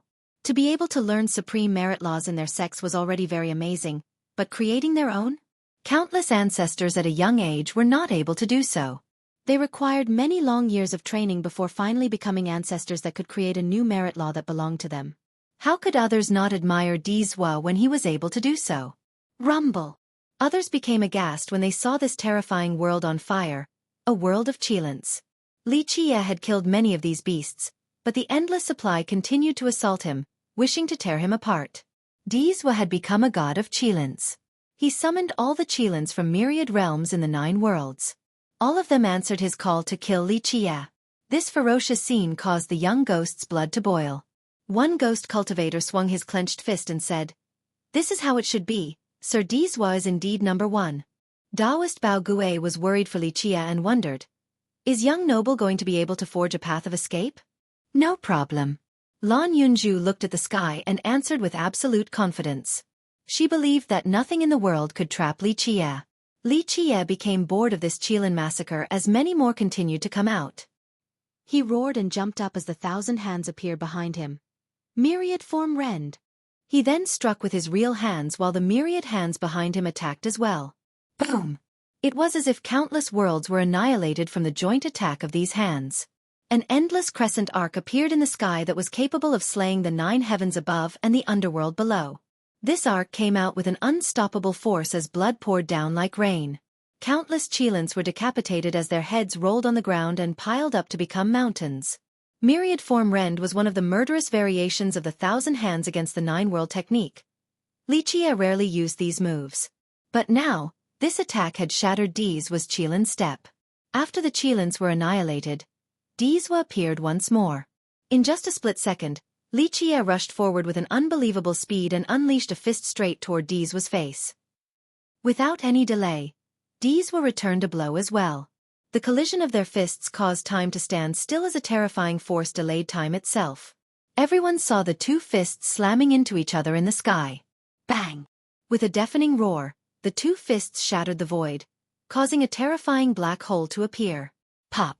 Dizwa was at a slight disadvantage, so he was blown away. He needed to roll in the sky once before stabilizing his stance. How could this be? The young ghosts exclaimed in shock at this scene. They were unwilling to see such an outcome. The older ghosts all stood up and screamed. Lichia at best is only a heavenly sovereign, so how could he knock away a heavenly king? An old ghost king gently sighed and explained. Nothing can be more devilish than having 9 stars and 10 palaces. People with 8 stars are called Heaven Riders, while 9 stars users had an eternal prestige. Moreover, he even has the power of 10 palaces, so at the sovereign realm, he can actually knock away a king. At this realm, having more palaces means having more power. Despite their unwillingness, there was nothing else they could do. At this point, Dizwa stood straight and stared at Lichia before slowly speaking. You're powerful. The stronger you are, the more I want to kill you. Only by doing so will I be able to wash away my hate. With a series of blasts, palaces began to float above Dizwa's head. All of them lined up together to form a majestic kingdom. A great kingdom from an ancient past. The ghost cultivators were ecstatic to see these fate palaces and applauded. 10 fate palaces. Sir Dizwa also has 10 palaces. Like I said, he is our ghost race's #1 genius. A young one emotionally exclaimed. Prior to this, Lichia's 10 palaces exuded an unbearable weight that caused the young ghosts to be unable to lift up their heads because their best genius was not as heaven-defying. But now, Dizwa's 10 palaces was a reason for elation. Their genius was no lesser than Lichia since he also had 10 palaces.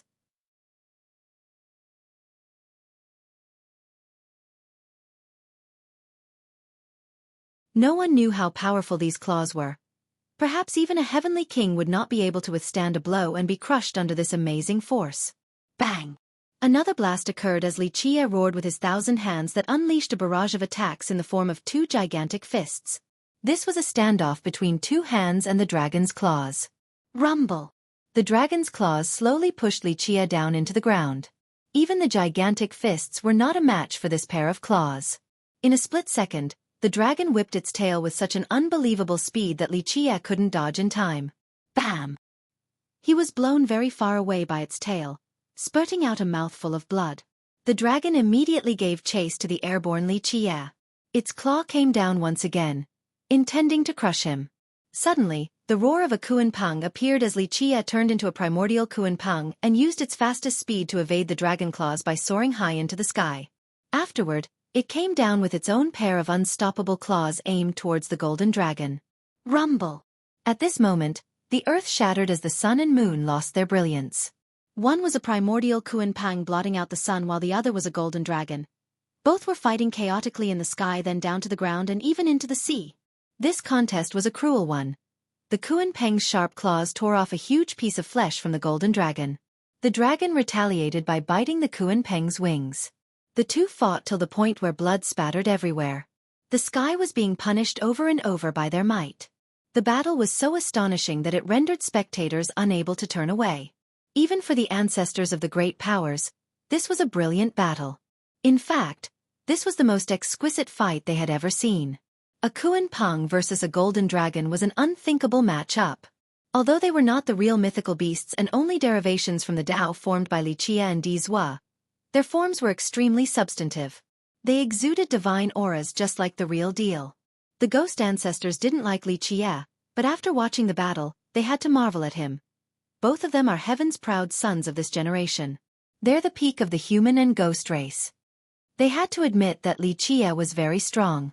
Despite their hatred for him and wishing to kill him, they had to admit that only someone like Dizhua was a match for Li Qie. Those who relied on Emperor's weapons to defeat their opponents like the Saint Child and Evil Child were not comparable to Dizhua and Li Qie. The two beasts continued to destroy the sky. In the end, the primordial Kuan-Peng suddenly shifted its gigantic body as it suddenly disappeared and turned into a Kuan-Peng the size of a fist. It used an unbelievable speed to suddenly land on the golden dragon's back. The little Kuan-Peng's claws focused all of the primordial energy of the 9 worlds and then slammed it into the dragon's gigantic body. This attack was extremely tyrannical as it carried a cataclysmic power. Boom! The golden dragon fell to the ground because this claw had penetrated its body. Right when it was about to touch the ground, the huge body disappeared and Dizhua was exposed. He then jumped up again with great momentum. Although he didn't touch the ground, his shoulder was stained with blood. Clearly, he was at a disadvantage with the last exchange. Li Qie's claw didn't only destroy his Dao body, it also pierced his shoulder. The Kuan-Peng disappeared as well, revealing Li Qie's real body. He looked a bit ragged but was not wounded. Earlier, it was only a battle between their Dao bodies. Despite blood spewing everywhere, the two had not been truly wounded until Li Qie's last blow to Dizhua's shoulder. Despite the bloody wound, Dizhua didn't look at his shoulder at all. A sacred light emanated from the wound and quickly healed it. At his level, such a wound was nothing. As long as his true fate was still there, even a destroyed body would not be enough to slay him. He took a deep breath and gazed at Li Qie with a profound look. However, he still maintained a calm expression. For a top genius like him, the stronger the opponent, the calmer he would be. In fact, his battle intent would only rise. Good, just to my liking. Dizhua emitted a powerful aura. At this moment, he was like a vast sea with boundless energy. There was now a substantial change to his aura. It was no longer like a raging storm. It no longer was an unrestrained fury that wanted to tear apart the world. He was particularly calm and solemn at this moment. It was as if he had become one with the Grand Tao and had an atmosphere of righteousness. This aura was befitting of his position, the descendant of the throne of bones. He was no longer happy or sad as he became one with the world. Dizhua was the heavens, and the heavens was he. He was as eternal as the Grand Tao with his noble presence. However, this calm Dizhua caused people to quiver with thumping hearts. His breath was something fearful. It was as if he had become the ruler of the earth, the majestic king of the Tao.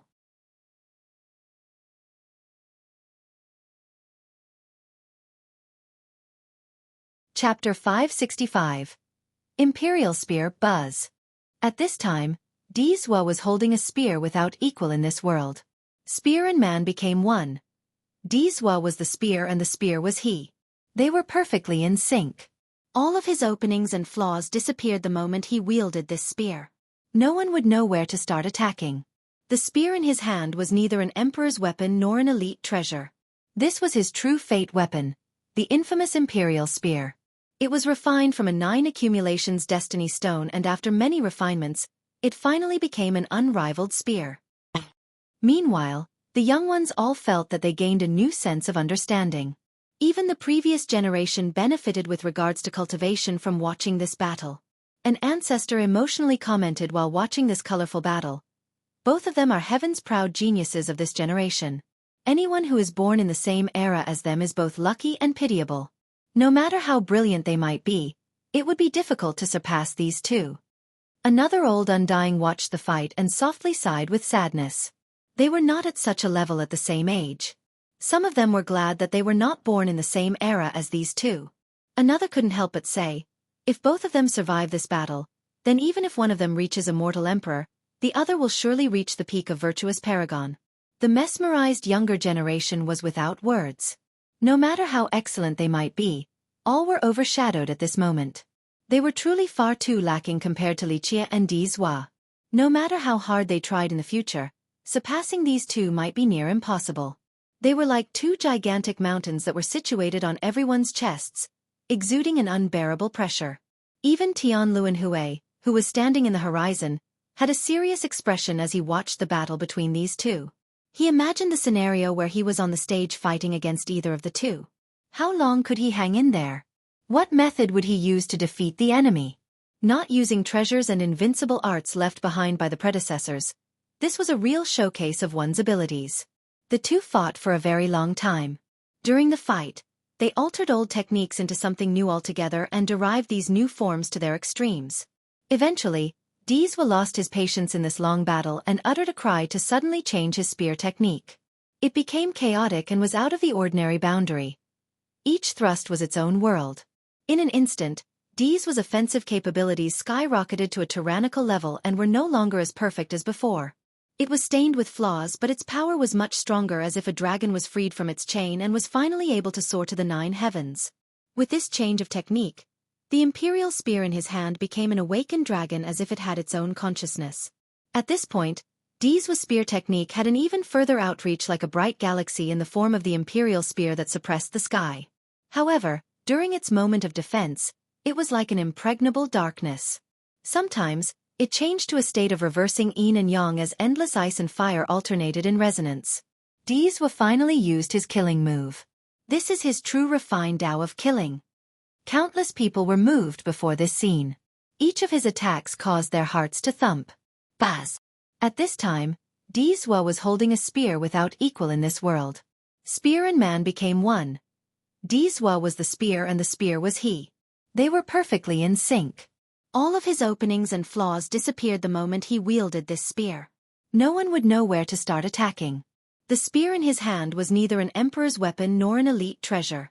This was his true fate weapon, the infamous imperial lance. It was refined from a 9 accumulations destiny stone, and after many refinements, it finally became an unrivaled lance. In recent years, one famous person after another fell by its edge. He once boldly declared that even without using an emperor's law or weapon, he would still be able to subjugate the world.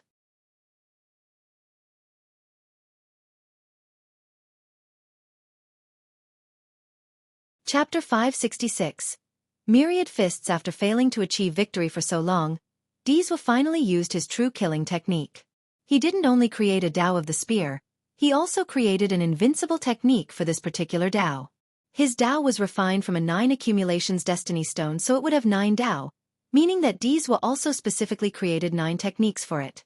Until now, cultivators only picked the most suitable destiny stones. Only by doing this would they be able to exert the true power of their weapon as well as themselves. Xueqi took it a step further. He used his true fate weapon to create new unbeatable techniques, one for each of the stone's Tao. Such a heaven-defying action was only doable by a genius like him. Buzz! When Xueqi unleashed his new 9 unbeatable techniques, Xueqi, who was fighting on even ground, suddenly fell into a disadvantage. He was repeatedly pushed back and his fire laws couldn't withstand the ferocious spear techniques anymore.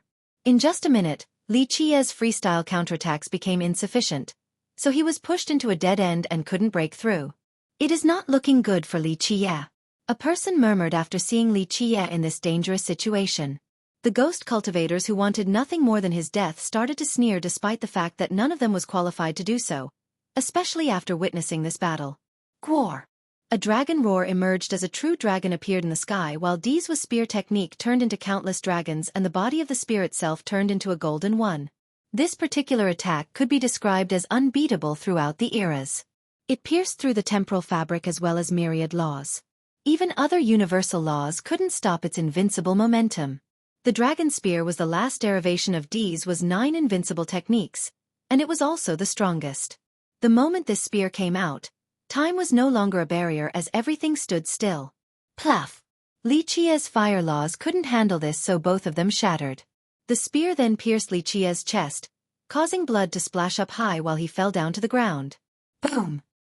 He eventually slammed heavily into the ground as it became red with blood. Ah! This sudden development shocked Lan Yunju and caused her to scream. The crowd glanced at each other while wondering, is it over? Many people wanted Xueqi to die, but at this moment, no one dared to gloat since Xueqi's strength was beyond any capacity for them to gloat.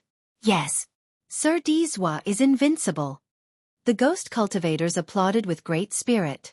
They were elated with pride because their oppressor, Xueqi, might have died at this moment at Xueqi's hands. In the far distance, Tian Luanhui became astonished by this last dragon strike from Xueqi. Even a genius like him dreaded of such an attack. This attack, in terms of both speed and magicalness, was unmatched. This was the pinnacle of the Tao of the spear. Tian Luanhui wondered if he could block it using just his own abilities without an emperor's law. Sir Dizhua is indeed amazing.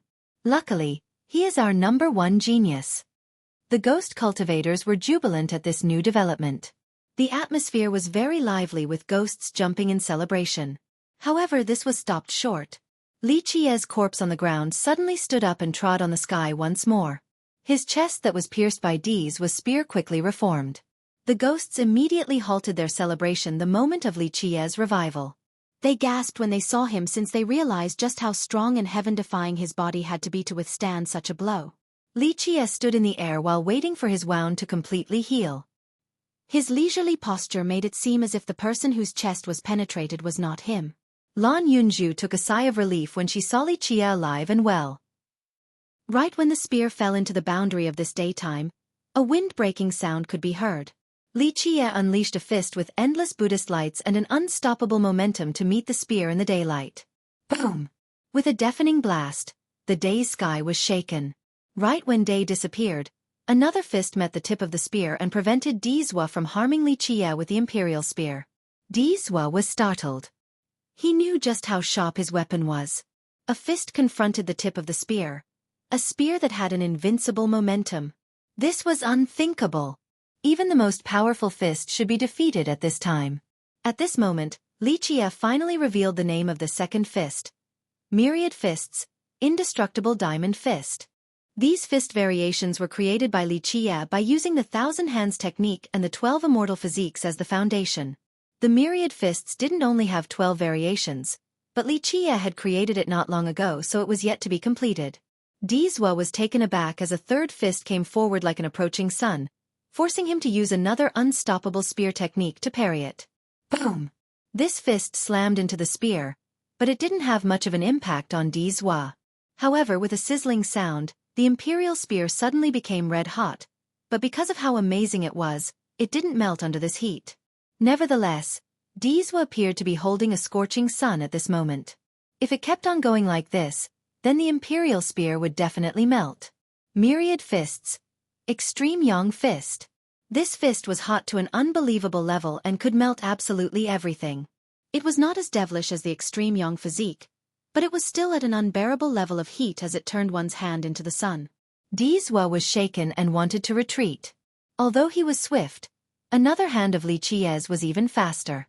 Boom! He couldn't create enough distance before being struck in the chest. Crack! With the sound of broken bones, he was forced to spit out blood due to this fist. Dizhua knew that his speed was quick, but this fist just now was even faster, fast to the point where he couldn't even see it. This fist was even faster than his dragon's strike. Myriad Fists. Soaring Immortal Fist. Was there anything faster than the Soaring Immortal in this world? No. With a battle cry, Dizhua raised his imperial spear once more as a surging invincible aura rushed forth like an endless river. He wanted to use his invincible techniques to stop Li Qie's continuous barrage.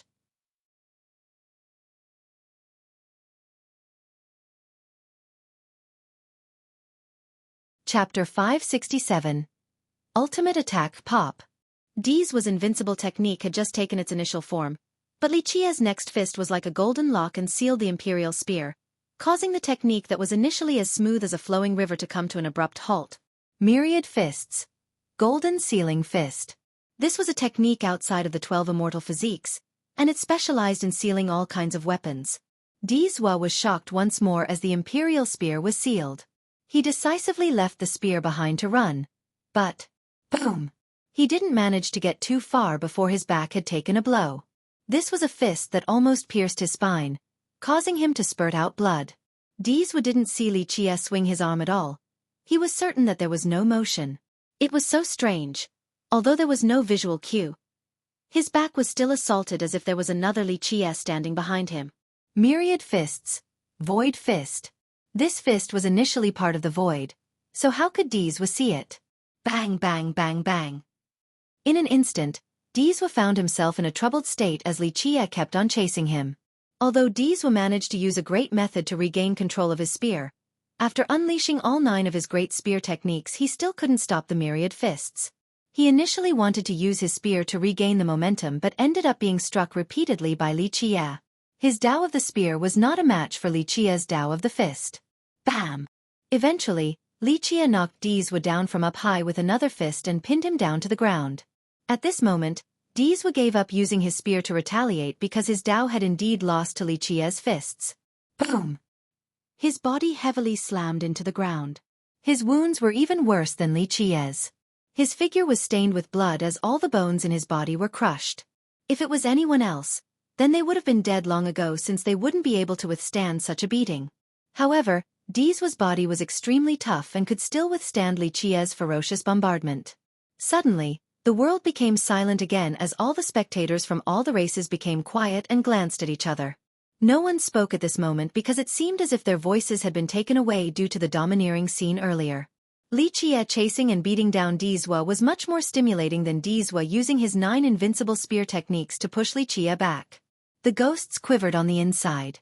If Dizwa were to lose to Li Qie, then no one amongst the ghosts' younger generation would be able to compete with him, and they would no longer be able to hold their heads up high. Tian Luanhui was also dumbfounded to see Li Qie's myriad fists. It instilled fear into a genius like him. If it was him instead of Dizwa, the results still wouldn't have been much better. However, Dizwa was not dead since Li Qie was in no hurry to kill him. Dizwa took this chance to stand up straight and walked into the sky again before engaging in a standoff with Li Qie. Clack clack. A series of the sounds of bones joining together appeared as Dizwa, with great spirit, reconnected his broken bones. Li Qie cheerfully smiled at Dizwa. He was not in a rush to take action. He was waiting for Dizwa's wounds to recover before fighting again. The ghost race enjoyed a much-needed moment of respite after seeing Dizwa fine and well. As long as Dizwa was still alive, there would still be a chance for a reversal to kill Li Qie. Such young heroes. The heart of an ancestor from a great power was beating fast as he had this thought in mind. They were secretly startled in horror. Both Li Qie and Dizwa caused these undyings who had lived for millions of years to have a sense of dread and wariness because these two were simply too strong. They began to imagine the day when both of them would become even stronger. It could be said that their rise was imminent. The moment they grew stronger, their cultivation wouldn't be the only thing that surpassed these old undyings. Once they reached virtuous paragon, these ancestors could only stand by powerlessly and take beatings from these two. Even legendary masters would become discolored the moment they heard the names of these two. The future generation will always surpass the previous. We are now old, it is no longer our world. An ancestor from a great power murmured. At this point, these ancestors just wanted to leave in order to grab some nice items from the prime ominous grave before going back to their deep slumber. They didn't want the day when Dizwa or Li Qie loomed over them to come. The prestige and dignity of these ancestors that had been established for millions of years would immediately be broken. To them, this was not a figment of their imagination since it truly was not far-fetched. 10 years would be short while 30 years would be long. When heaven's proud sons like these two grew up, the ancestors of the great powers could only take their beatings soundlessly. A mysterious continent that belonged to the Alira's ancient kingdom flew closer, and an ancient voice came from within. Today's young ones are extraordinary. At this moment, Dizwa and Li Qie were still gazing at each other in the sky. Their battle so far had been spectacular, and their self-created merit laws had been eye-opening. Everyone waited for the next round as Dizwa's wounds slowly healed. They all knew the fight was about to start again, and they were eager to see what killing moves these two would use next. Use all of your methods. Li Qie looked at Dizwa and leisurely spoke. We have been fighting for too long and are starting wasting everyone's time. Then we'll end this. Dizwa's eyes lit up with a majestic aura. Although he was beaten to a pulp by Li Qie, he was still not afraid. On the contrary, it only emboldened his will to fight. Dizwa was indeed Dizwa, different from everyone else. He only became fiercer in the face of a tough opponent and would exert even more of his untapped potential. He had never been afraid of a strong enemy. Li Qie was very happy to see Dizwa still emblazoned with the will to fight, so he said, Then we'll do one last bout. You better use your best move now. Dizwa gazed at Li Qie with a very serious expression. He took a deep breath and with a blast, his life wheel appeared and turned into a sea of blood. At this moment, he no longer held back as all of his blood energy poured into his body. To Dizwa, this was his last battle, so if his enemy didn't die, the one lying dead on the ground would be him. His blood energy was endless and created roaring explosions. When his life wheel spun, his longevity blood became extremely radiant. Each of the drops contained a unique worldly energy and carried boundless life energy. Each drop was as heavy as a mountain, and their descent caused the Grand Tao to roar. At this time, Dizwa was spending his longevity blood since he wanted to use his strongest Tao art to kill Li Qie. What merit law is Dizwa going to use?